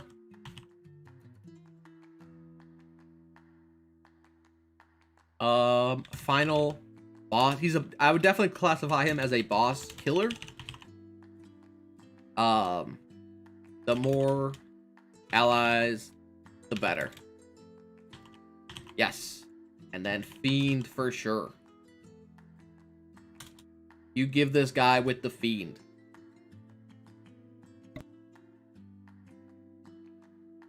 Right, and as the active ability increases for the Warlock, you do heal more allies as well. So it kind of starts spreading to everybody.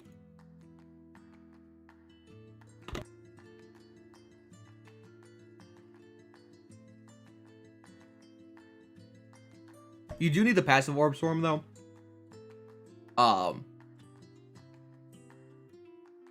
Let's go here. Max. Oh, no. Old. Max. Max HP. Speed.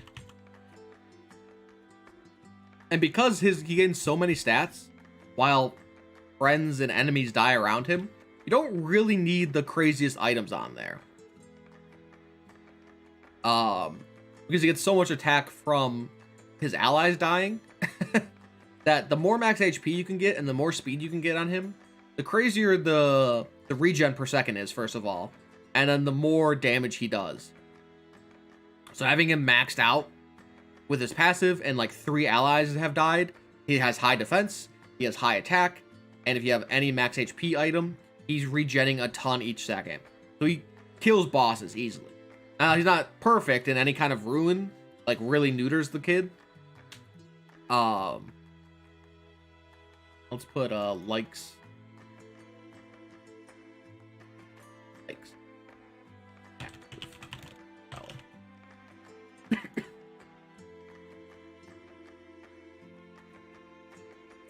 Warlock was the first character I looked at and was like, this guy probably sucks. Like, why would you ever build your allies around dying? Illusions do not trigger this passive. No. I wish they did, dude. That'd be so cool. And also the interaction's a little bit weird because it's based on who's dead at the time. So let's say Fiend dies, he gets 1 proc. If Fiend comes back and then the tank next to him dies, he still is only at 1 proc. So until the Fiend dies again, then he procs again. Right, he gets the Okanat and then 10-10, and that scales. So at passive, as max passive, it's 6 and 30-30, which is crazy, and half of it for the enemies. So any kind of fights where there are multiple enemies, he's getting even stronger as they die. You definitely, I mean, if you're gonna, you can definitely give him,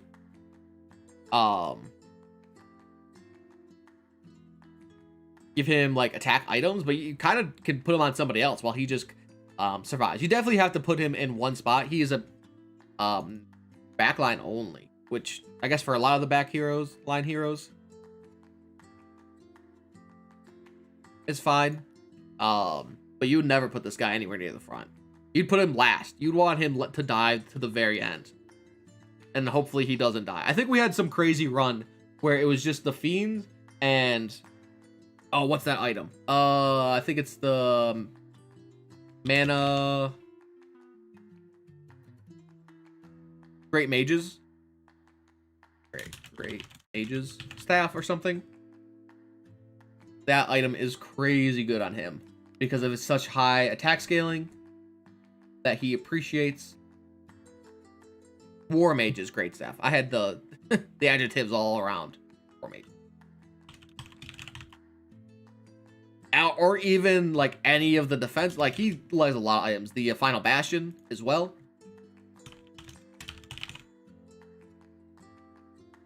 Yeah, if you have a weird team, or if you notice, especially if your team's not like super high damage, yeah, he fits in a lot of team comps.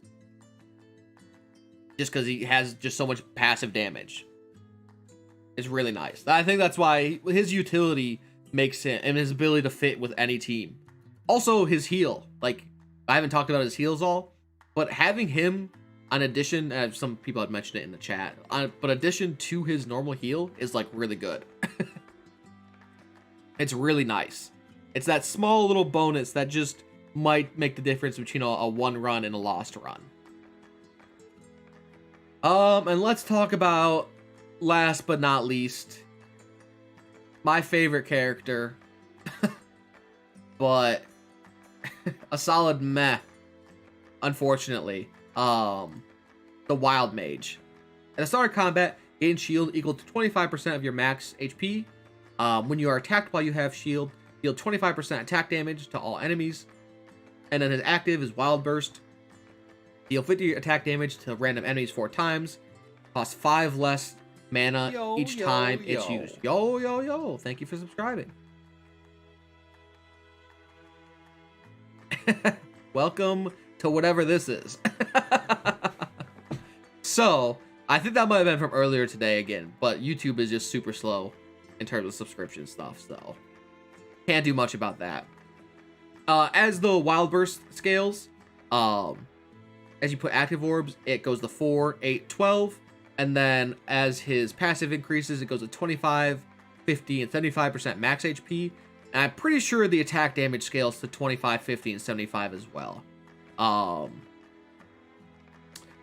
And the biggest reason he is put into the meh category is he's slow. Why is this 7? 8. He's just very slow. He doesn't, and the more notable thing is He, once again, this one's also, hey, back to 8. He doesn't scale.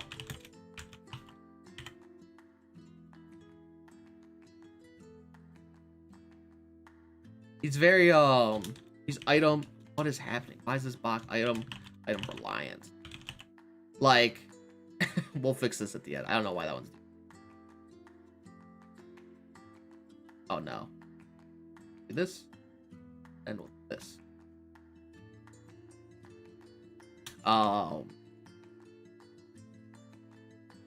Yeah, and then he's not even like the greatest off, like the damage from passive is nice, but he's not made to be a tank. Is basically the easiest way to put it.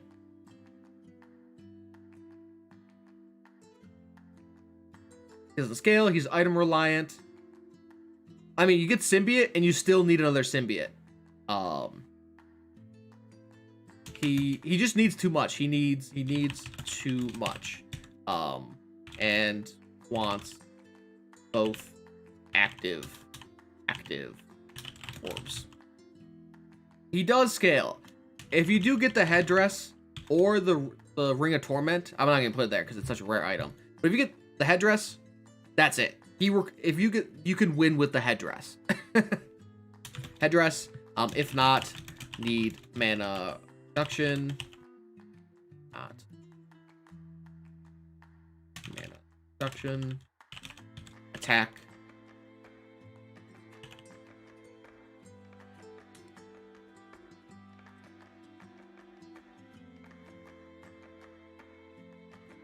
Yeah, but Codex isn't bad if you get like if you get any of the warlords with Codex. I mean, it's weird, but Songbird is like okay on him because you actually don't want him to attack ever. If I could have his attack just never go off and him just to cast. Oh, okay, gotcha.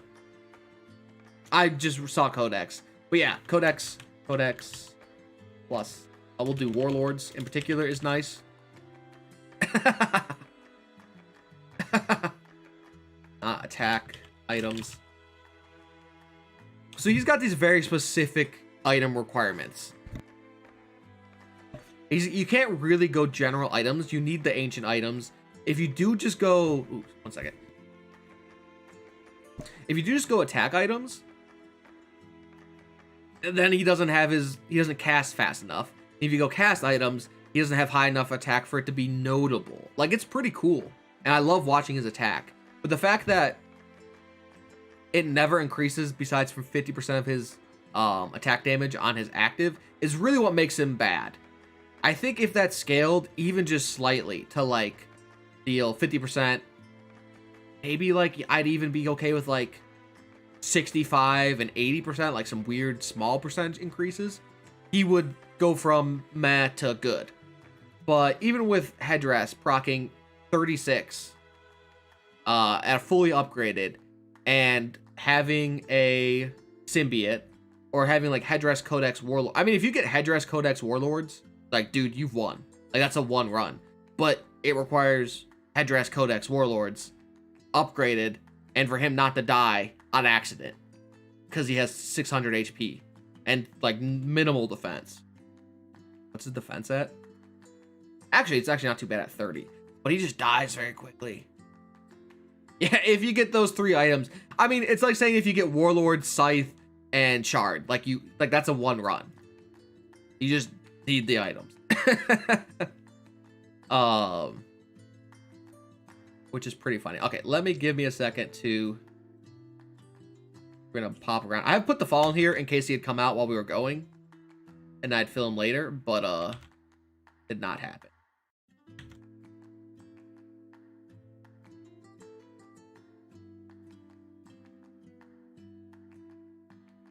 Right.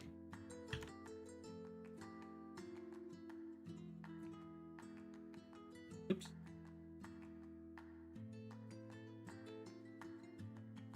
Okay, let me reorganize these guys based on their generic rankings I've given them. I'm sure there's a better way to do this in Excel, but this is the fastest way I know. Yeah, the Bard is he's all alone in the bad category. Unfortunately.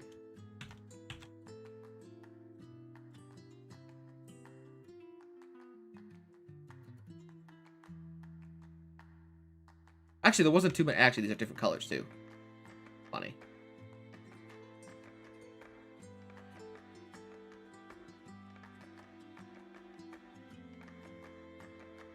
Yeah, it's very much like saying, hey, if you get Interstellar, it's a 1 run. Usually that is the case, that if you get Interstellar, it's a 1 run. So here is the I'm glad we've made it work.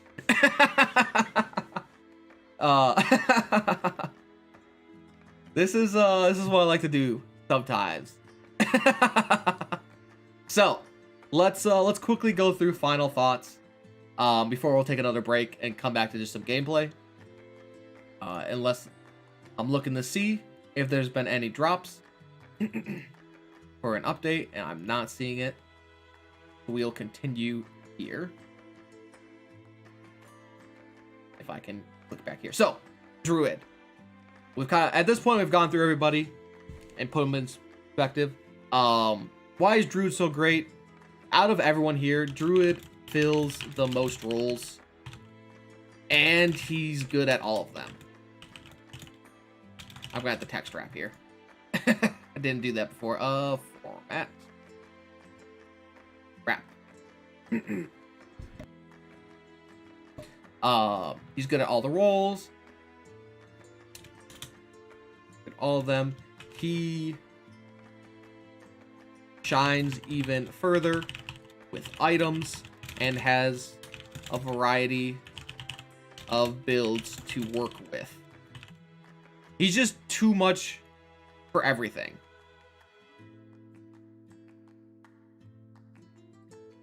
I think I haven't done DPS Druid, but he's pretty good if you can get it working pretty well. But he's good as a tank, he's good as an off tank, he's good as a healer. You can put him in the back line if you're a little bit worried about him, and he can backline tank a little bit if you have like one specific character. He just fits.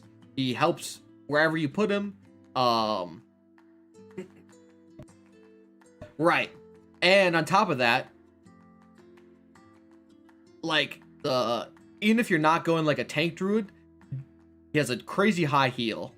And also, he gives attack and also gives negate. Negate is a rare ability. The fact he just hands them out like candy is really nice. He's too good at everything. He's a clutch pick. He's also I'll put this here. He's a clutch pick when you don't know what to do. Like you're like, I have this damage. I have a tank. It's Act 2. I'm not too sure. Oh, let me get Druid. Or it's Act 3, and like we're kind of moving along. Yeah, negate definitely helps him continue on. But he's good. He's good. If you haven't really dived too deep into him, you will quickly do it and then probably be too reliant on him. I'm very worried about the day the Druid changes. I don't know what I'll do after that. So let's start going down to our amazing tier characters. Alchemist. Really? How did you get bigger? Excel, what have you done to me? I was wondering why I needed so much more extra space. let's just... Okay, nothing else changed. No, don't say that. Also, good catch. So, Alchemist. Why is he in the amazing tier? It's more of a flexibility. He falls into one role very particularly. He's very good at his role, and does. He's just very good at his role, at his damage support role that he falls into. Gives crazy amount of buffs, which are hard to notice in a fight, but are significant. Harder to notice in a fight. But I think if you're not really looking at the various no, don't say that. Need a drink of water here. If you've never taken the time to, after near the end of a fight,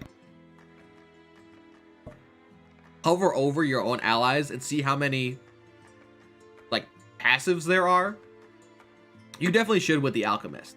Like, he's given so much healing over time. He's given easily like 30 to 40 attack to everyone and some more defense. It's so much. And on top of that, he's duplicating various poisons, so hard to notice in a fight. On top of these buffs, he's doing a crazy amount of poison damage.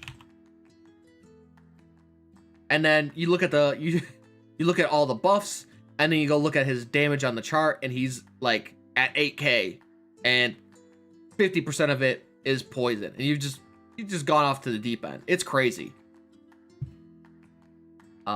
Alchemist he's also fun. It's really fun watching the alchemist just work, which also probably has bumped him up in my books, even why I don't really pick him too often, because he's just too good. It's kind of like we're kind of getting to the point where I don't pick some of these top guys because we've done them to death. Actually, but to counter that completely, even the assassins here, I don't really pick the assassin too much. But why is the assassin great? In particular, hidden. I can like letting him be hidden and target enemy of choice is surprisingly game changing. I don't definitely do it enough, but I know it's better than I can make it, especially with some of the Act 3 enemies. Crazy poison and damage. Combined with a silence is real killer on bosses. I am as well. Yes, I'm excited for more blood items.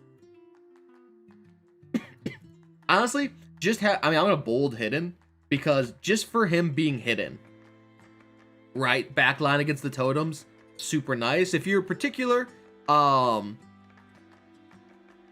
great.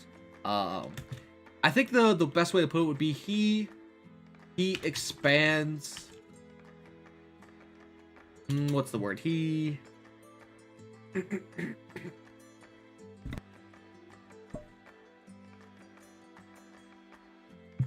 gets much stronger with each item. Here we go. He scales. If he scales much harder with items as well.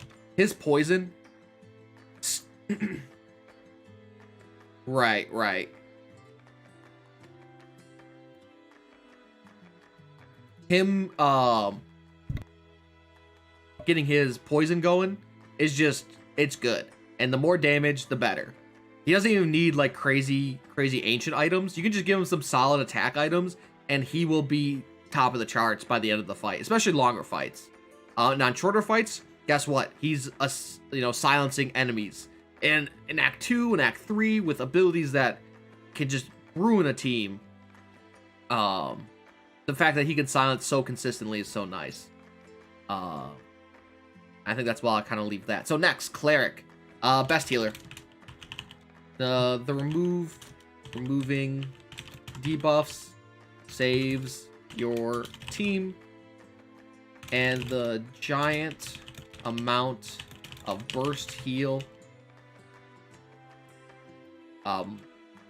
lets you survive. Lets your tanks survive. I think that'll be the first little sentence. On top top of that, while not crazy, he does have a fair bit of extra damage. Actually, let's do this. Oh, we got all this extra. Oh, my screens. Yeah, all this extra screen space. Look, pop it over. Teeny little bit. There. There. Yeah, there we go. He's just. I think he's the best healer. Without a doubt. He does eat some active orbs up, but they're 100% worth it. And it's just like the rest of the healers as well. Let's go. I mean, Cleric's short and simple. He's good. He's the best healer. He does some extra damage. He's not super reliant on items, but he does appreciate them. Frostmancer, ice. No, ice is nice. No, but frost is the best debuff in the game. We'll do this. Stun and frost are the best debuffs in the game. It happens. Do not worry. A lot of people do fall asleep to me just talking. It is mentioned fairly frequently here. Stun and frost are the best debuffs in the game. The fact that he hits everyone with them is game changing. I think it's as simple as that. Just his frost alone is notable. If you do fall asleep, have a good night. Maybe we'll be back here when you wake back up, depending on when the update decides it wants to drop. It's getting closer though. Yeah, dude, we're having a party here. We're jamming out to Excel docs. What'd you do this Friday? Excel. Let's continue on here. So, Juggernaut, I think he is the best tank. Oops, I'm not typing. Where am I typing? Best tank. His passive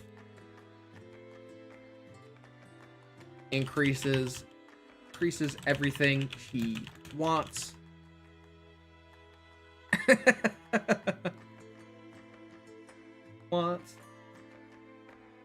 Wants, and his active stuns.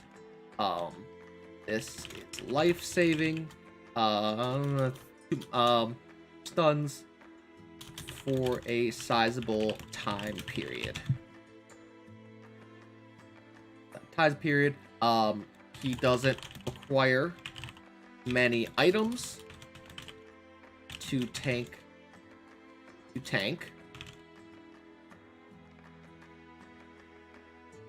I think he doesn't. The fact that he doesn't require many items to tank, is what makes him the best tank. Like, you don't need to invest a ton. For like Ranger, I just smacked him.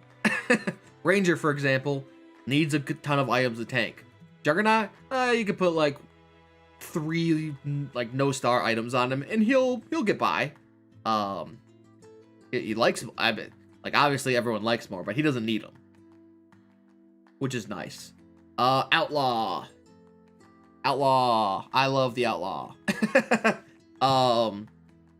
Works really well in the main tank position.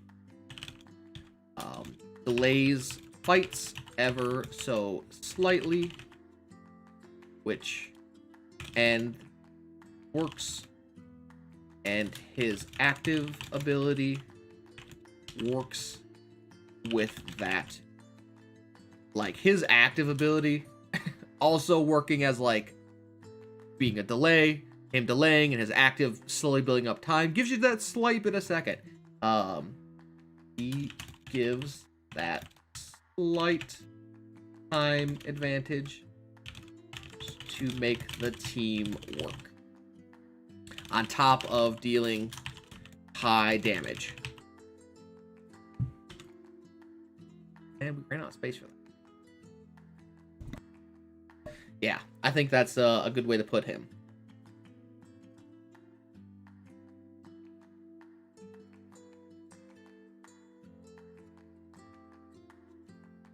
not too much to say. I mean, at this point, we're basically reiterating a lot that we've said. Just finalizing thoughts. Ronin. High damage, active, and useful. Passive. Work hand in hand to... What's the word? Make fights easy. Having, I think, almost the best AoE for sure. Having the best AoE, having, hey, get out of here. Who's messaging me?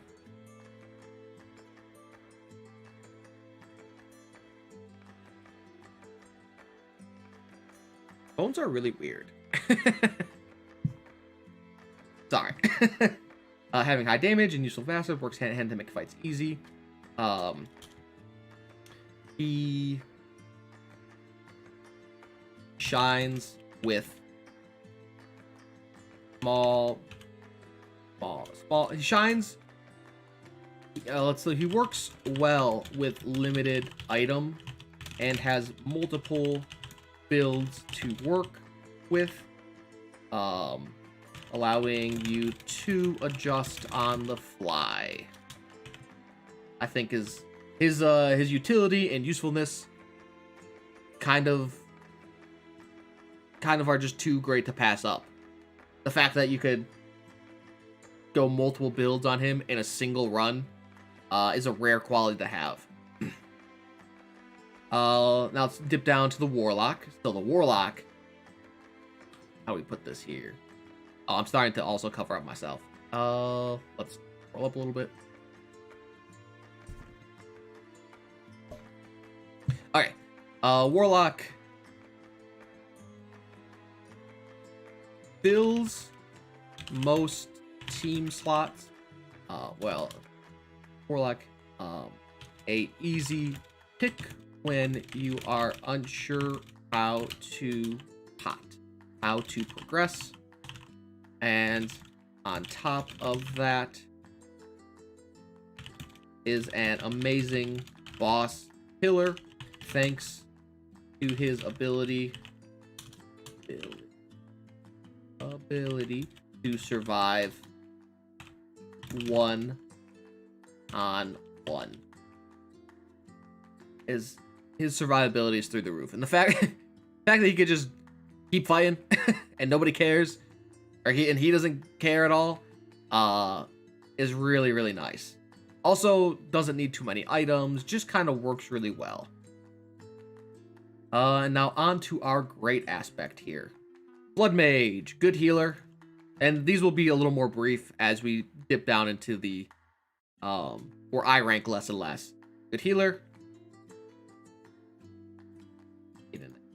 Good healer. And solid damage dealer. I'll be honest, this one's probably on me. As I think I'm not too great with him. I think he could be better. Everybody tells me he's good, and I can see how he's good. I just think I'm bad with him. But he's a great dealer. Great dealer. He's my favorite dealer. He's a great healer and a solid damage dealer. All the rhyming. And that's basically him in a nutshell. Fiend. A morale saver. Particularly one for my feeble brain. A morale saver. Very useful when the items are not in your favor, or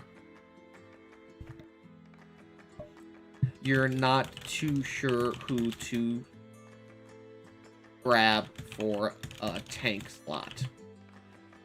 The fight a morale saver and fight delayer. I think that's where he goes here. Has particular combos that he works with even better, but just the fact that he doesn't lose morale when he dies is crazy good. Paladin is next on our list. solid tank.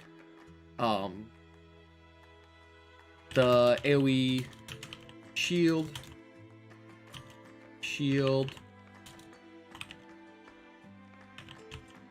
works, keeps everyone alive,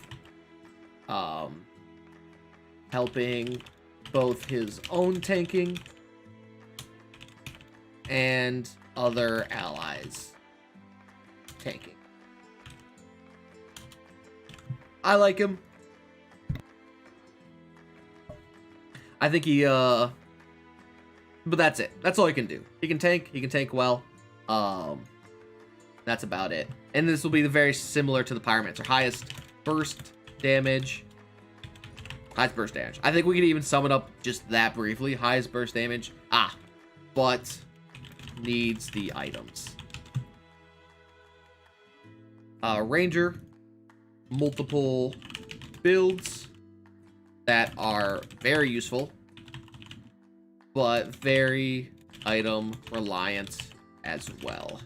As well. I think it's the same thing there. You get the items for the Ranger, he's gonna win. Or at least you're gonna have a good time. But if you don't, Illusionist. Why is he not in the great or amazing category? It could be summed up as 12% feels really bad as a tank, and requires time and items to fully be effective. And sure, it goes 12%, 24%, 36%. And just the fact that if you ever tank with him requires that, it just feels bad. Brawler, not enough. His ability, his passive, isn't focused enough for a tank. And the damage he does from it doesn't feel worth it. Like, he's not getting a lot from it, and his the fact that sometimes he doesn't get HP when he gets hit just puts him on that one step where if it was just his passive doing that, it'd be very nice. Down again. Berserker. Final thoughts. Too slow, and not nearly enough HP starting to make use of his passive. And while Saint's Vow is actually amazing, it takes long as well. And then if you go full HP, then you're missing on attack speed. So you kind of just a little bit all over the place in terms of what he needs. Gladiator, Act 2 and up only. Needs let's see, what's it? Needs specific. Very specific. Specific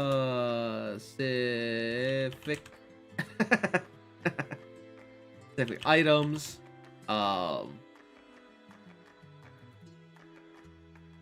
And if he doesn't, feels pretty rough, I think would be the correct way to coin it. Feels pretty rough if he doesn't have everything. Wildmage, once again, another too slow. Without good items, doesn't really do much for the investment. And Bard, okay. You know what? We'll compliment the Bard. Good healer. Everything else sucks.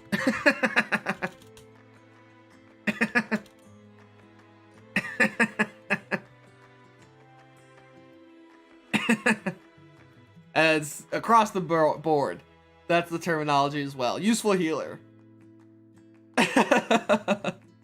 So, hey, this will be the end of this video here. If you're live, we're gonna keep going here in just a second. But if you like the video, then feel free to like, subscribe, comment. This was a ton of fun to do live. Let me know which one you prefer. If you guys like the live version better, or if you'd like the pre-recorded version better. And then I'll see which one I can do. So, have a good night. See you guys next time. Thanks for watching. And that'll be that for that video. So, hey, we're done with this. I'm sure not everyone agrees, and it'd be weird if everyone did, but this is my general ranking. I think this is pretty good. Now, how do I make sure this never goes away? Because there's no way, if I ever want to look at this again, do I want to do it? So, what's our plan from now? I'm probably just kind of relax and play some more Astronarch. We're waiting for the update to drop. Hopefully, we've got roughly maybe 5 to 6 hours until like it hopefully has dropped by then. Let me pull this back up. Let's this away. Let's bring the game back up. And I think we're just do some. First of all, we're gonna hang out for a little bit because I have to eat. We did take a small break, but this time I have food with me. So, I always take a small, like 10-15 minute eating session while we hang out and chat, and then we'll pop into the game. So,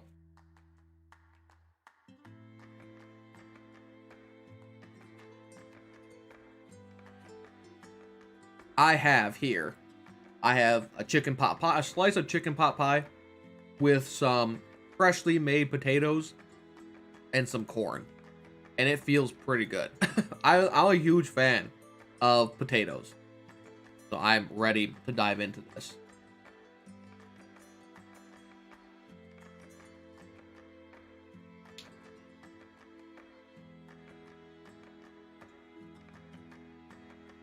Anyone got any fun plans this weekend? Oh my god, I hate as soon what is that? Would it be Bard, Wildmage, Gladiator, Berserker, and I could Brawler, Illusionist? I wasn't even given a moment. I didn't even get to go to bed and see the YouTube comments. The next morning.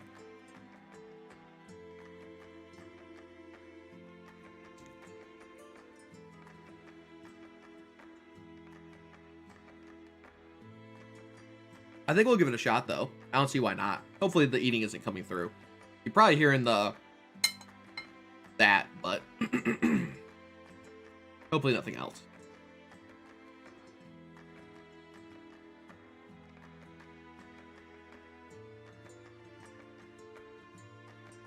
Who would we even pick for a bad heroes only? Who would be our starting pick? Would it be... I mean, there is 4... Somehow, I've stumbled upon 4 heroes to do a bad heroes only run on Corruption 20. I don't know if we'd ever even beat the first act. Berserker, Gladiator, Wildmage, Bard. Who would even be our start? Would it be like Wildmage? Wildmage tank, Berserker damage? What would even be what would be even the idea? I don't even know.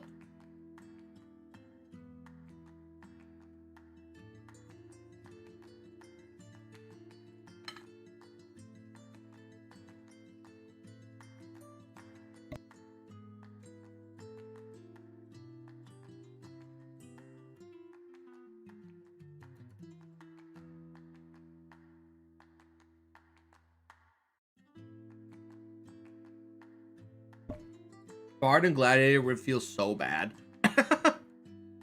Right? Who would do any damage in that team comp?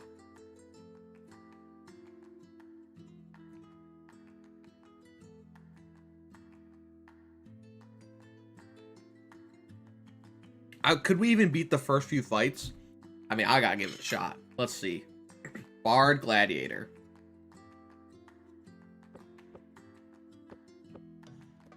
Do we even win?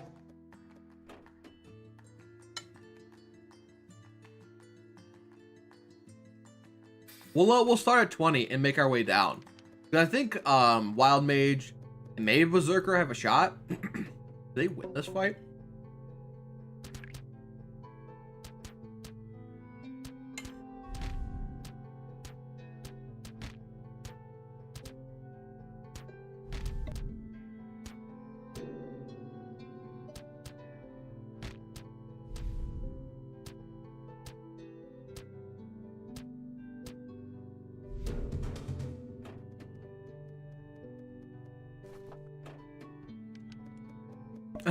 You know it's bad when you can't even win the first fight.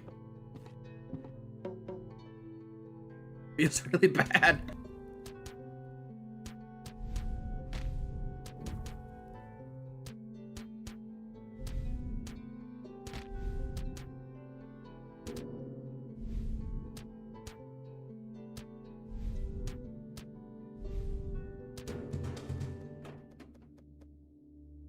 We did it.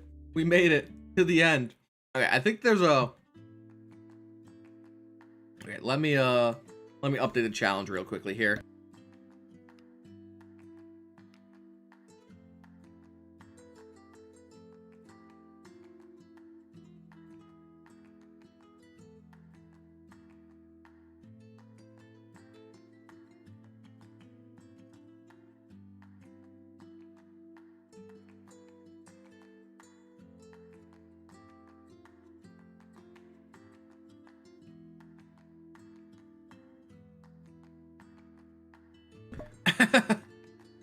Oh boy. Okay, I think our only shot is Wildmage Berserker. I think that's like our only chance. This one might take a while.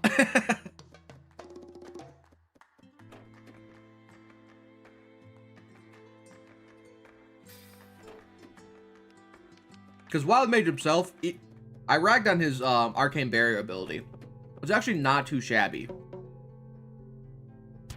Like a small bit of damage might be just enough.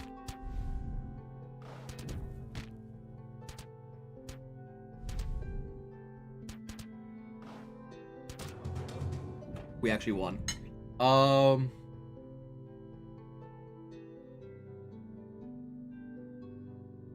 Get this.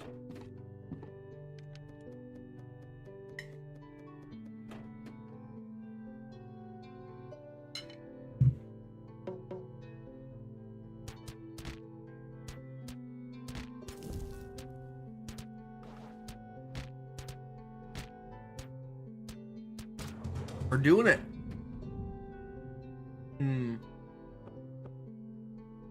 Probably get Hero Sigil. The extra shield will be nice.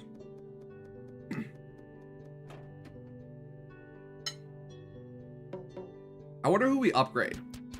Wonder if we try to go Berserker. Oh, this fight's lost, by the way. I don't think we can beat this bat.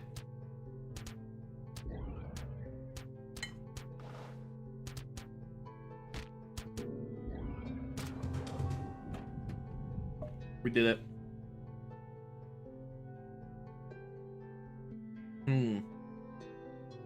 Mana Spring's not too shabby. I think Champion's Guard would be bad for the Berserker.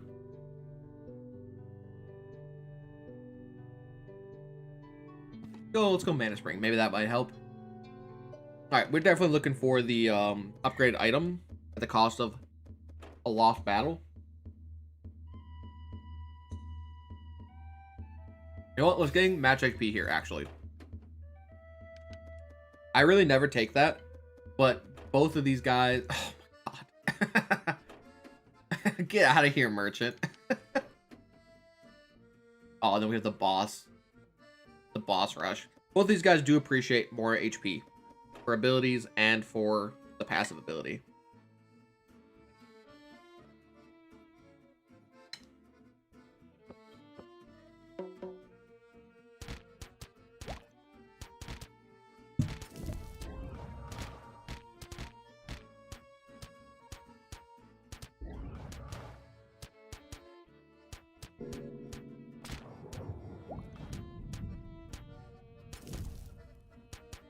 Alright, I'm done with my food.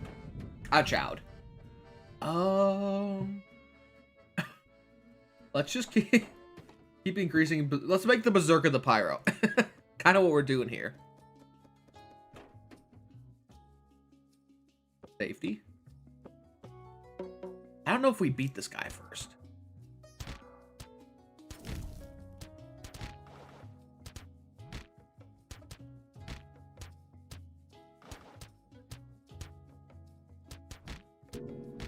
I don't think we win.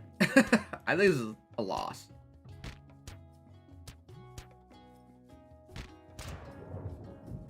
Yeah, no, he's gonna punch us, and then we're gonna die. Okay, we'll see if we can keep going on, though. We might have just gotten shafted. Right. We might just win. We might get, like, an upgraded headdress. Have to, like, change up everything. But this will be a good determiner of, like, did we just get shafted via RNG? Can we beat bosses? I mean, we can beat bosses. There's a shot. Oh, songbird. Okay, passive.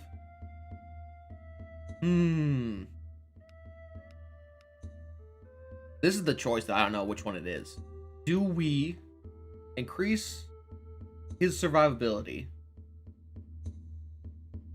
Or do we increase our damage? I think we increase our survivability. I mean, we kind of have to. If not, we're going to run out of morale too quickly.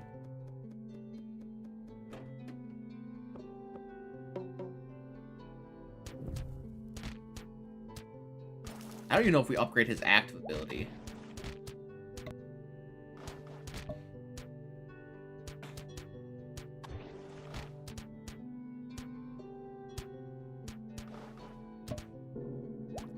Honestly, a single brain sage wouldn't be too bad. We also did win again. Ooh. Crystalline Defender, though. That's a good item.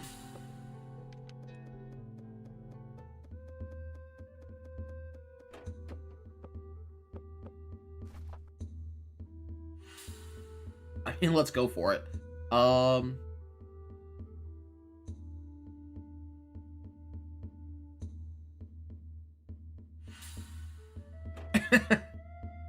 Question is, if we can get the random morale event here, we might stand a chance.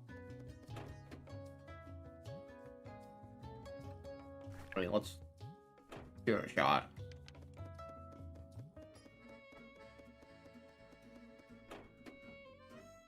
Oh, Zephyrs. Sell this. Sell this. How much mana does it cost? I might just... Let's just upgrade Songbird. And maybe we'll get the... I mean, we're... Each time we move forward, we're taking a harder and harder fight.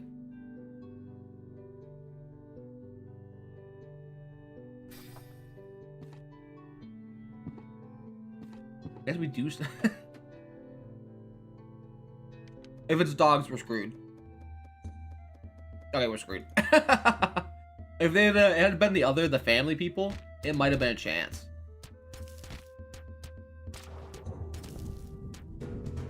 Okay. This is doable. We're probably going to have to brute force it a little bit, but this is definitely doable. I'm worried about our chances for the rest of the game, though. I guess we do pick up Gladiator next and can make him an additional tank, and then we finish off with Bard. We are going to have to get better RNG, though. I think we'll need all 3 bosses, and we can't have the top boss be first.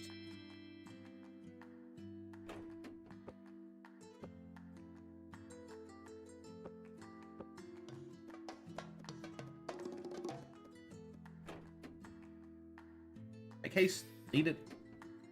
Nope, top boss cannot be first.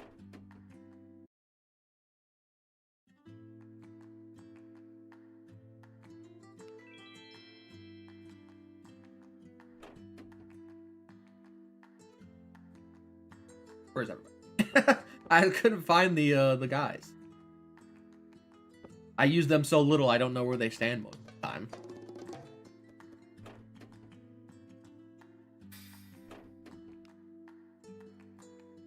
Okay, give it a shot here. Pretty good random event RNG. Shot before a boss isn't particularly nice, but yeah, we do need late boss and then items.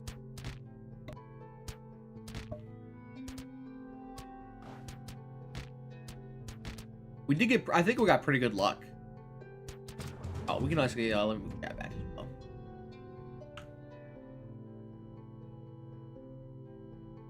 Ooh, like Saints Vows. Luck.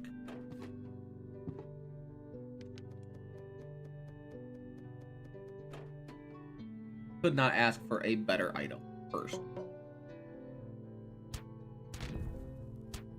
It's slow, but it is noticeable. If we could get like Zephyrs now.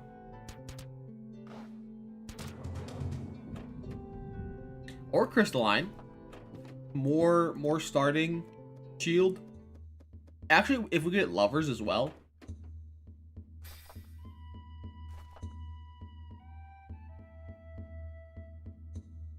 So hard to choose who picks it.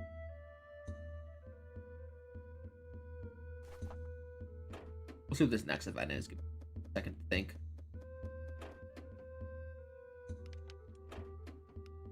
Alright, yeah, we're gonna throw the next fight.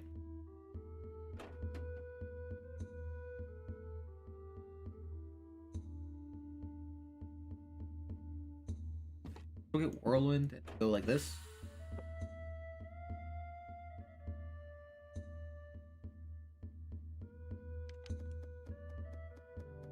Actually, I should probably got middle. I mean, I think we have like no HP. Pretty rough.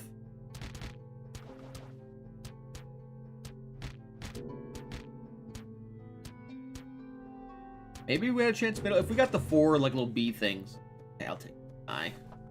Like not the greatest. I could actually probably sell it and buy a better item, which is what we'll need to do.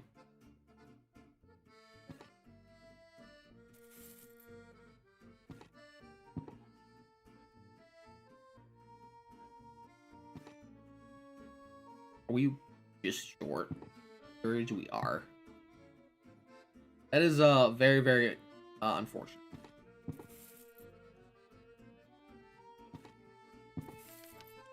I could have sold more to buy the Scourge, but then I think we just lose. You never know when I'm not going to get a Saint's Vow for, like, the rest of the game.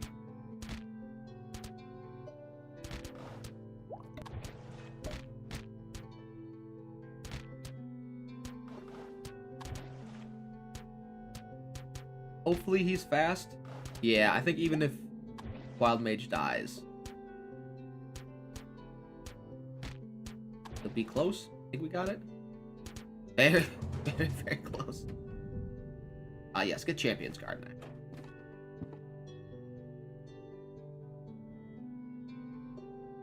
Champion's Guard, and I guess we're gonna go put this on you. I think if we had not had the Crystalline, I'd definitely give this to Wildmage. With the Crystalline, we can kind of probably just enough survivability.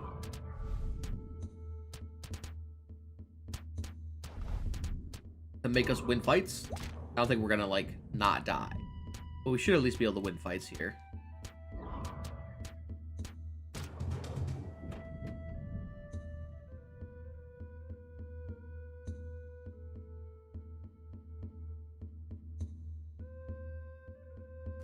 Another one. I put it on. I don't think the. Yeah, I think I'd rather have Berserker. We're gonna pop this potion. It's not gonna be noticeable, this 2%, but it's might just be the one hit we need.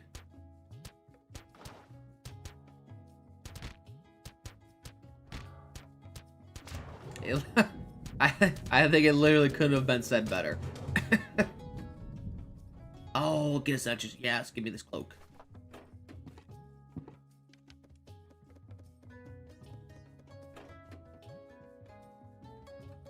Morale 2, let's go. So important. So very important. We're gonna skip the fight because I think it's a loss.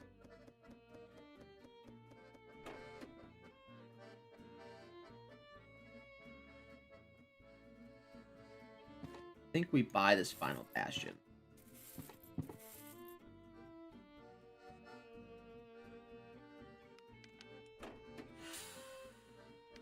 We have another shot, but I think I'll go. Okay, the easiest boss.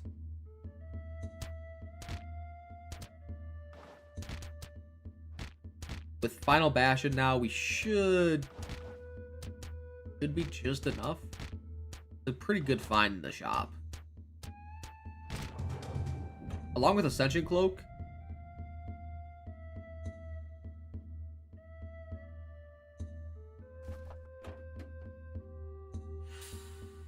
Okay, please no fight. We can take the next few fights, but can we win this? I don't think we can win this fight. And family. Okay, I'll take the loss here.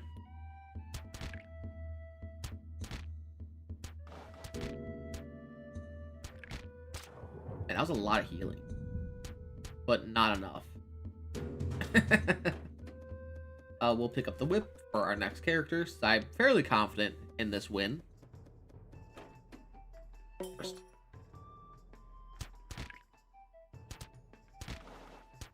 Do you have an emergency stun if it gets real bad? But I think we'll be fine.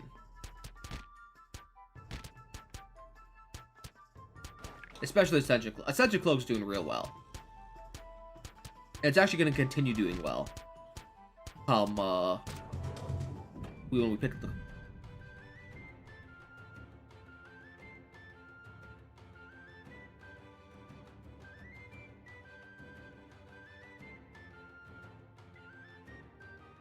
Don't have a passive war for the gladiator. Don't have any way to make... Oh, it's so... It's so dangerous, but it's so good. We also have the mirror. We could get the bard. Alright, these have to be such a hard pick.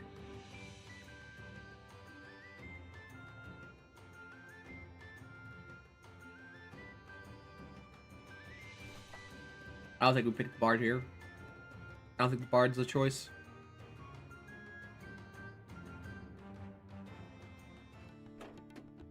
Alright, gladiator. You will be another backline for now. Sorry, Wildmage.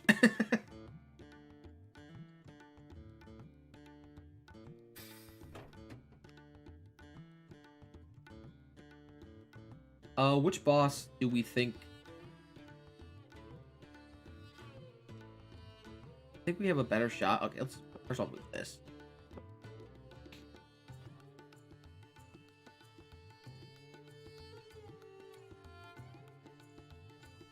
Yeah, I think we have a better shot at the bottom boss. I mean, we give this to the Wildmage. We could have sold it, I think.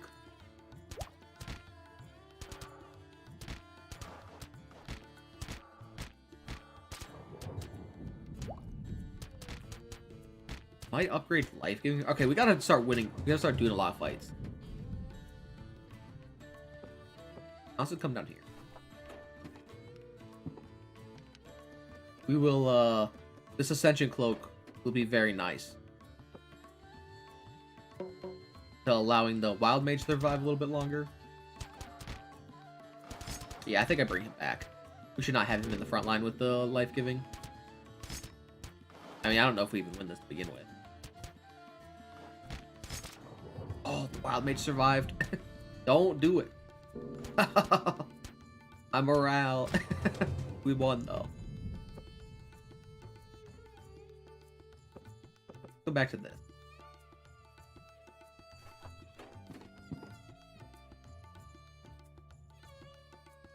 Let's pop this random event. Maybe we'll get a morale event. No, it was a fight. Alright, we have a revive as well.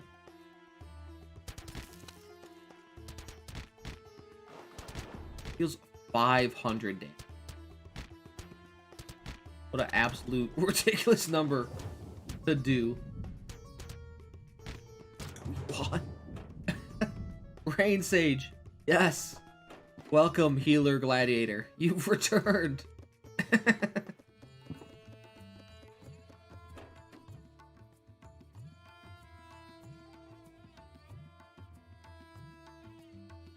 we want Wildmage to be targeted, and then he'll have mostly target on the Wildmage, but some redirect to the Gladiator. I mean, how much damage is that? 35? Just so we have some, like, split damage. Gotta kill her. Kill her. Thank God.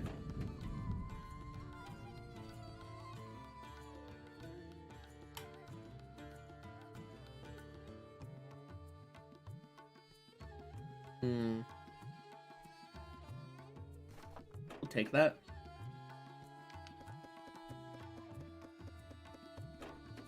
What's this fight? I don't even... I guess it could insta-kill one guy.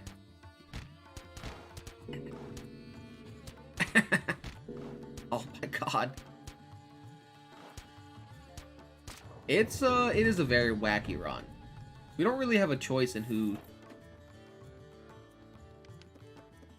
But you can't really pick Gladiator first.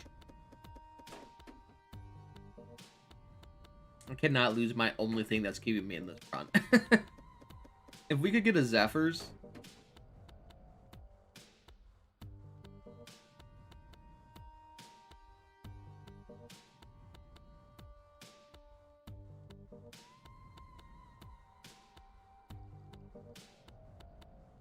With the Regalia.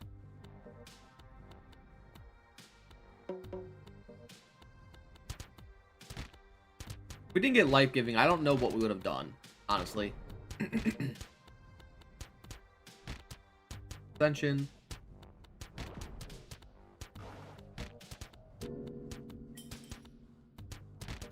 Bye. Okay, good. We got the Regalia.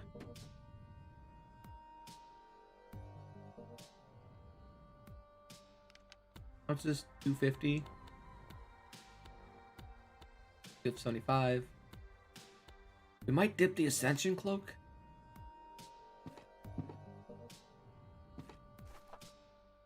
A lot more defense. I think that's the case.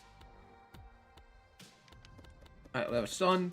We're gonna pop this attack first, just to guarantee this fight. I think guarantees are nice.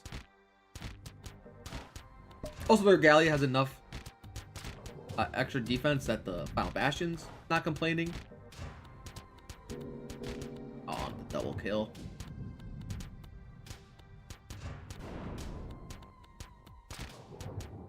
Okay. Not good.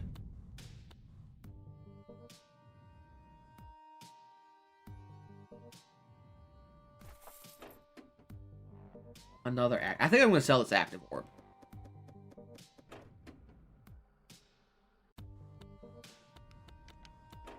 Our next... Okay, we have a holy water. We have this bog poke. As long as we can at least walk away with one hero the next fight. Very tempted. Headdress.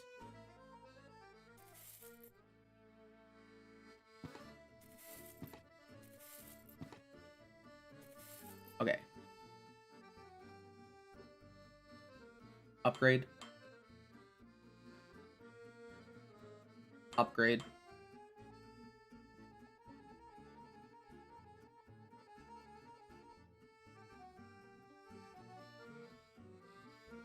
Upgrade. We've increased our defense. Oof. Pretty sizable amount. But I think we lose here.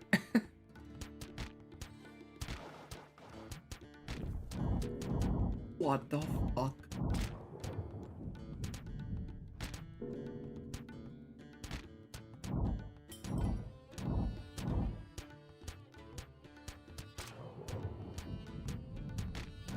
Please, please, go all the way.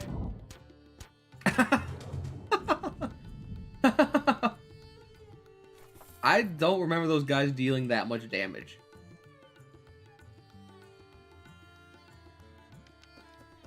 I could have gone to the shop and been safe. But I was really hoping for at least one more out.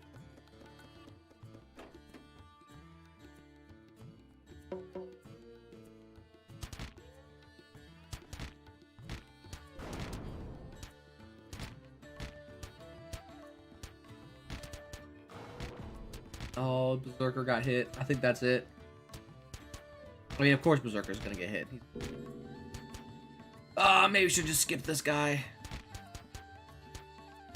I think had we gotten a single passive orb for our gladiator, we might have had a better shot. The fact that we didn't get one, we got 2 active orbs instead, really, really screwed us. Alright. Same thing. If we get a Zephyrs instead of a Whirlwind, every fight is a boss fight. That's what we need. We really need a Zephyr.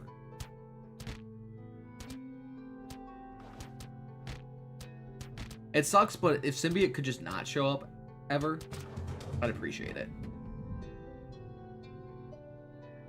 We'll take the Tower Shield, because I do not want to try Whirlwind. Oh. Please share. I'd love some insight.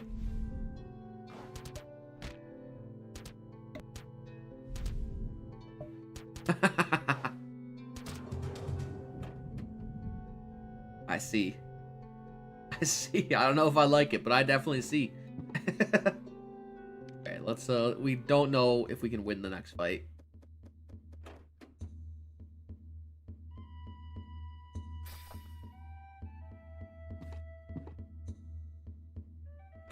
Not preferable, but you never know. It could always be something good.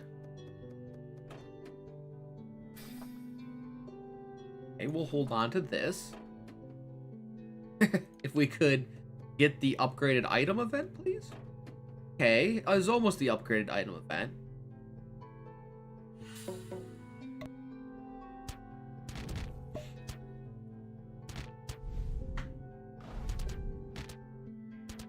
Do we even win this fight?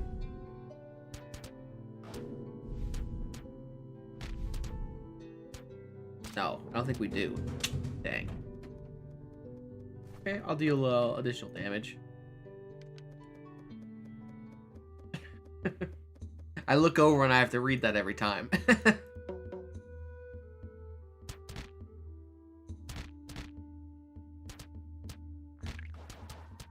Do have this flash pellet, but I think I want to save this for the boss. Because I think...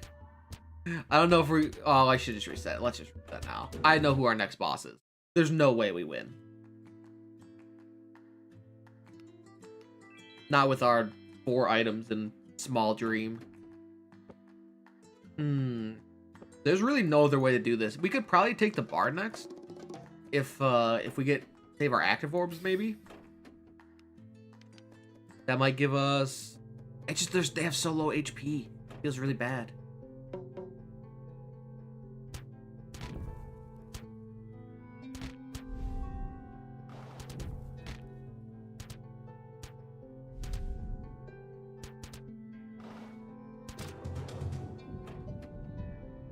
Man, so many champions guards. Let's get the saber though. Frost will help us immensely. And it's also speed and attack.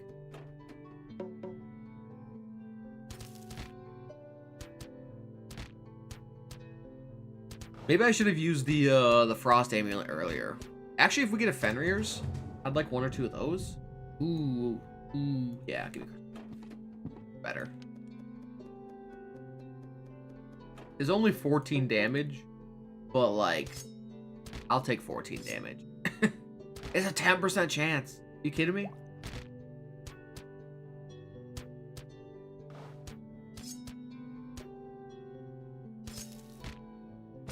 Thank God.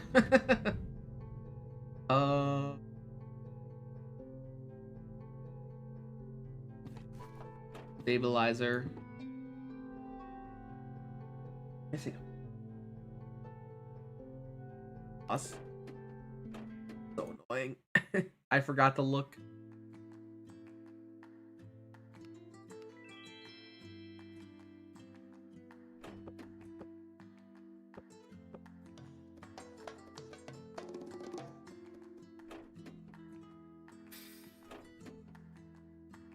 Okay.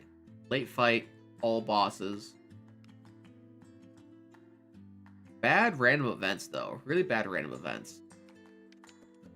Like, we can't go to any of them. I mean, we can, but, like, we won't be able to take any of the benefits, because, you know, we can also change.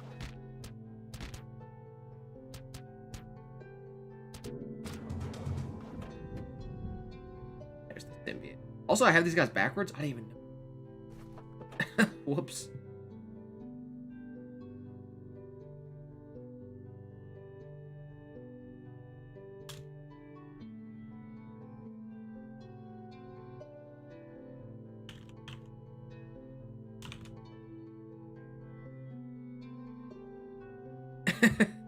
Oh, let me put the time. That's in the morning. 2 a.m. in the 2 a.m. This should be the latest time period. And we'll give you symbiote. It will start scaling.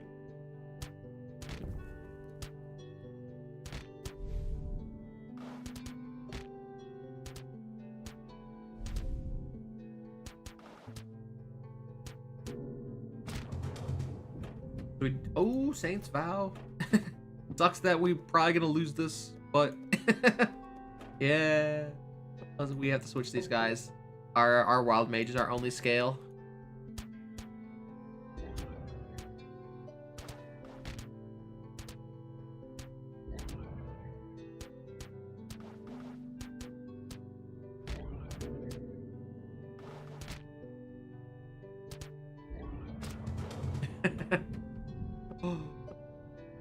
I like this. Don't do it to me, game. Not like this. Done. Done. Done. Done. Yeah.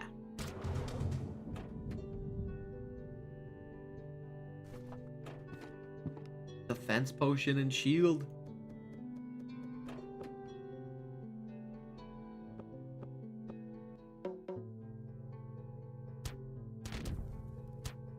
And if we can just make it out of this beginning hellhole, there's a chance. And also beat the first boss. Now, if like the Scourge showed up, I think that might be just enough.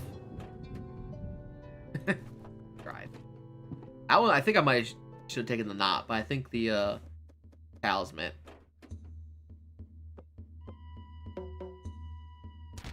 Alright, we should be able to win this fight. Thankfully, Mr. Potato Ball, whatever. Little potato ball, whatever he's called.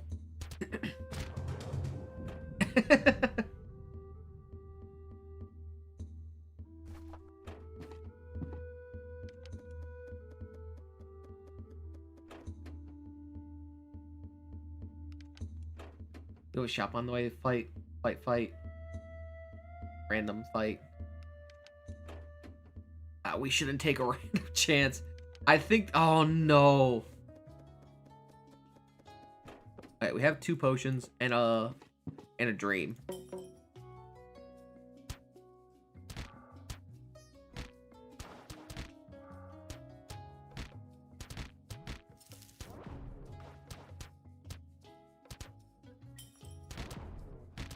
If a wild mage can survive. I don't know about this. Oh, the Godbreaker. The 1 proc. Give me Tower Shield. Give me Tower Shield. Now give me active.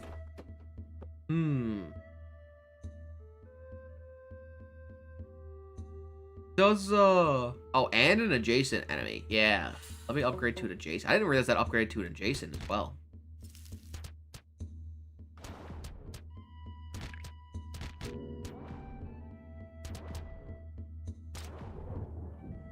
Just keep rocking the breaker that is the god. Not like this. Give a shot. You have a harder boss that kills.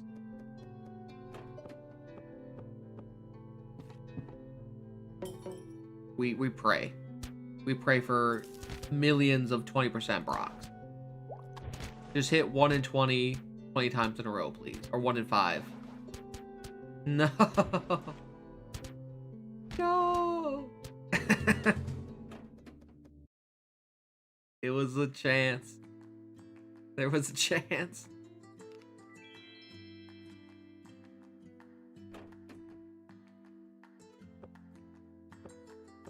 I believe. I mean, the game is giving me the same items, which I'm a little bit frustrated about. Like, keep giving me Saint's Vow, early boss. But, like, I would just one Zephyrs.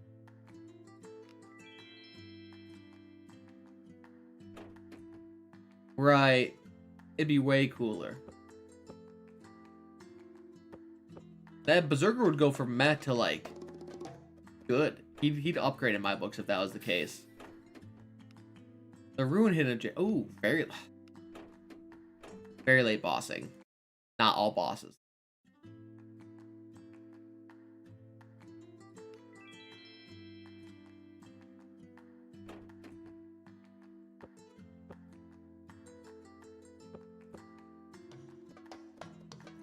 Honestly, it's funny, but besides from Bard, these are all my lowest heroes as well. Okay, early middle. Just... Can we not, at least in the first act, have to re-roll for bossing? I don't mind the rest of the acts, but, like, I'd very much like not to have to re-roll the first 3 bosses.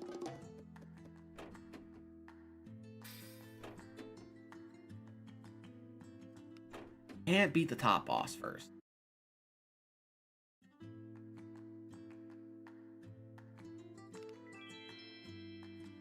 I wonder what else is coming with the up. So we know the update's a lot of heroes, new hero, 30-ish, 30+ items.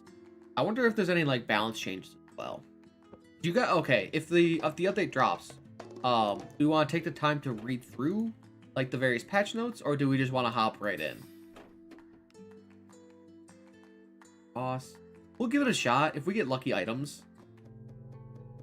It's one of the easier bosses, especially since we can like survive usually.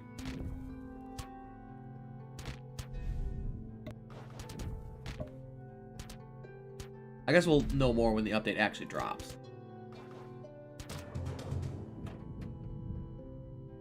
We'll take over.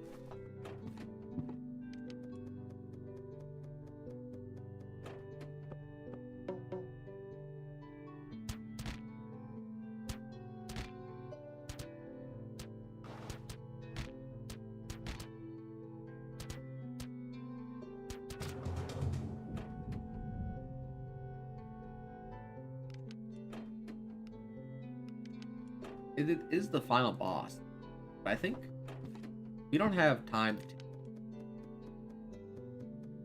to... Okay, I'm fine with the fight. I was hoping for an upgrade item, but the fight as well, not too bad. Because now I know the next fight is the bat. I don't think we can win against the bat.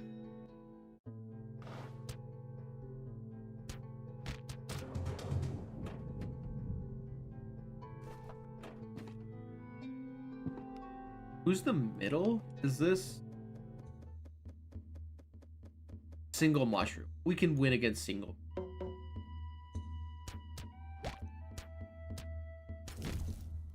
Especially if we get double burning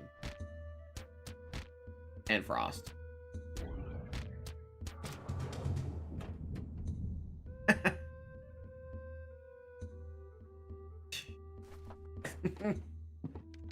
I mean, we have a chance. There's a chance with the double oak and not double bound element. I'll pop the potion just in case.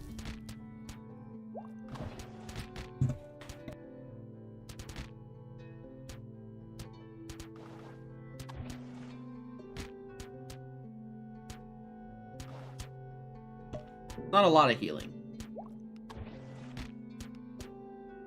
200? That's not too bad.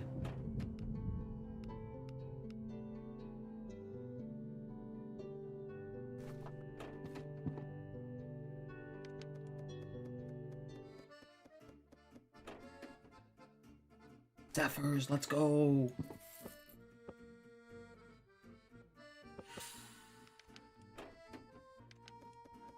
We in this. There's a chance.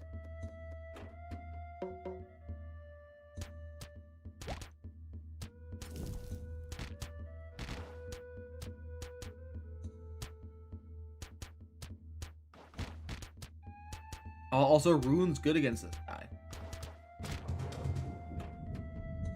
Oop, we'll swap this out.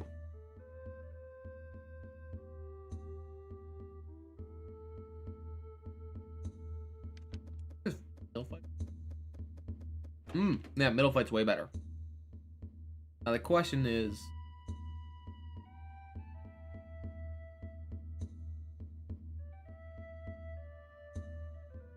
I mean, we need to get as much as possible.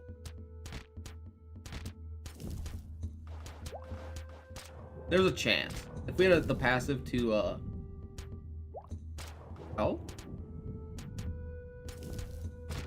okay, what?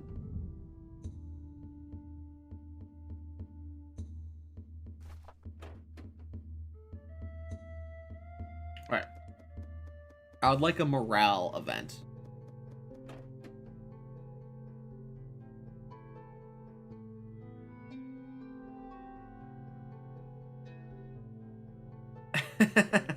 I guess it is a morale event. Yes. We do take them. Anything to keep our Wildmage longer alive. Word hard, praise fail. The 6 morale is pretty rough though, not gonna lie.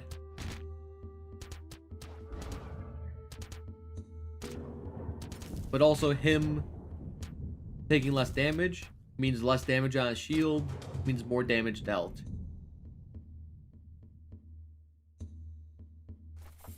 Which is pretty nice. Okay, we have stun and a mana bomb.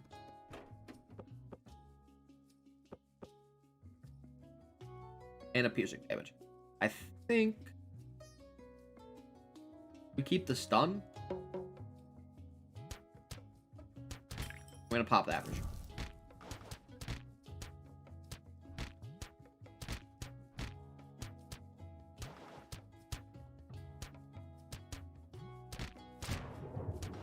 I was gonna say we can stun this guy, but we won.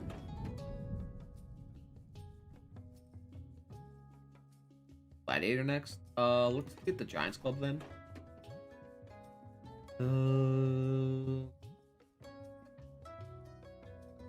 We're gonna fight shop. Yeah, let's put one of these on here.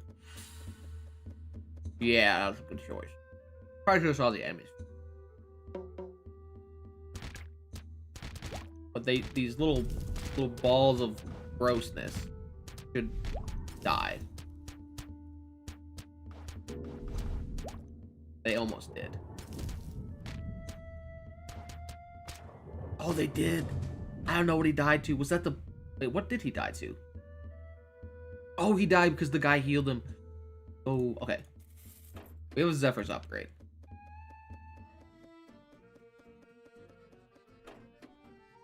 Yes. Upgrade Zephyrs. We can... enough. 17. 34. 4 is 51. 5? No.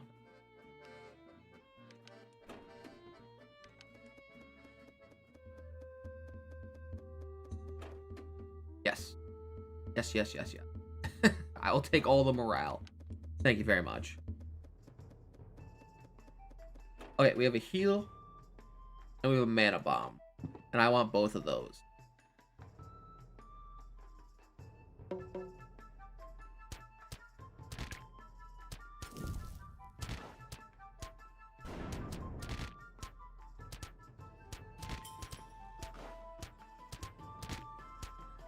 At least Zephyr keeps going while, I mean, he's at max speed, so...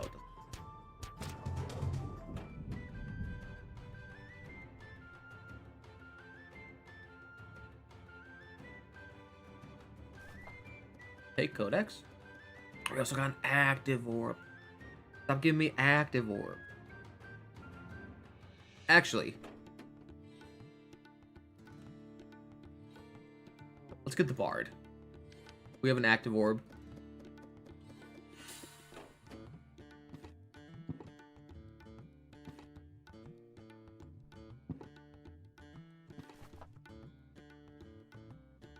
We don't have items. I wasn't expecting to grab the Bard, but I think he actually might be better here. Especially since we now have a place to use our active orbs.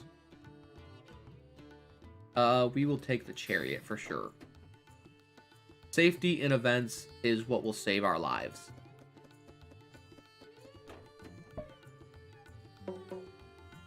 So now I would like one symbiote.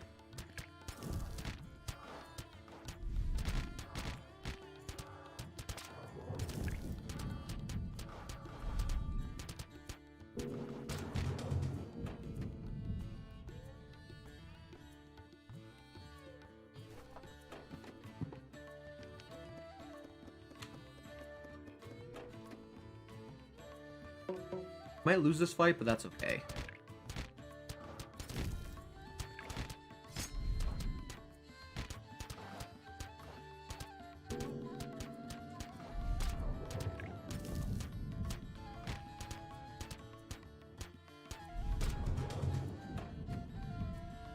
Ooh, bitches.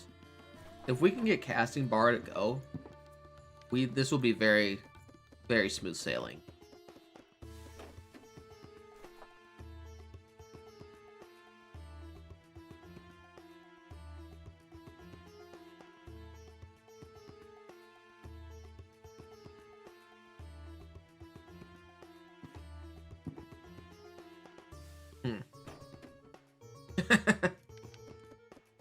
This changes. Please. Yes, we won the disarm.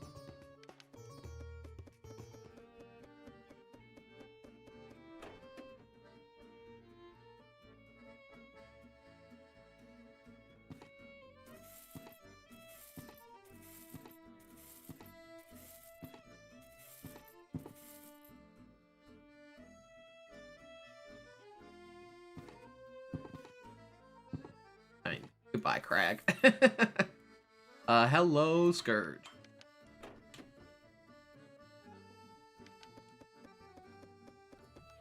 There's a chance. Random sample, 3 attack. Sure.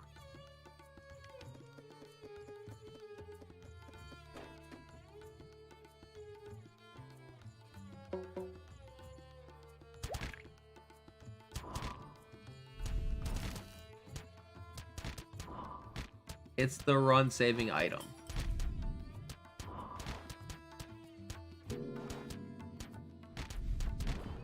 Actually, it might be just enough damage to kill him.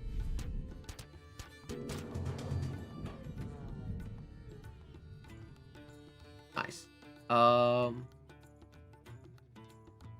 This. Take. We'll try to keep Wildmage alive. I don't know if it'll happen, but there's a chance here.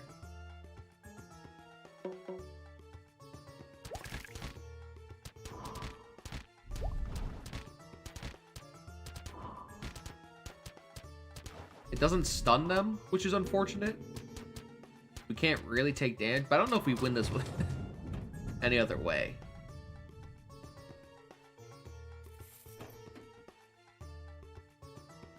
Now, active orb would be very nice. Not what I meant. Let's gain 5 morale.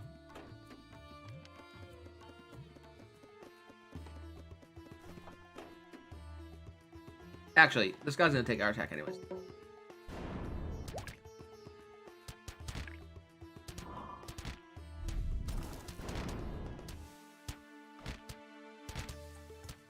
Hopefully, I'm hoping Scourge does enough poison damage.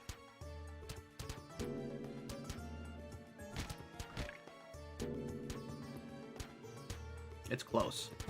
Oh. I'll actually take the export. I was gonna say stop giving it to me, but...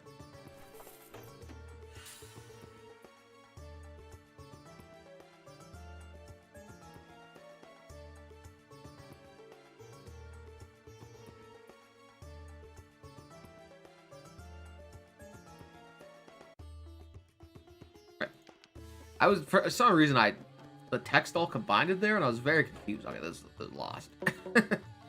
Actually, if we silence all of them at the same time, which we did. Wait, is this consistent now?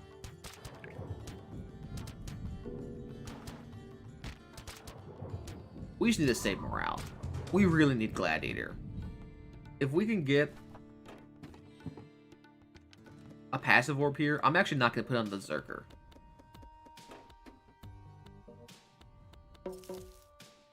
I want to save this for the final fight. If we lose here, that's rough.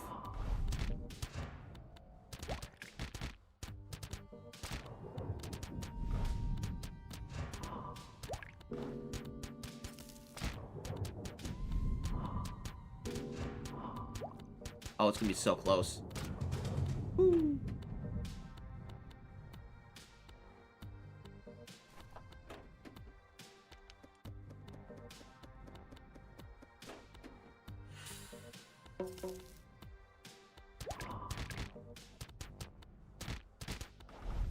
Is it gonna be? I don't know if the the items we have will be enough to make us the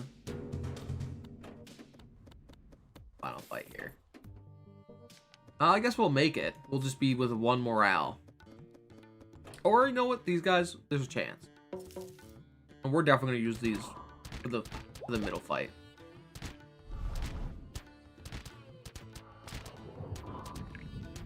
Keep silencing them. Oh, if he survived.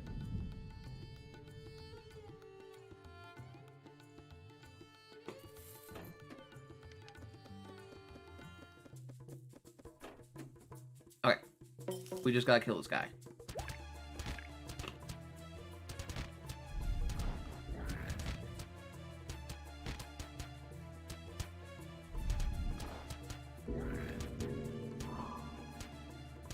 Oh, wow.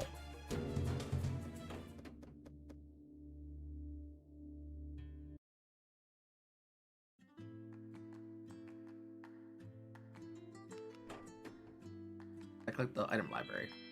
God dang it.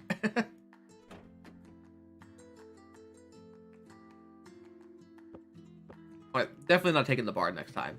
The bard did not do anything. His healing felt very minimal because everyone's so low HP. It just doesn't do anything with these guys. I mean, with the gladiator here, it'll be nice. But before that, that is not the case.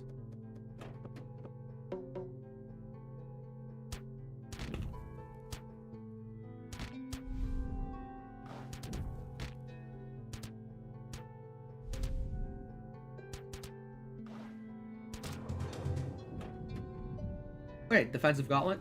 Amazing item. Exactly what the Wildmage will.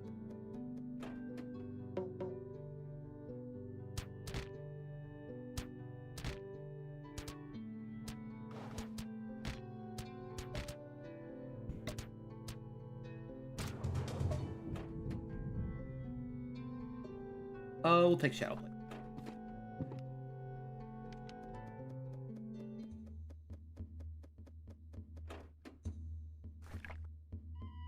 I mean, it is 20 attack.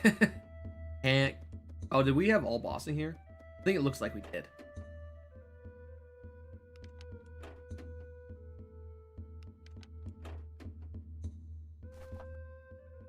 It's early. Our items aren't the best.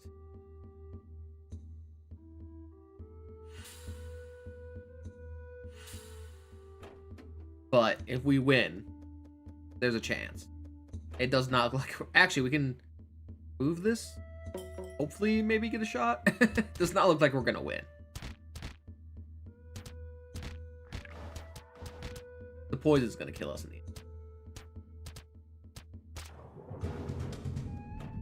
Okay, well, if our item selection was better, I would have not taken that. But since our item selection was absolute garbage, it was okay. One good item, considerably.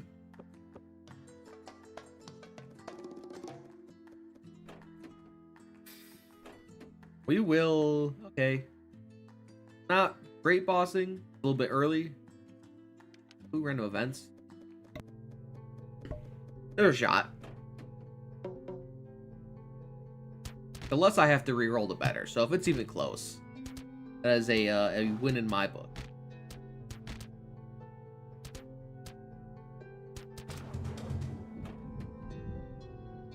Okay, this is not a win in my book. Probably. No, dude, I understand. What, it's like 1 o'clock in the morning for you right now? If it, I think the latest I'll stay, I mean, we got like 6 more hours still to go.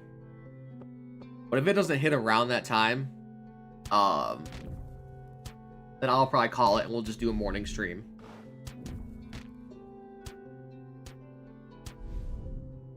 But we got lots of time to go. Okay, Saint's Vow. Nice.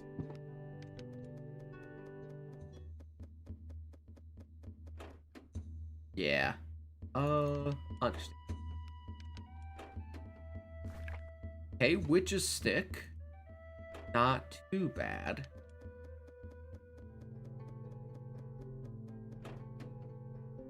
An ability orb. We'll give it... It's such a hard choice. I think we have to get the Berserker going.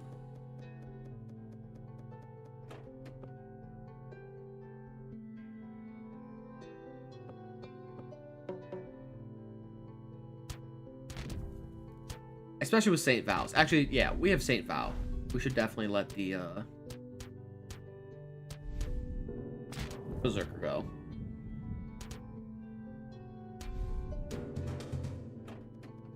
Okay, here's Sigil. You know what? A decent item for a lost battle. We have a nuke. I would like not to use it, but we don't have any attack speed increase. I think this is probably where we'll have to use it.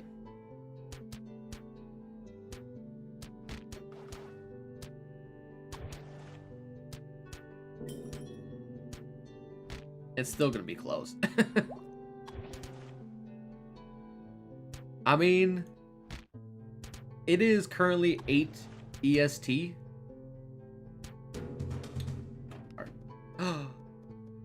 We're gonna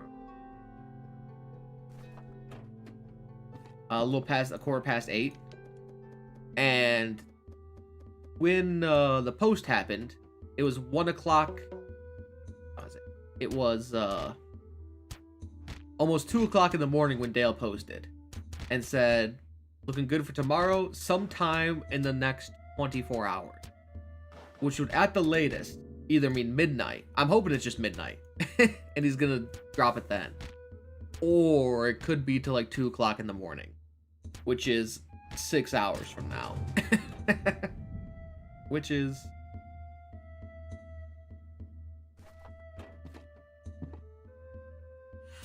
I'm hoping that's not the case.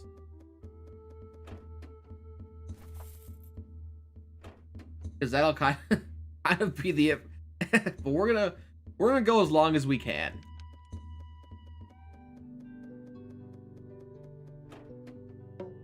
And is that, if that's how time works correctly.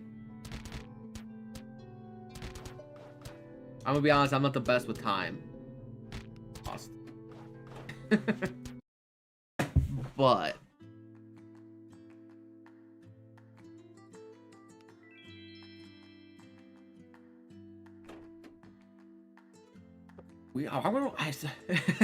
You've suggested this challenge, but I also really want to make these two win together. There'd be something really satisfying about winning with what I would consider the worst heroes.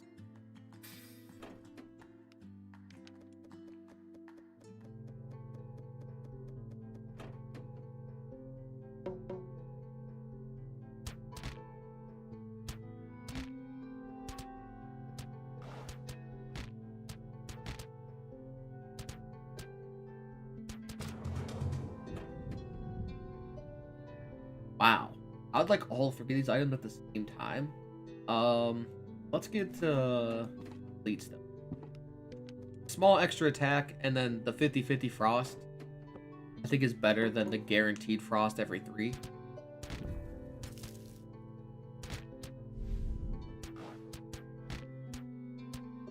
I mean, the burn also is nice from bound, but slowing down enemies is what we need to do.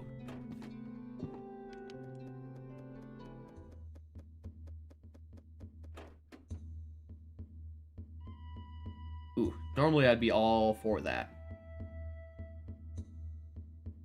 We do have the top boss first, which kind of sucks.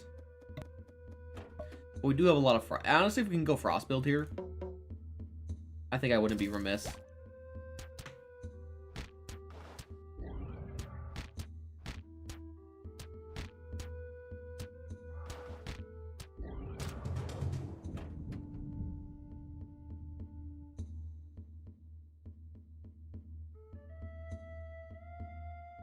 Sigil. Okay, we can go this random event. Hopefully. Well, it wasn't a random event. Also, oh no, it's actually good we split. When this guy AoEs. We won't hit both. Then we can kill the healer. Thank you, my friend.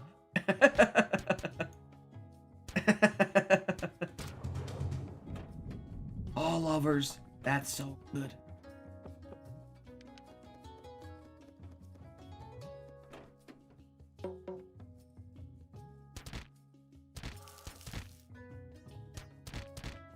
Lovers is actually OP.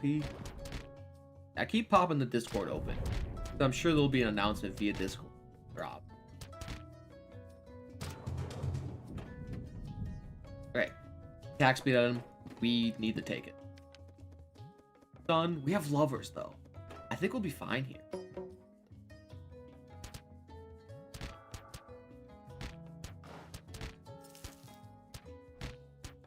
Honestly, with lovers, have the damage. We have a stun for small guy.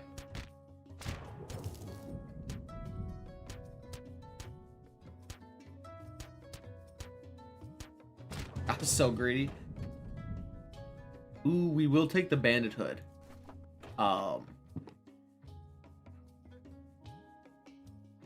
go here. Just because if we're gonna run lovers, we're gonna need bandit hood. Other. I'll buy this.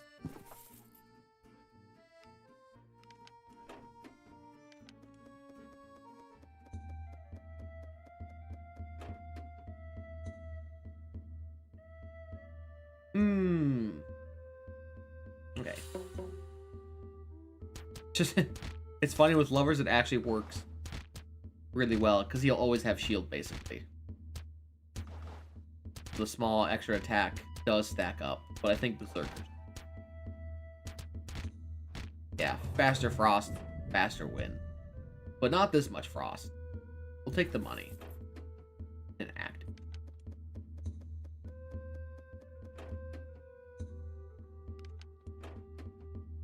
Have a lot of morale.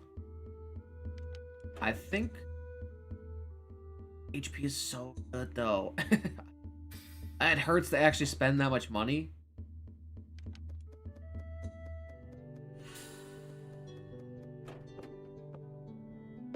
The HP does so much for us. I mean, okay, it doesn't do a ton, but it's a nice little boost to a team that does not have a lot of HP.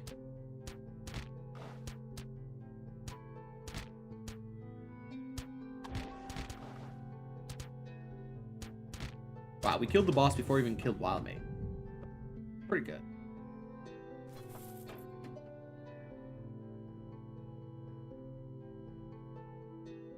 Let's fight. Let's try to get as many fights as we can. Anything to get us more HP for Gladiator.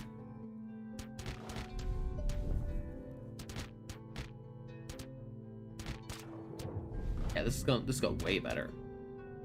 I mean, we could take a Zephyrs. A Zephyrs would take us better to best.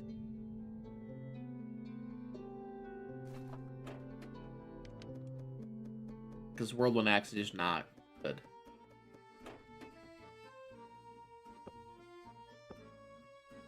Let's upgrade the Lovers. The rare upgrade. Because if you could just not use it.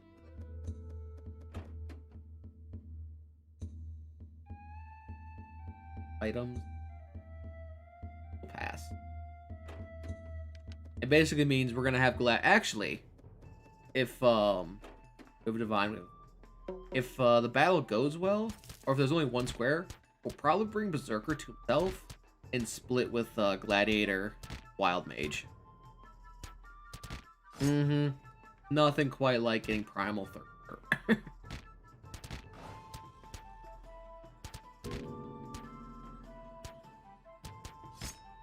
Yeah.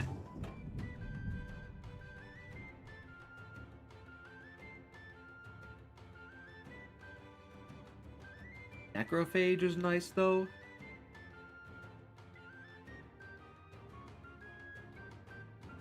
Good necro.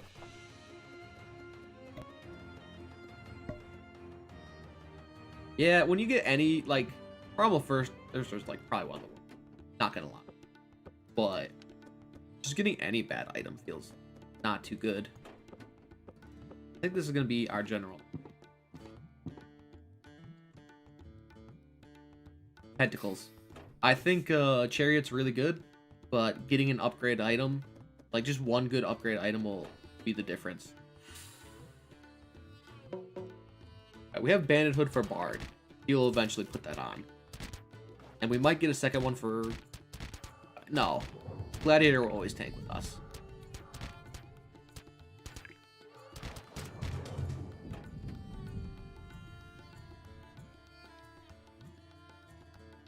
What is it?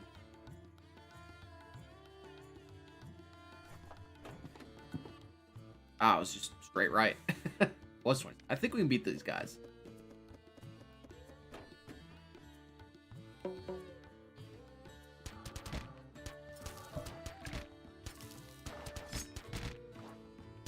As long as we don't... Oh, no, he just heals. Yeah, keep hitting him, actually.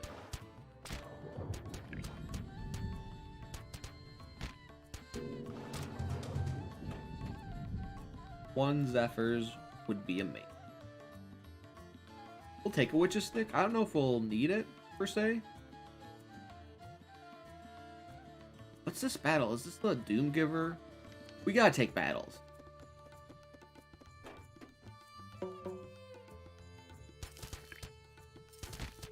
If we ever get to Act 3 and get Realm Tooth, that would be amazing.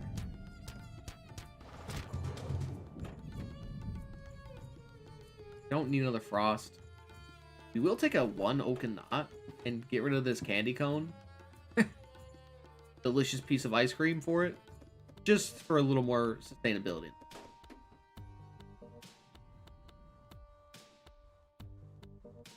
Yeah, thanks for hanging out. He attacks the highest age. Should have just fled. We have Divine. Who's next? We have a shop. And top boss is...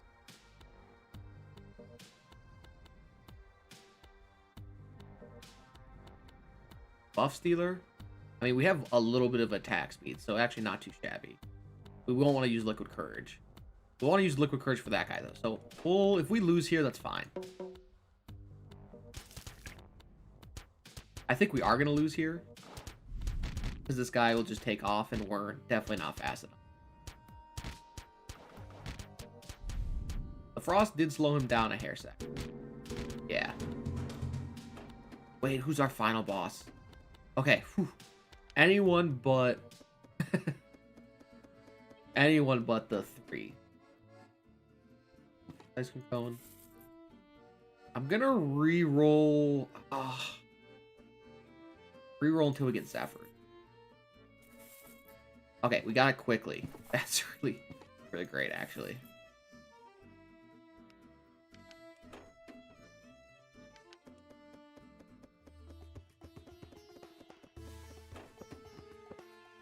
Okay, cure all and a stun should make us win this. Now let's stun right away.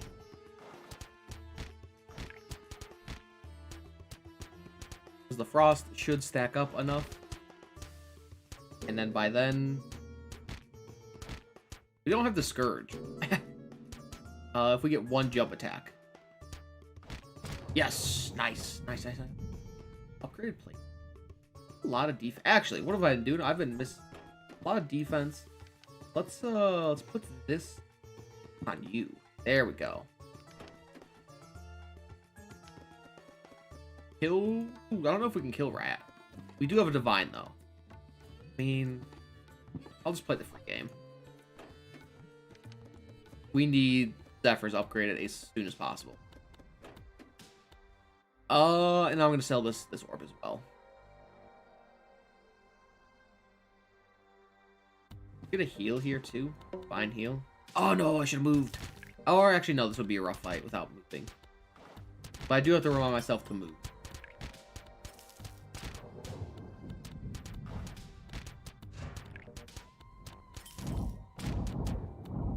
Okay, good. As in like, or else we're wasting this lovers. Okay. I'll definitely take an upgraded bound elements. Here. Give this to you.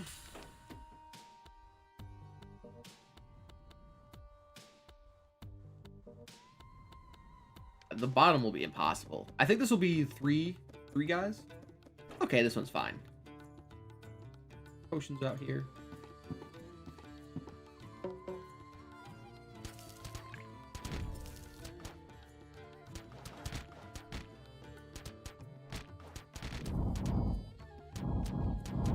Honestly, I think out of all the fights, this one's like not the one.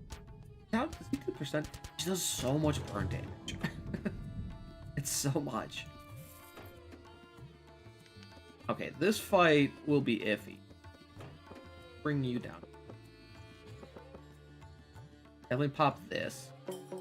Just one more passive would be so amazing. Actually, if we could get all the passive next.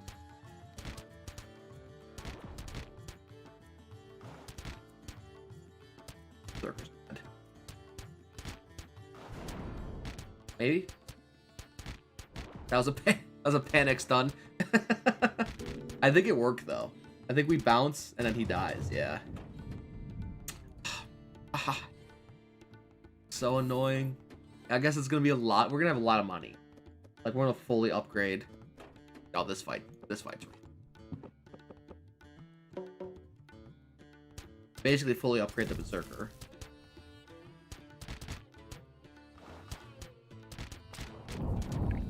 Okay, one down. That's really, really important, actually. We should get the second one down. Nice. At least we didn't fully lose.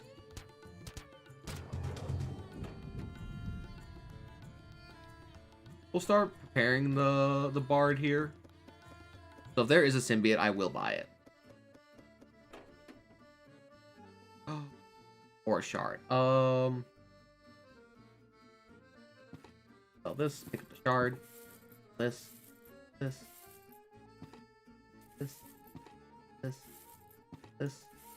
And upgrade. We actually don't need the Zephyrs. Should have kept the the other thing. I mean, it'll still have some effect. Like useless, but We'll gain 5 morale. Morale's gonna be so important. I think we're very, very much screwed come the last act. I mean, maybe not. We do have instant berserker. I did sell our active orbs, but I think we need them.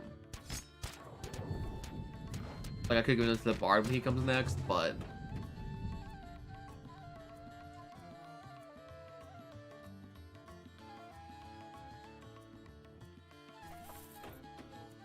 Alright, we should do pretty well against this boss. How's he work? Yeah.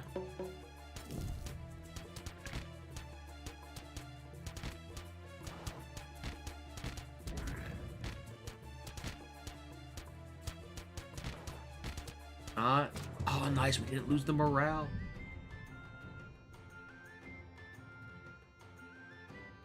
Honestly, give me the Pharaoh's Mark. I don't know if I'll end up using it.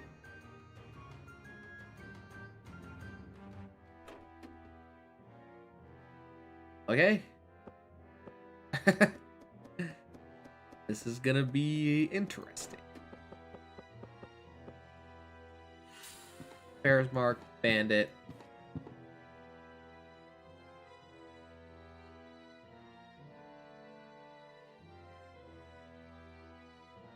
Let's 7 of Cups here. I think 7 of Cups prepares us for the final fight. I mean, we have to, you know, win the final fight.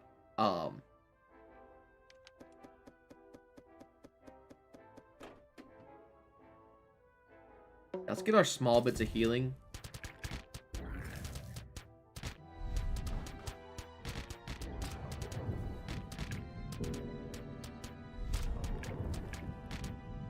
It's really weird because sometimes the last boss is like easiest thing around, and other times it seems unbeatable.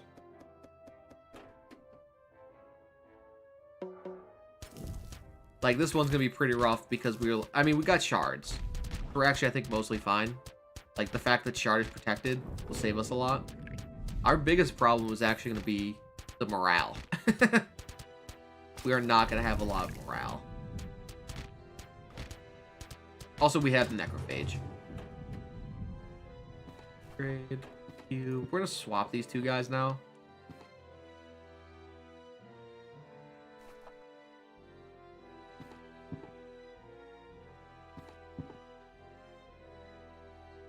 Yeah.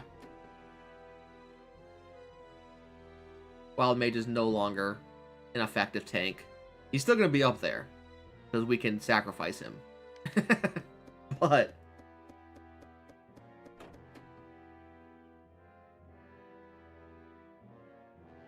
yep, we will collect all here.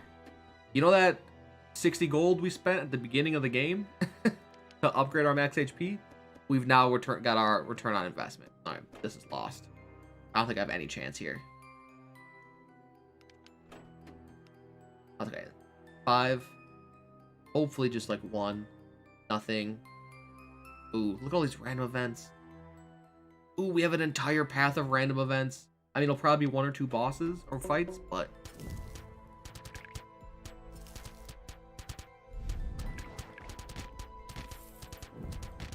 I think if possible, Saint's Vow would replace the Zephyrs. Yeah, the final boss is just really hard to judge how strong you are.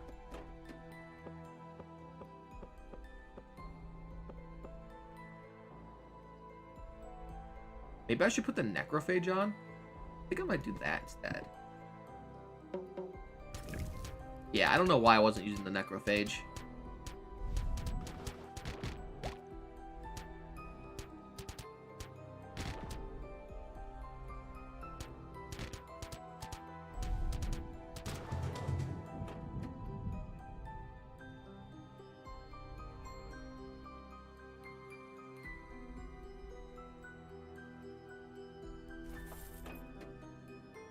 We did take a big... We could just go Pharaohs. I think Pharaohs would guarantee us the win. We will run. But that feels cheap. This is how we win, like, half half of our super challenge runs.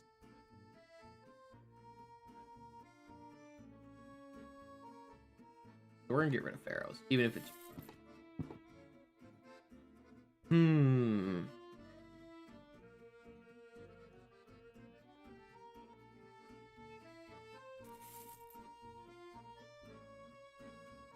We get war mages, actually. Ooh.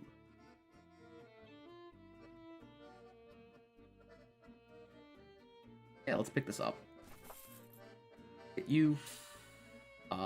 Let's dip out on this full plate. This. Bang. Bang. We'll give you this back. That'll be a lot of HP for him. And then...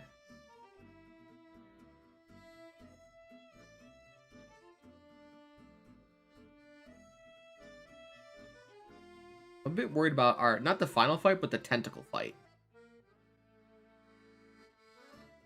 We'll save this money. We'll save this 120. And hit a shop on the way there.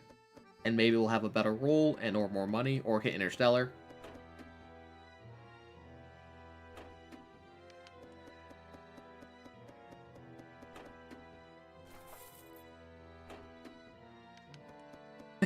It is a nice walk to the final boss, though. Ooh. Fight head on. If we lose, we lose. I'm so curious on how this is going to go now.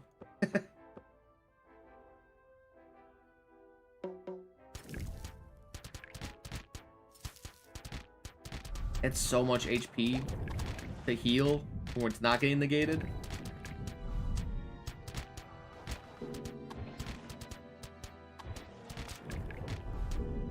Alright, it's fine.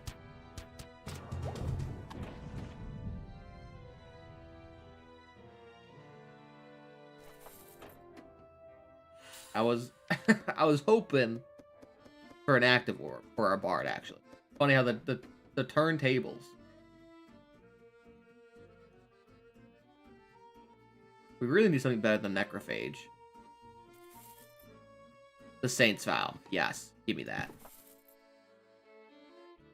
And then we'll put this on you. Sell this. We'll upgrade this.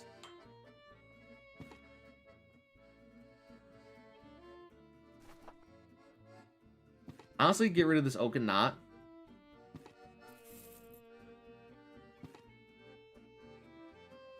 We have another shop on the way. We do. Okay. These potions suck. So we're going to fight this boss and hope for better potions at the next shop. Since we have double potion.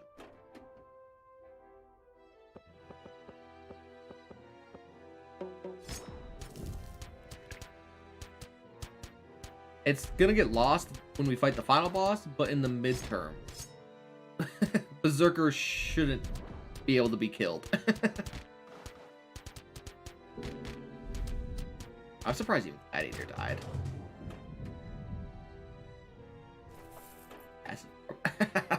Of course. Okay, only thing I'd love is to see a symbiote. Or a Maiden's Mirror. Huh.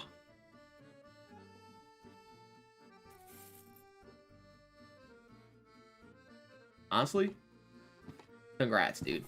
You've become a better healer. Okay, for sure, this mana bomb. We will refresh once. And we will buy this fortifying brew. We get Interstellar here. Amazing. Oh. Let's go. I mean, we still have this stupid bandit's hood, but... I think this is it. Let's safety... I'm just thinking about the tentacle fight. The tentacle fight is the only fight I'm ever slightly worried about. Oh my god, look at the heat.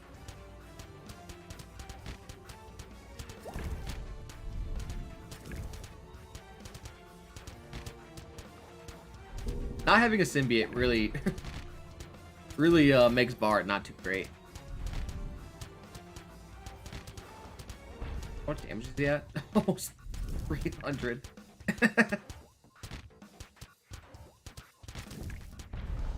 Dude, smack him. Oh! Let's go. Upgraded Godbreak. We'll actually use this in the in this fight. Just to get okay. Positioning, so very important. I think our gladiator, our Wildmage is actually so tanky as well. But what kind of, we got double defense. Honestly, give me double defense.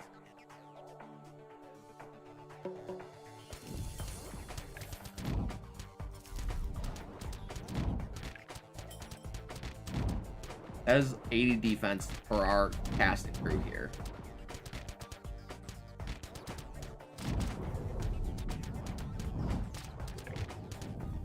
Okay. Whew, tentacle fight down. It was the scariest fight.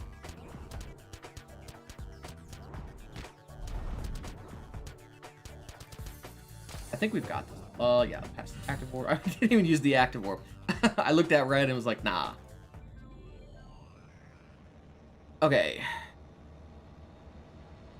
You two down here, you two here. Do I even use this Saints now?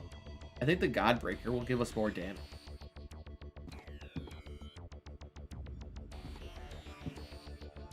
Or silent. I think it's silent.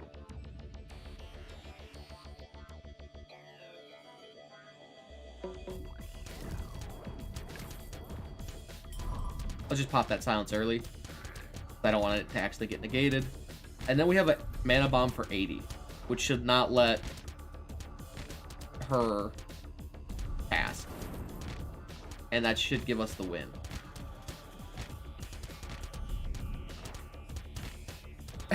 Let's go. Oh, it was so painful. But we did it. We won with what I consider the 4 worst heroes in the game. And they all got a nice little level up. Whew.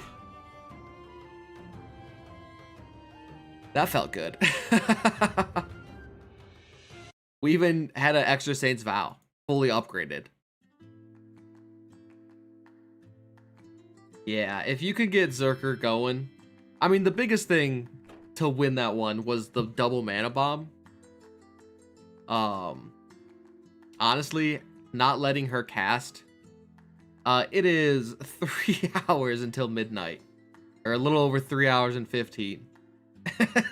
We got a long way to go still. And that's assuming it drops at midnight. It could drop at like 2 hours past midnight. I mean, should we work on getting the rest of our guys to 20? I wonder if I could do that in the time. That's pretty rough though.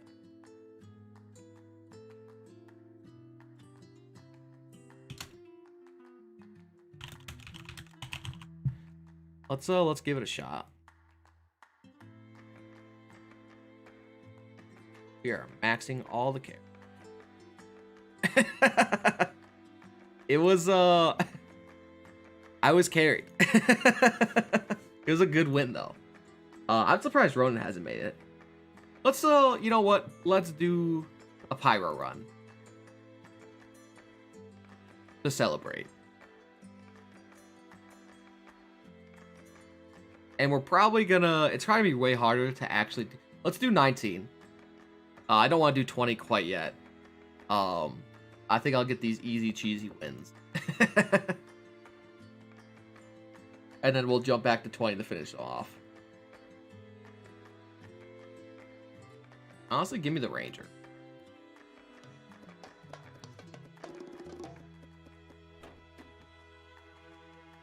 We will increase defense. We're going defensive Ranger if we can.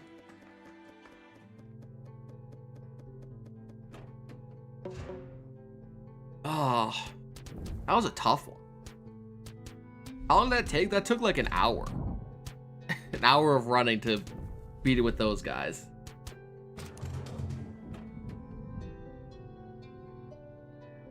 let's get a more defense so we can guarantee our little dragon turtle spawn. What even is that? That's definitely like a sick looking turtle.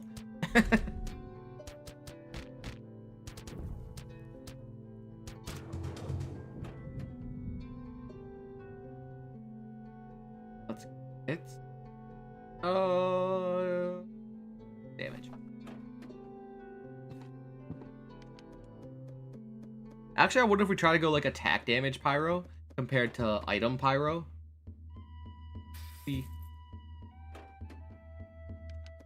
Or money is what I meant to say. 50 monies. Could be our 4th and 5th. Oh.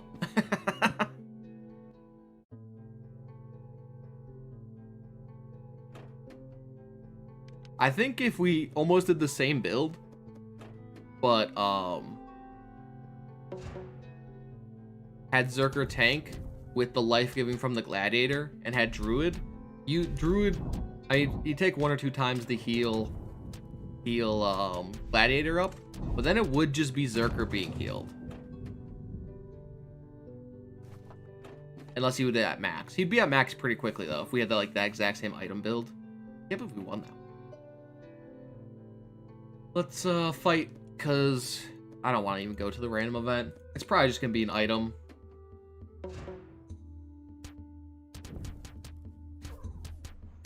Yeah, War Mage is great. Whatever.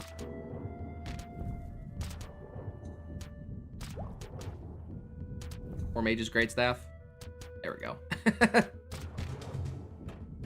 I will never forget how funny the giant frog looks after zooming in on its face.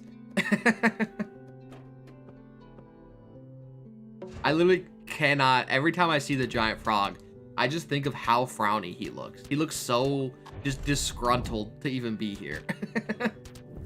It cracks me up every time.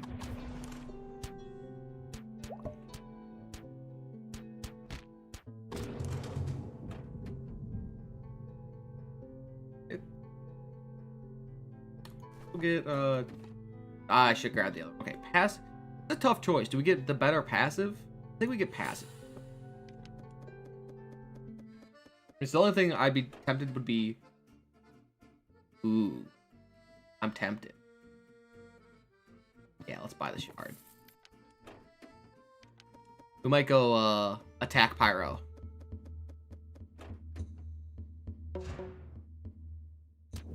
Because this will give him so much attack.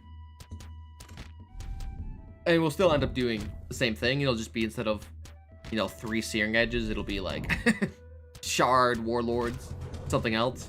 Probably this last searing edge.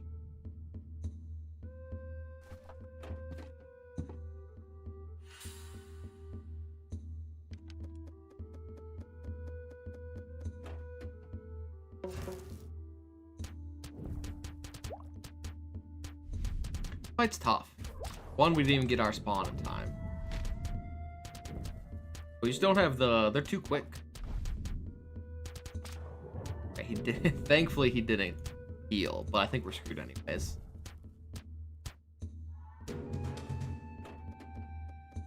We'll grab the jester. We'll just put it on him.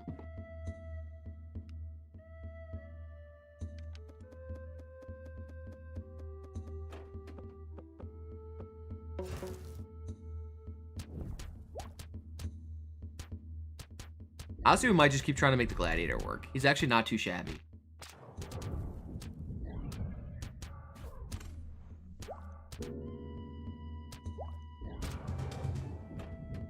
And we are taking a lot of fights.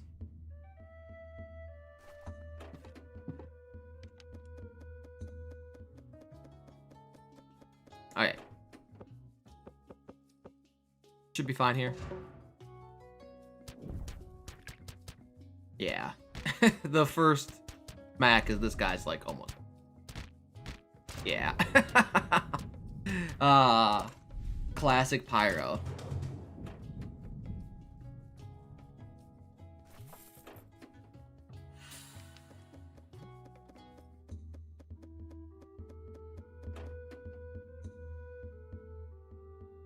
Really? Another... Yeah. Give me.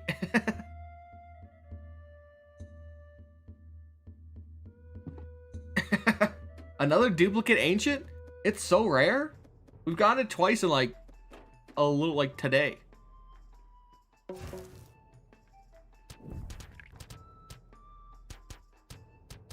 Especially these good ancients. Nothing quite like getting the event item duplicated of the slime thing.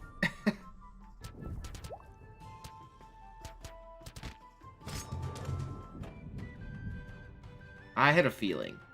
Something in my gut told me the game was going to just give us a nice little run here.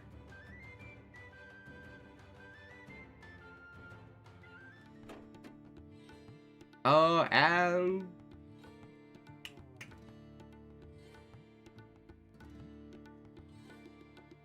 What else is... I mean, let's just take the gladiator. He's not going to do much. He's just going to be here to hang out with us. Pentacles. You know what? I'm kind of turning my opinion. I used to take like the gold over Pentacles. Pentacles has been very nice recently.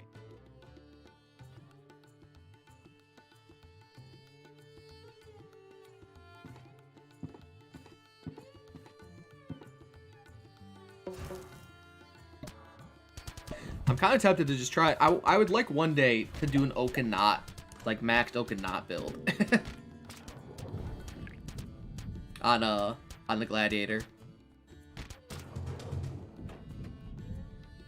Ooh, we might be able to do the if we get another reckless, we'll be able to do the crown build if we stumble upon the correct item. Which is just another reckless in the crown. That's a fun little interesting little build. We do need power shields.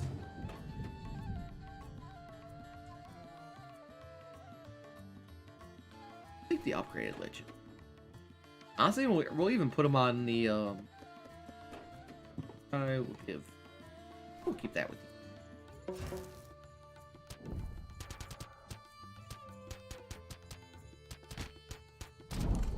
Yeah, defense is like gladiator. Saint's Vow. Yes. Give Saint's Vow.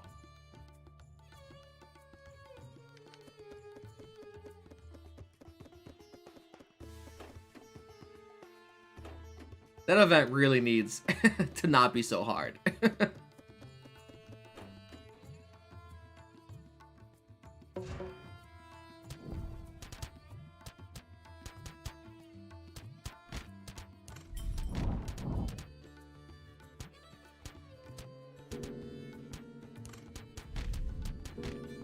Dang, didn't even get the burn flask off. This guy's impossible. We don't have an actual healer. Like an actual healer. He just does too much and we're too slow. Oh, upgrade crag, yeah. 4 HP. But we should be fine from now on. Because, bam. It's all this. We have now won the run.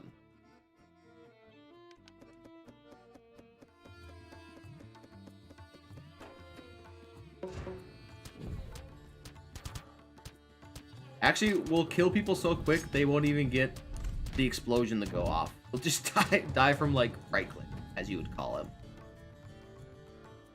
Where are all my items?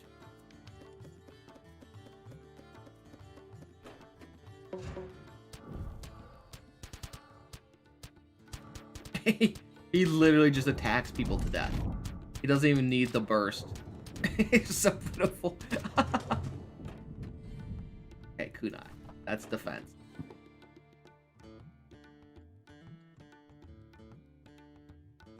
Not all bosses sucks, but we can definitely blow up this bottom guy so quickly. Ooh, that's more defense.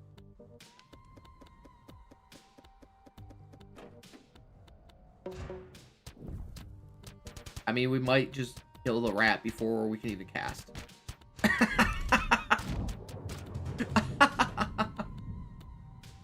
What a absolutely monstrous build. Honestly, I don't even want this active.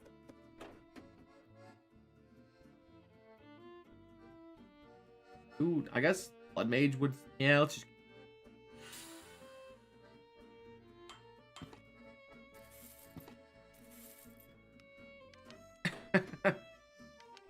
Actually just a monster in this pyro. Yeah, we'll take the stats. It'll help Pyro pretty nicely. He's not the tankiest guy around. What's this fight? Oh, no, this is easy.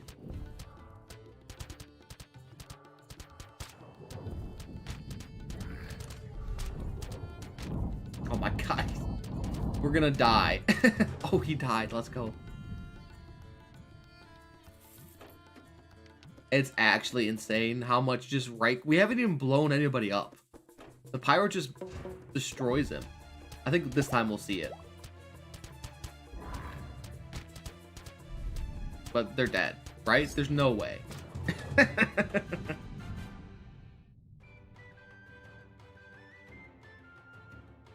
don't even want that. Just give me more pyro. I mean, who's our lowest and the hardest to win with?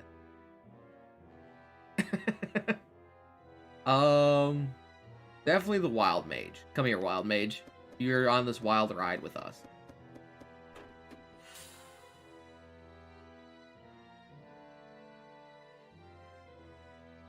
Take death. Maybe we'll one-shot the boss. And we do have a burn potion. I mean, the only thing we're missing here is just the illusionist.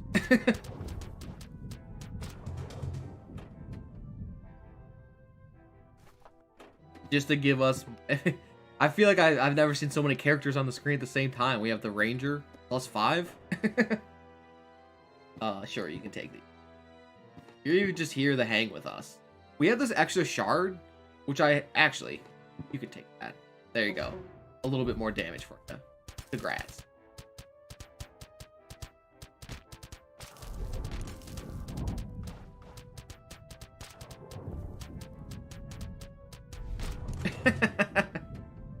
Absolute mass. Yeah, give more flames to everybody. We're here to set the world on fire.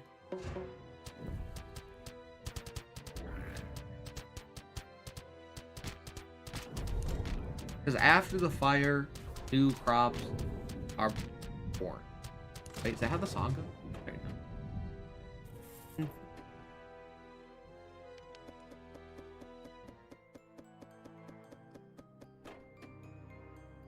I don't remember the words. Oh, this guy, rough. Unless he's actually just gonna die. Die to the flame.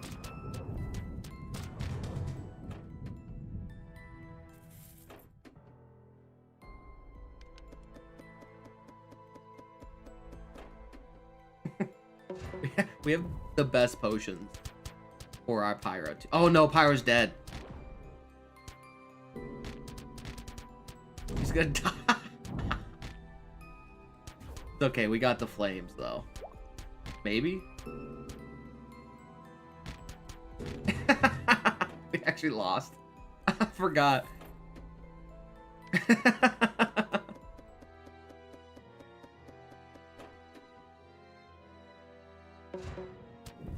Should have taken the warlords off.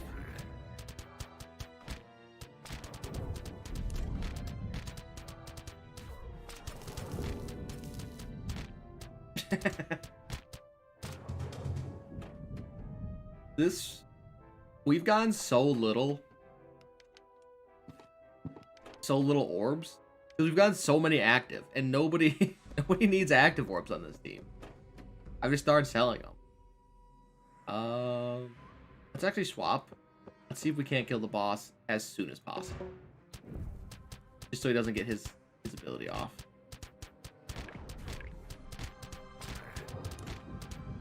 even though the Renge were dead. Everyone else died as well. Oh, yo, we just need one item. Speaking of active,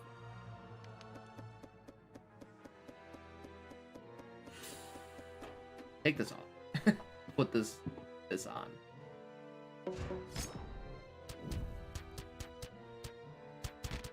Yep, that's how it is calculated. Thanks. Oh, everyone. Actually, we should bang, bang, bang. I don't know if that's the same across the board or if at some point a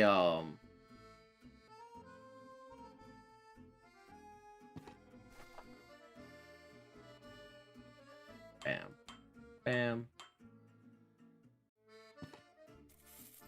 We didn't see a single tower sheet. I'm looking for something. Yeah. Give me another oaken knot. And then a bog. And sure, Wildmage. Just in case something bad happens, you're here for us.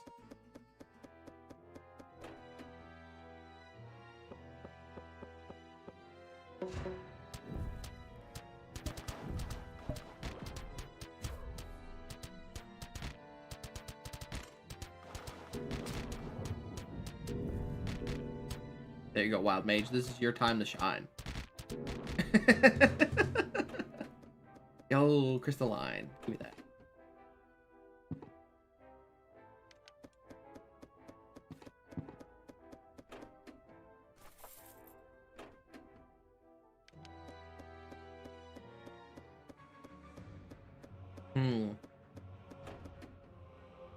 Never touched the puzzling box. I just need one passive. One more passive orb whirl. Skyrocket Pyro's potential.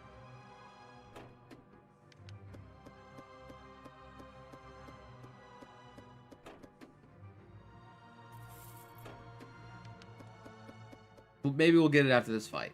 Maybe we'll get lucky.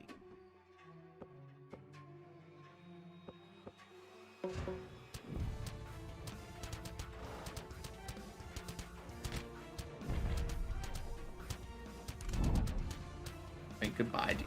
You're so dead. You're so dead. We haven't even... Oh, the casting increases. Oh, we got the passive. Let's go. Let's get...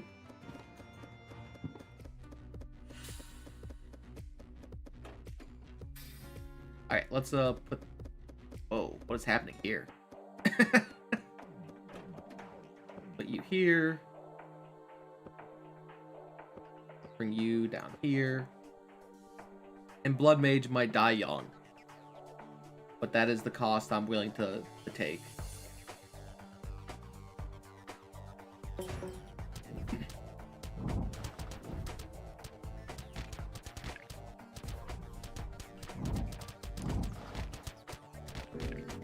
Not unless Wildmage. Oh no, Pyro died. Fucking.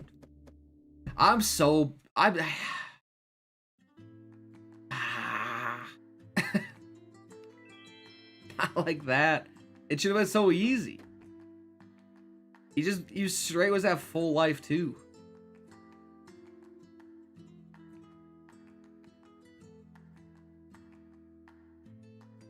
I should have brought the Divine. I thought we'd survive and I'd save the Divine for the final fight to get rid of one of the revenge stacks. But I should have just brought it there for safety. Or brought the other potion. Or used the attack potion right away. Dang it. Dang it. That was easily enough levels to let us do some 20 corruption runs. Alright, check the Discord. Check Steam. Nah. Yeah, I was greedy. I thought we could save. And that's why I don't like the Pyro too much. Like, he's good. He's just... That's it. That's the Pyro. There's nothing else fun to do with him. I can't, like, do some weird brawler build. Either you attack or you don't with the... Like, sure, you could do, like, Paladin Pyro. But even then, it's just still the same. Yeah, I do want to do... let's do an attack ranger. We can't take the brawler with that. And then, you know, I'm surprised Warlock's not at 19. So let's get him to 19 real quick. How was it? 3 hours to go. We will increase our attack. And if we get those same items with the ranger, we'll have a ton of fun. Because the ranger's just fun to go in.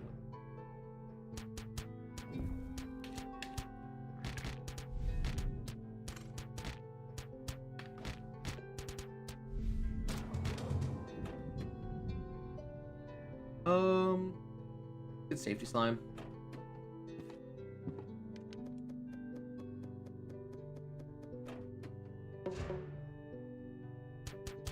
I think the hardest part with the tentacles is it's really hard to judge when they'll one-shot the back line. I can never quite tell what the case is. We did, but I didn't think the Pyro would get... Pyro's at full HP as well. So I didn't think he'd actually get one-shot.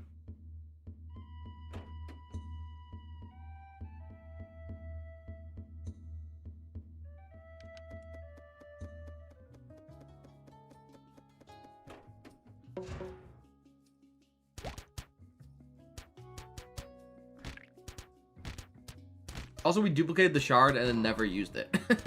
It never really saw full use.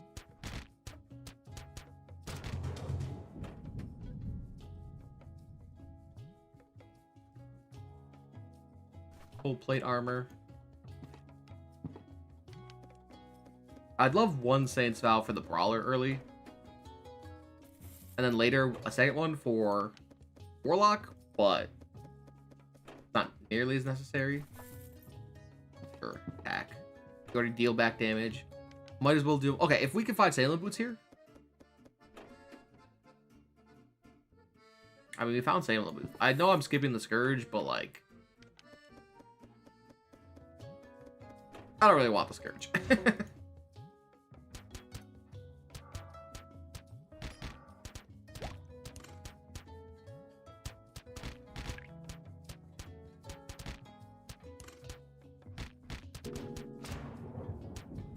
Warlock, good.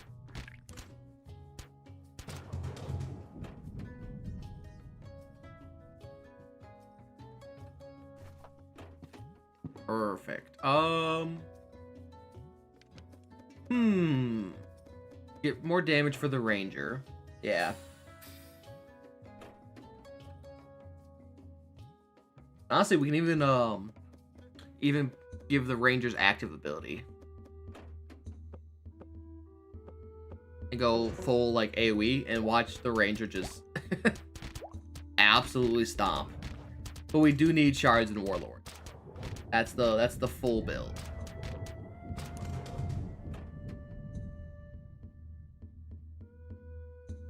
Keep giving me defense. Plus Salem's, and then fully upgraded as well.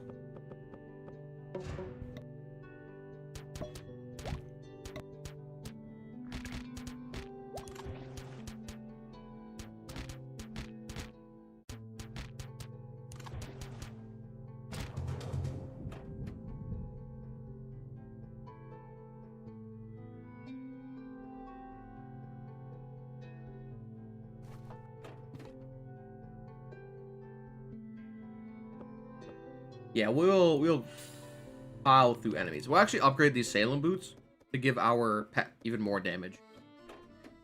Unless they had the item we were looking for. And it didn't.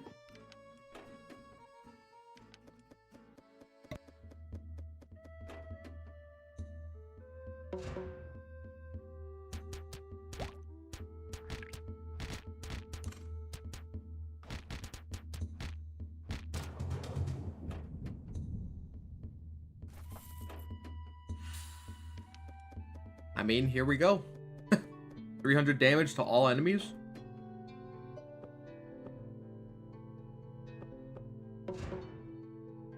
And we get the next one. It's going to be pretty nice. Yep.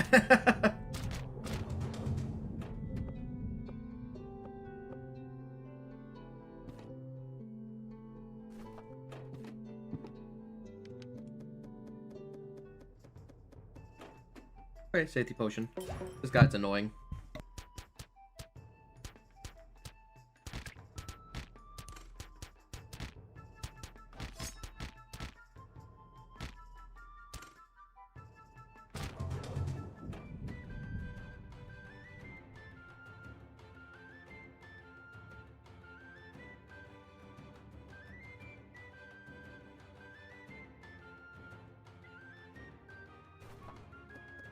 I thought about doing another life-giving build.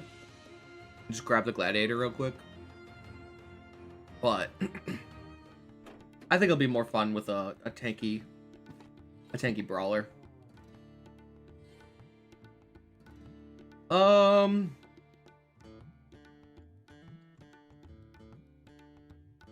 like this and go.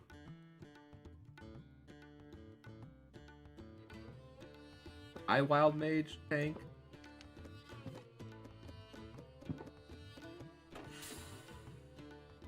Queen of Pentacles. Not like really the best, but it'll give us another level possibly. And this time I think we'll be good. As long as we get there. We have a ton of morale.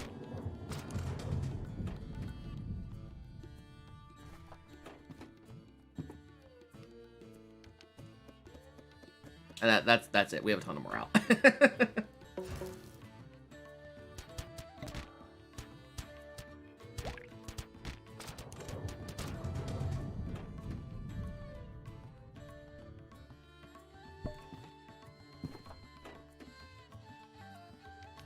Ton of morale and now double Fenrir's, which will make this initial burst a ton. Like 20% of their HP.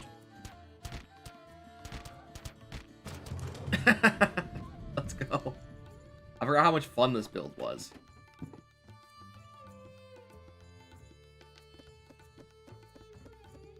It's been a while. Let's lose the 3 morale. We win middle guy? Oh yeah, that's probably better. Oh, hello, merchant. I'll actually say hello to you.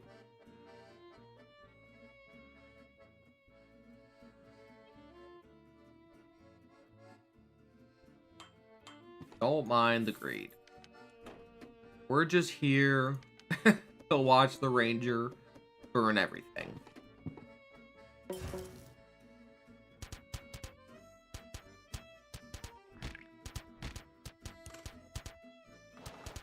As he gets smacked.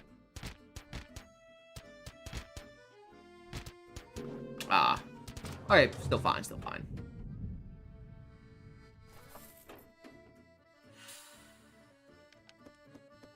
Just one shard or one warlord, please.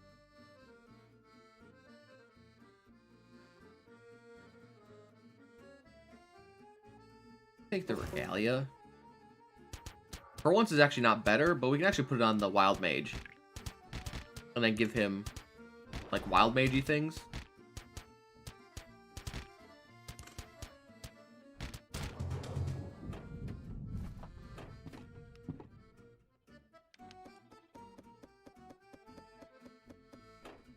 Hey, there it is.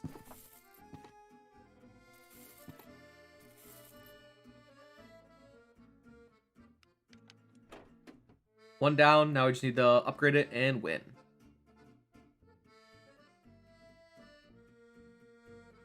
Yeah, we can fight this guy.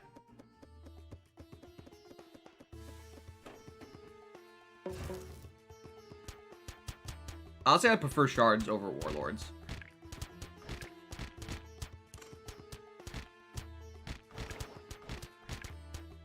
Also, Shiva. It does 133 damage a hit. That is a ton.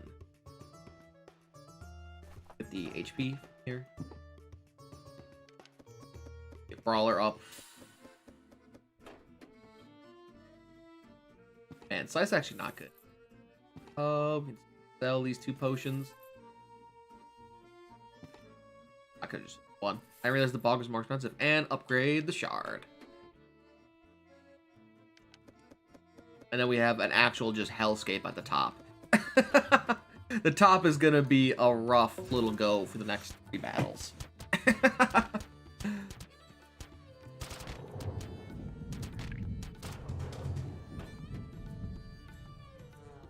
There's Salem's boot. Actually, not better. So we can just sell that.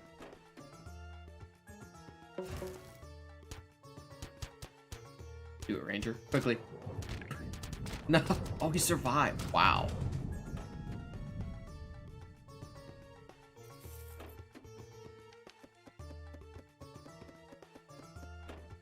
Yeah. The top path is really, really rough.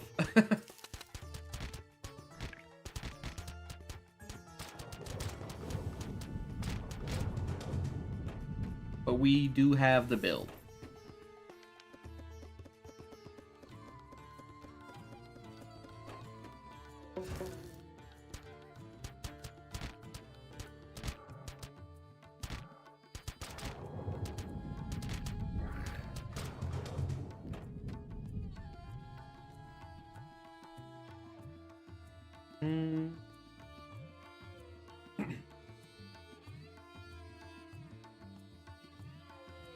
Yeah, it's really nice. We'll take the upgrade Rolodex. It's a fun little... I mean, this just shows how powerful the Ranger is with the, just like attack Ranger. He's real good.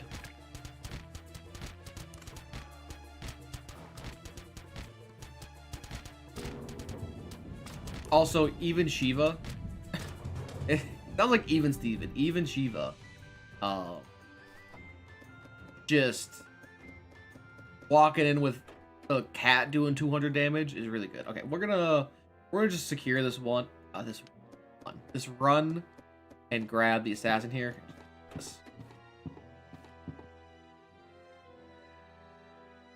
Merchant prices.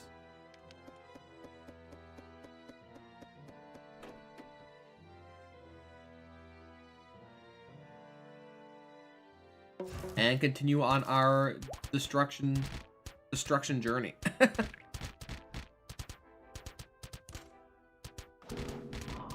gonna be a little more rough now, actually.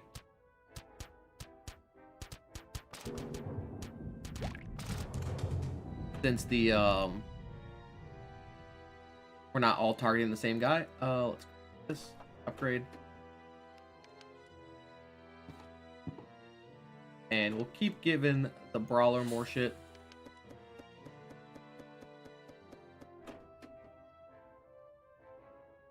Normally it'd be nice to kill the healing ward first.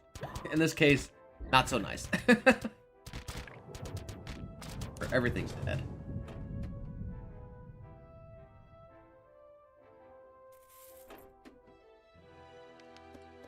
Interstellar would be nice. Just getting warlords would be nice. Fight a head-on battle.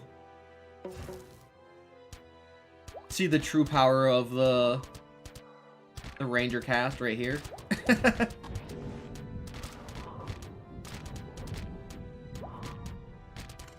So much damage. Ooh, symbiote. Honestly, give me symbiote. We're gonna give this thing, and we're gonna upgrade you. I think we didn't even fight the bottom guy here. Normally that guy's not too fightable. We're not gonna lose half of our morale. Not this late, at least. No, thank you. I'll pop this.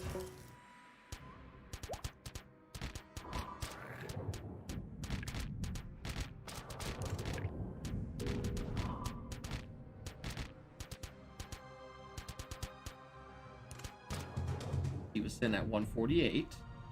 Good. It's a rare. I'd love to do a cast and warlock build. I just don't get the chance. Like, usually he's better elsewhere. To actually get a caster warlock feels pretty good. Also, we're starting to see a little bit of lag. Might be time to reset. Okay, we have first one shard.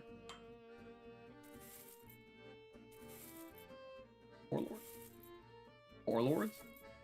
Warlords? Warlords? One more. Warlords?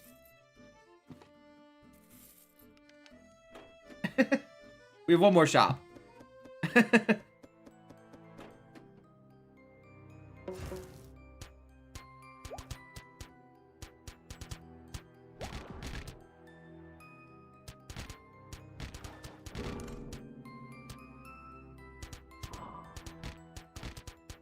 Oh, the negate.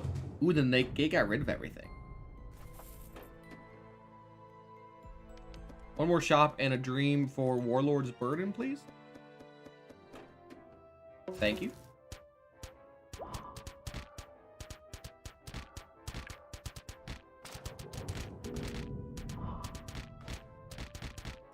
Yo, that's a pretty massive heal from our Warlock.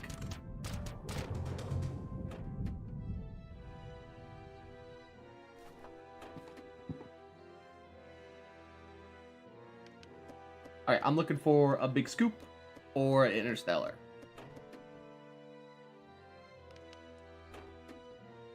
Or actually, I'll plop this once, twice, 3 times, and then destroy it for more attack. Perfect. Exactly what I wanted, actually. I did not want this fight, though.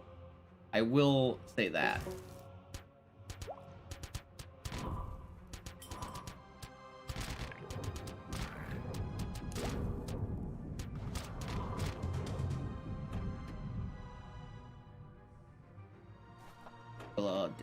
For more speed on our assassin. Our assassin is just going to be here to give various debuffs. I would really like one warlord. Reroll like one.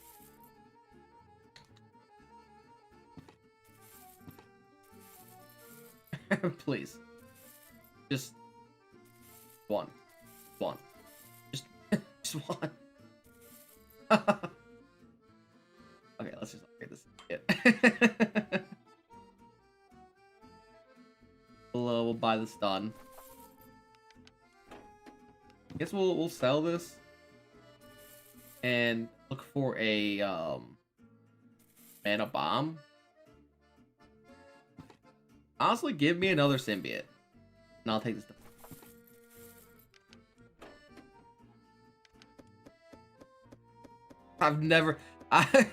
I felt my gotcha. For a second, I was like, this is a gotcha game. And I'm looking for my one my one item. Or my one character.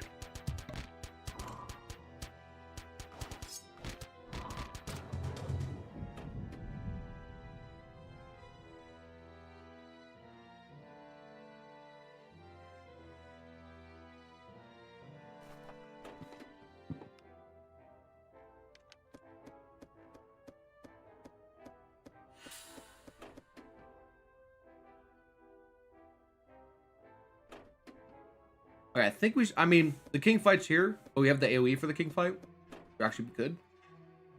Actually, we will have the assassin go for the king as well.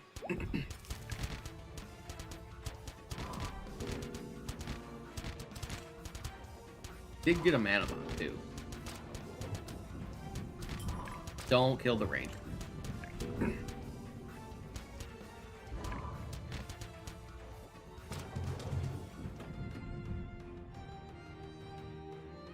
Maybe after this run, we'll try to do like a low corruption and try to find the Seeker of Virtue. And just see what craziness we can try to get with that item. I've never actually tried that. Okay, positioning. Nothing can be behind Prowler, Ranger. We have a stun, a defense. And here. Okay. Should be fine. Prowler should at least take enough, and then this AoE is gonna, yeah, do a lot of damage.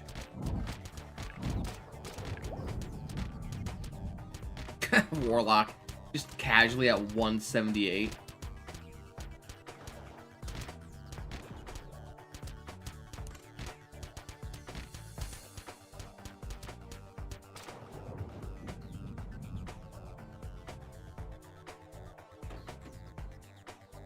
Yeah, Witch's Stick, I think once you fully upgrade it, you notice its value way more, but early on, Witch's Stick is kind of blah.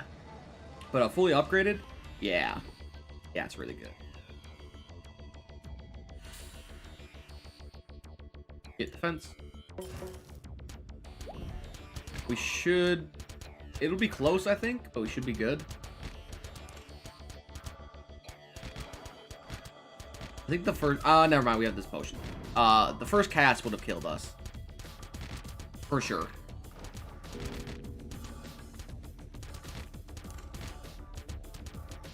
But now we should be fine.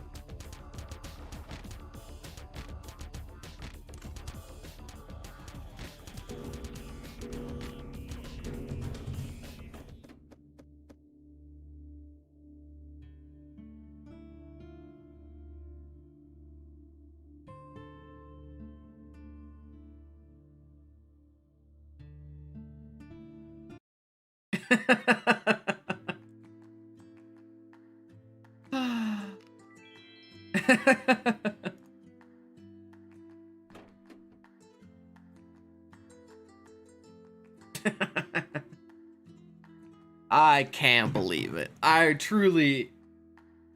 knew the first cast, but I thought we'd made it. Oh, it's so annoying. It's so hard to determine how that fight's gonna go. Okay, let's try. I think I do want to try the secret.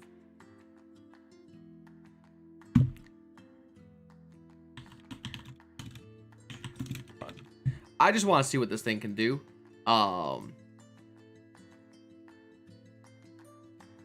We're gonna. When does well, let's just take her off.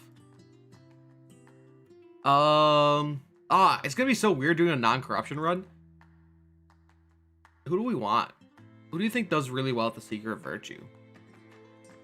Who's a stat man? Illusionist is a stat man. Let's see what we can do with the Illusionist here.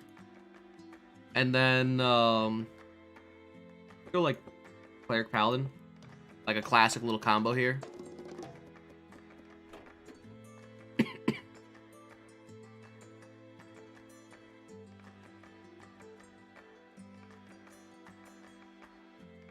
Let's reduce casting time.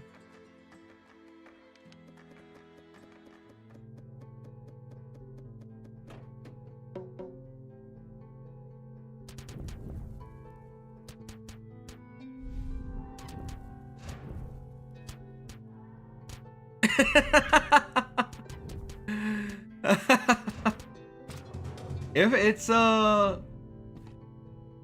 game really knows how to get you. Let's just get the 3 mana. Oh, yo, it's so weird seeing 3 potion slots. Man, it's been forever since I've played non-corruption in this mode. The first thing I'm gonna notice is how much money we get.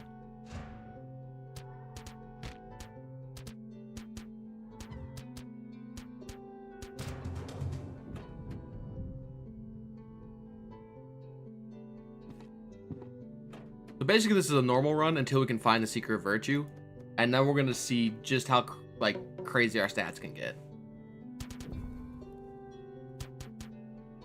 That means we're not gonna take any morale events, or we're not gonna take any morale events that would make us lose.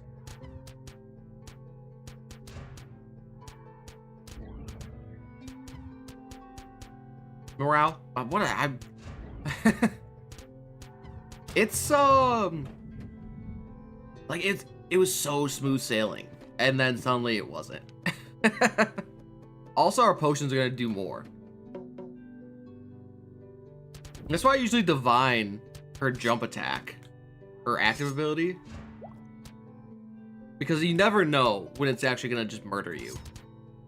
Also, it gives you another debuff that she might be able to just get rid of and not kill the run. Take a Zephyrs. Not amazing, but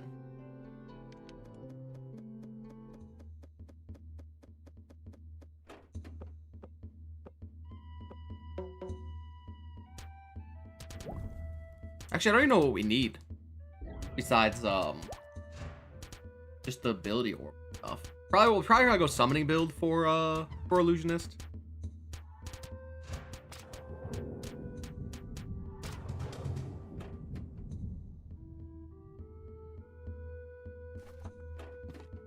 Like, try to get as many summons as possible.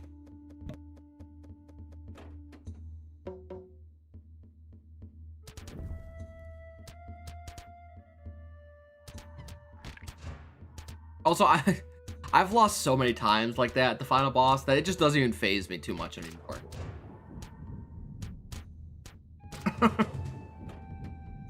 Yeah, where are any good... I mean, we have good items, just not good items for the characters we got.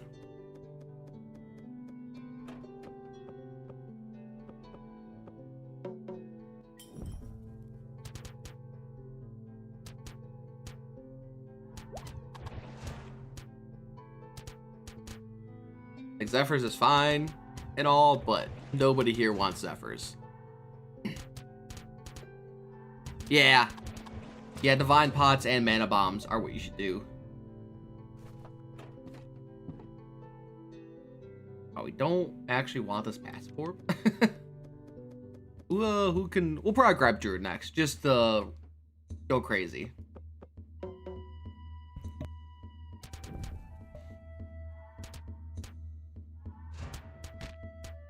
Also, we're probably gonna just go to this first shop and just reroll until we actually get the Seeker.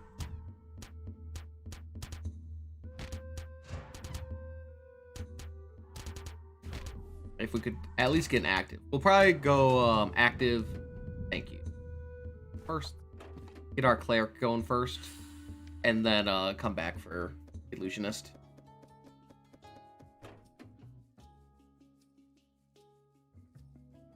I don't even want passive.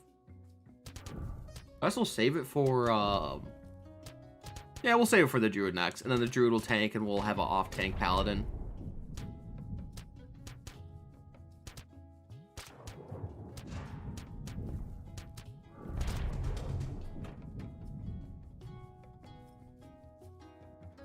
We'll take two.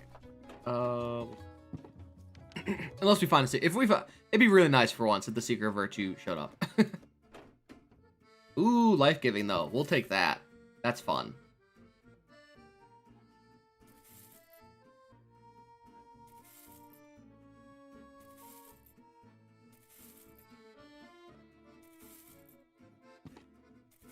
Sure. No, we'll hold on to this. Not that greedy.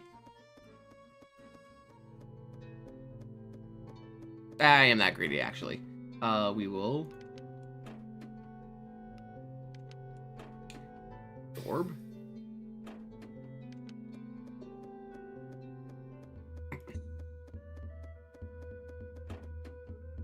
We'll gain 3 morale, thank you. Plus, hopefully, 6 stats. 6, that's 9. Math is hard. Oh, I realize we have 2 people that sack HP. Should be fine. Actually, we might as well give this to the cleric since we're got the life giving already.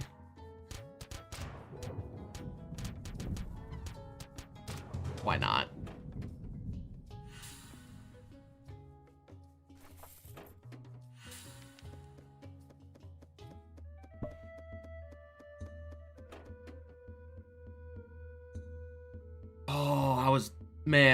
Oh, I saw this event and I saw unlimited possibilities.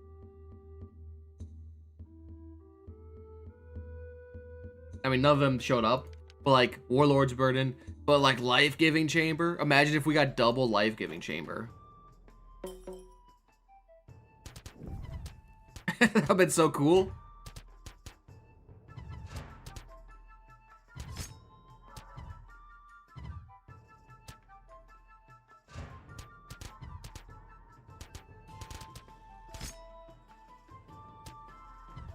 I think so. I think it would work.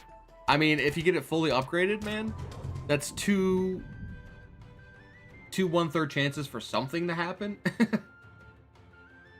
We'll take Godbreaker. We're going. Oh, we get two orbs here as well. Oh, man, I missed these. Oops, no, that's not who I want. I forget. It's been so long. I've forgotten that you get 2 orbs at the beginning of the game.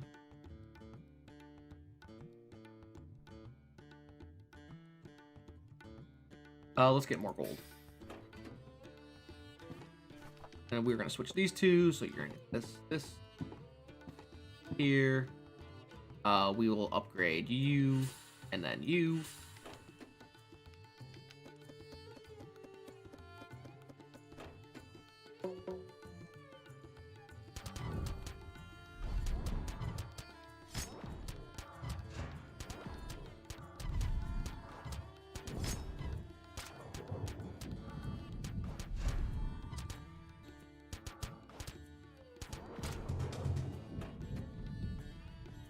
Well, sure. Free friend rears, not too shabby.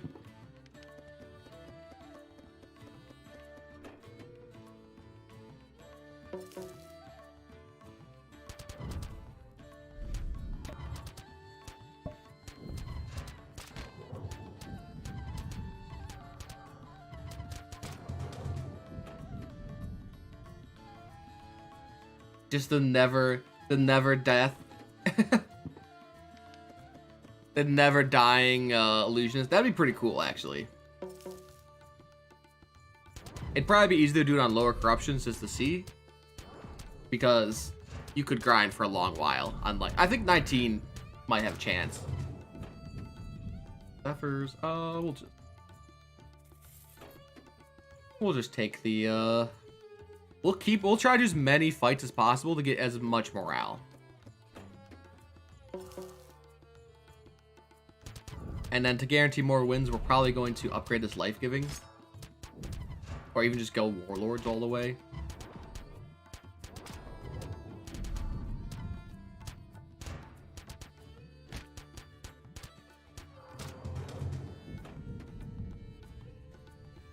Give me another champion card. Actually, I should have taken that Zephyrs and swapped it out for this whirlwind axe. Whatever.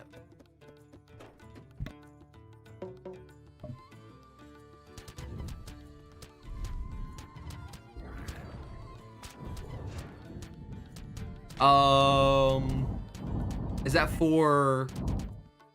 Oh, for the illusionist? Honestly, out of a lot of the characters, illusionist is one I haven't touched or done too many crazy builds on. I've definitely neglected. We got him to 20. We did our middle mage table run. Oh, the double. Oh, so rude. And I haven't really touched him too much since.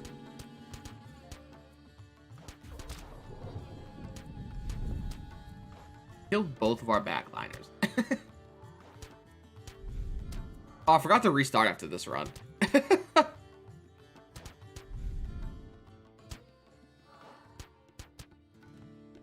I think after this battle, if this battle ever ends, I will do a quick restart on the game.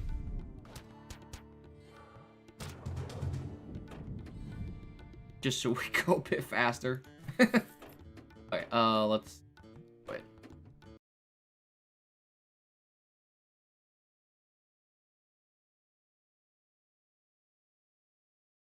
Yeah, Illusionist has the highest base attack in the game at 70. So, like, you don't need more damage on him, but more damage is nice.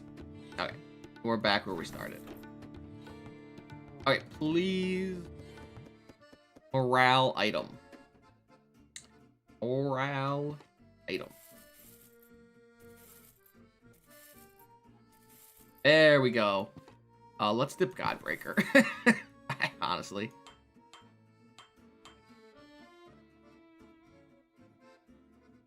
Nah, we should keep it. Then we'll pop it. Alright, gain 3 morale, or gain 3 major blessings for every 5 morale. So we will be getting 33 major blessings on Illusionist. I'm ready. Oh my god. On top of that, we got Warlords as well. I think we probably could have done someone else better. But I thought the Illusionist stats would be, or Illusionist mirror images would be fun to, to just chuck at the enemy.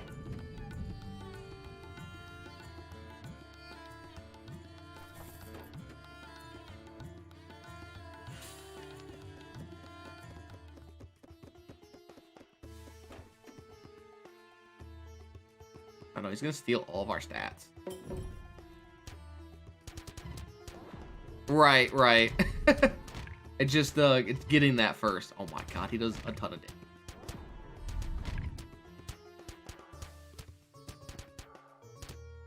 Oh, this guy is a schmuck. Lower corruption. Symbiote? Yeah, give me symbiote. There we go. We're in this.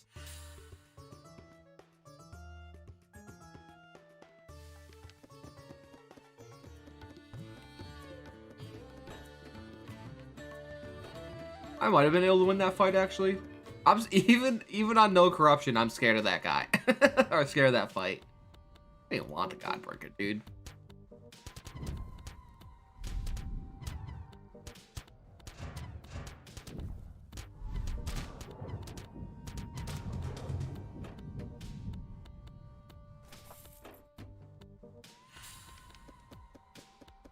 Where can we buy morale? I'd like to buy a morale, please. Let's just sell this, and then we'll upgrade, and then we'll upgrade life-giving next. And then this will be great. Because then he'll have a ton of HP. Defense increased by 112. Look at these stats.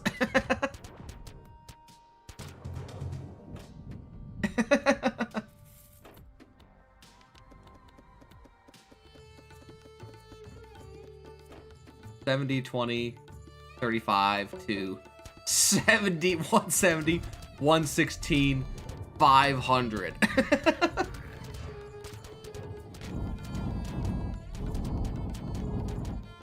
we even need warlords?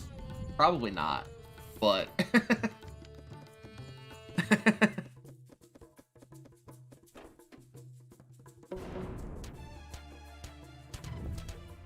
I want to see what the highest roll. That's 650. I wonder what the highest roll we can get is. How much do the illusions do? Not nearly as much, but still. Yeah, I want there's a specific item in this game called Seeker of Virtue. And it has the fun effect of at the start of every combat gain 1, 2, and 3 major blessings for every 5 morale you have. It's an item I've never used because it's actually impossible to use on higher corruptions. Like you just don't have the morale. And if you do have the morale, you would rather spend your money on upgrading other things. So I want to do a Seeker of Virtue run on Corruption 0 and see how high we can get our morale. Let's just fill with Assassin.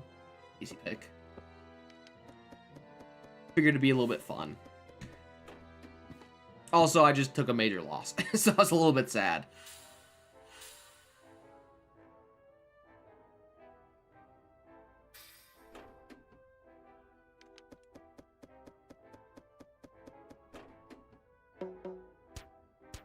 Seems to be in that 500-ish range,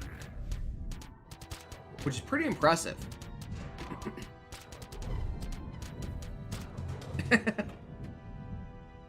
Oh, free guard upgrade, yeah.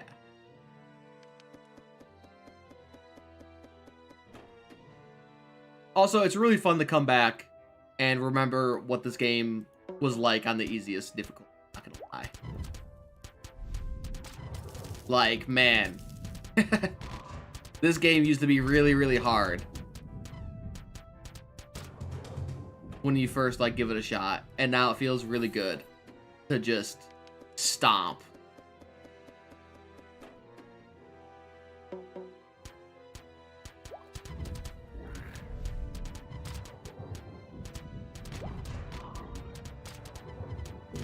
No, we lost the morale. How dareth thee?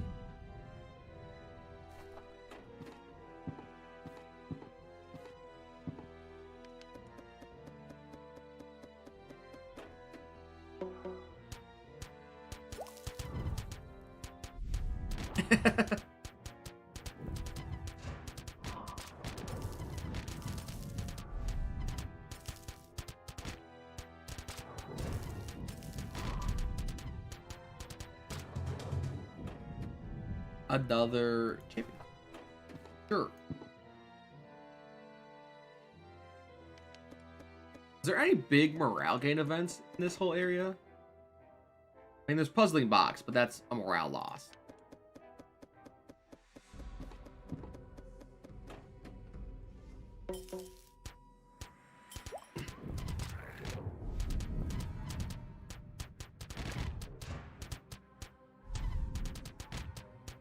Oh man, that heal. Yo, he survived. Nice.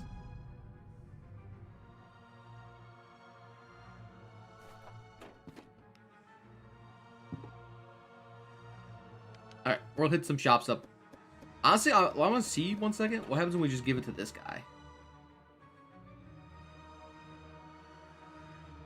We could have gotten round 2. Nah, I'm not. No, I don't really think we need it.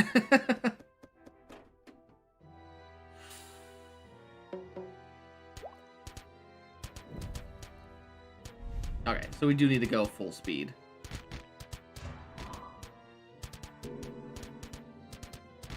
Yeah. I was just curious. Make the druid OP. Nah, the druid doesn't need to feel OP, or we don't need, he's just here and he's already good enough. He can live without doing some deeps.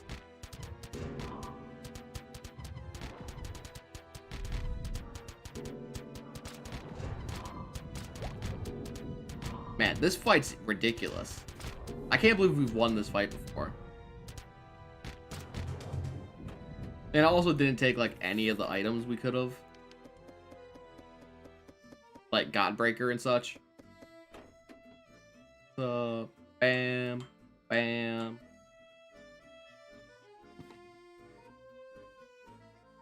That. Could sell all of these champions cards. Sell his Pharaoh's Mark. Oh, nice.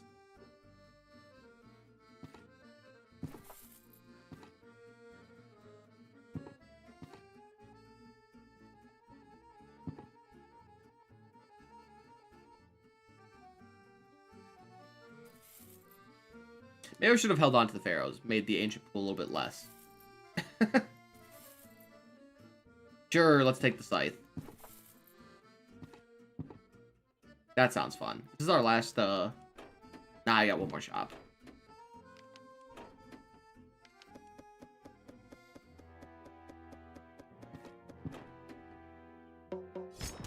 He thought about it.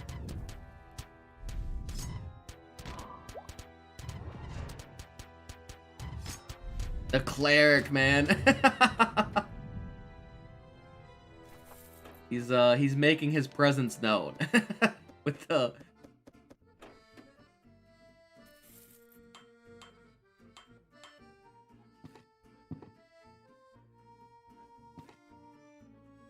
honestly, we don't need any of these. Upgrade this.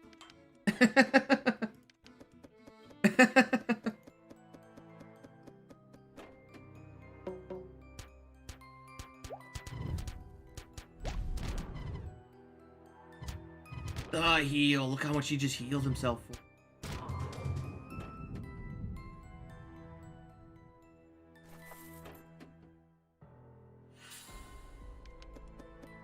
I think we could have pushed 100 morale had we gone full whatever mode. I don't even know. Full tryhard.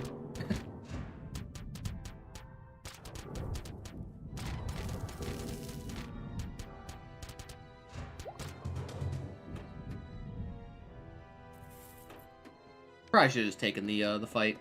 Okay, the Hydra. I think we'll be 100% fine here. Oh my good god. I guess when you do 666% extra damage 15% of the time. It just one-shots everything.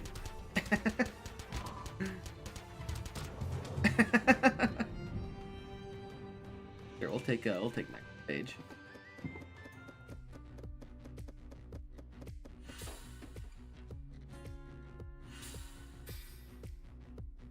still gonna move for the tentacle fight because I'm still scared. I'm scared. We'll just move, make sure Luke die right away. I don't care if Cleric dies.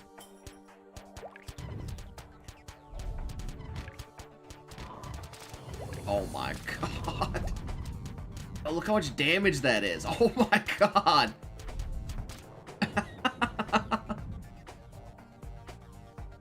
Exactly.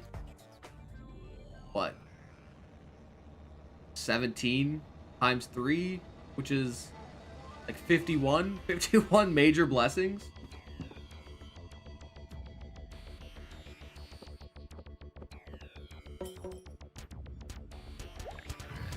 I mean, the only thing that's keeping in line here is the Cleric for a little bit.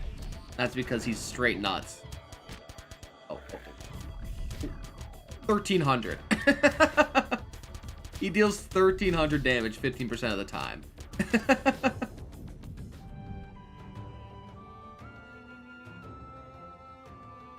And normally he would deal 466.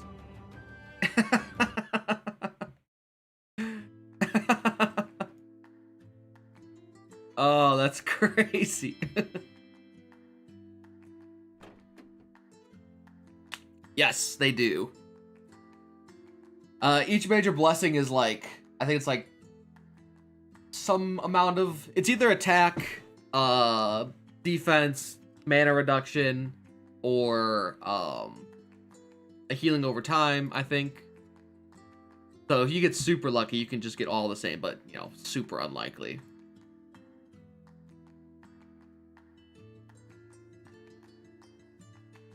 Okay. I think I'm gonna like take a break. I'll probably go lay in bed, try to take a nap, and then come back and stream again in like 2 hours. Give myself a little bit of break. Since this is the 1.4 waiting room, we waited. And then next run, it will be, next time we're live will be 1.4. So this will give me a little bit of I'll probably go lay in bed. And then we'll come back once I mean, if Astronarch updates like as soon as I stop the stream, then that'll be funny. But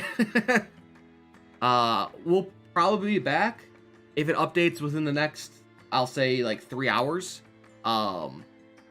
I'll pop back on and start streaming again. If not, I will pop off tomorrow morning with the update. So hey, if I don't see you guys tonight, have a good night. If I do see you, well then I'll see you back then. Have a good night. As always, like, subscribe, comment, all that same jazz. It's the same thing at the end of every stream. One day I'll change it up, but for now, we'll take a break. Maybe we'll come back. If not, I will see y'all tomorrow morning for probably a long day of Astronarch. So have a good night. Bye-bye.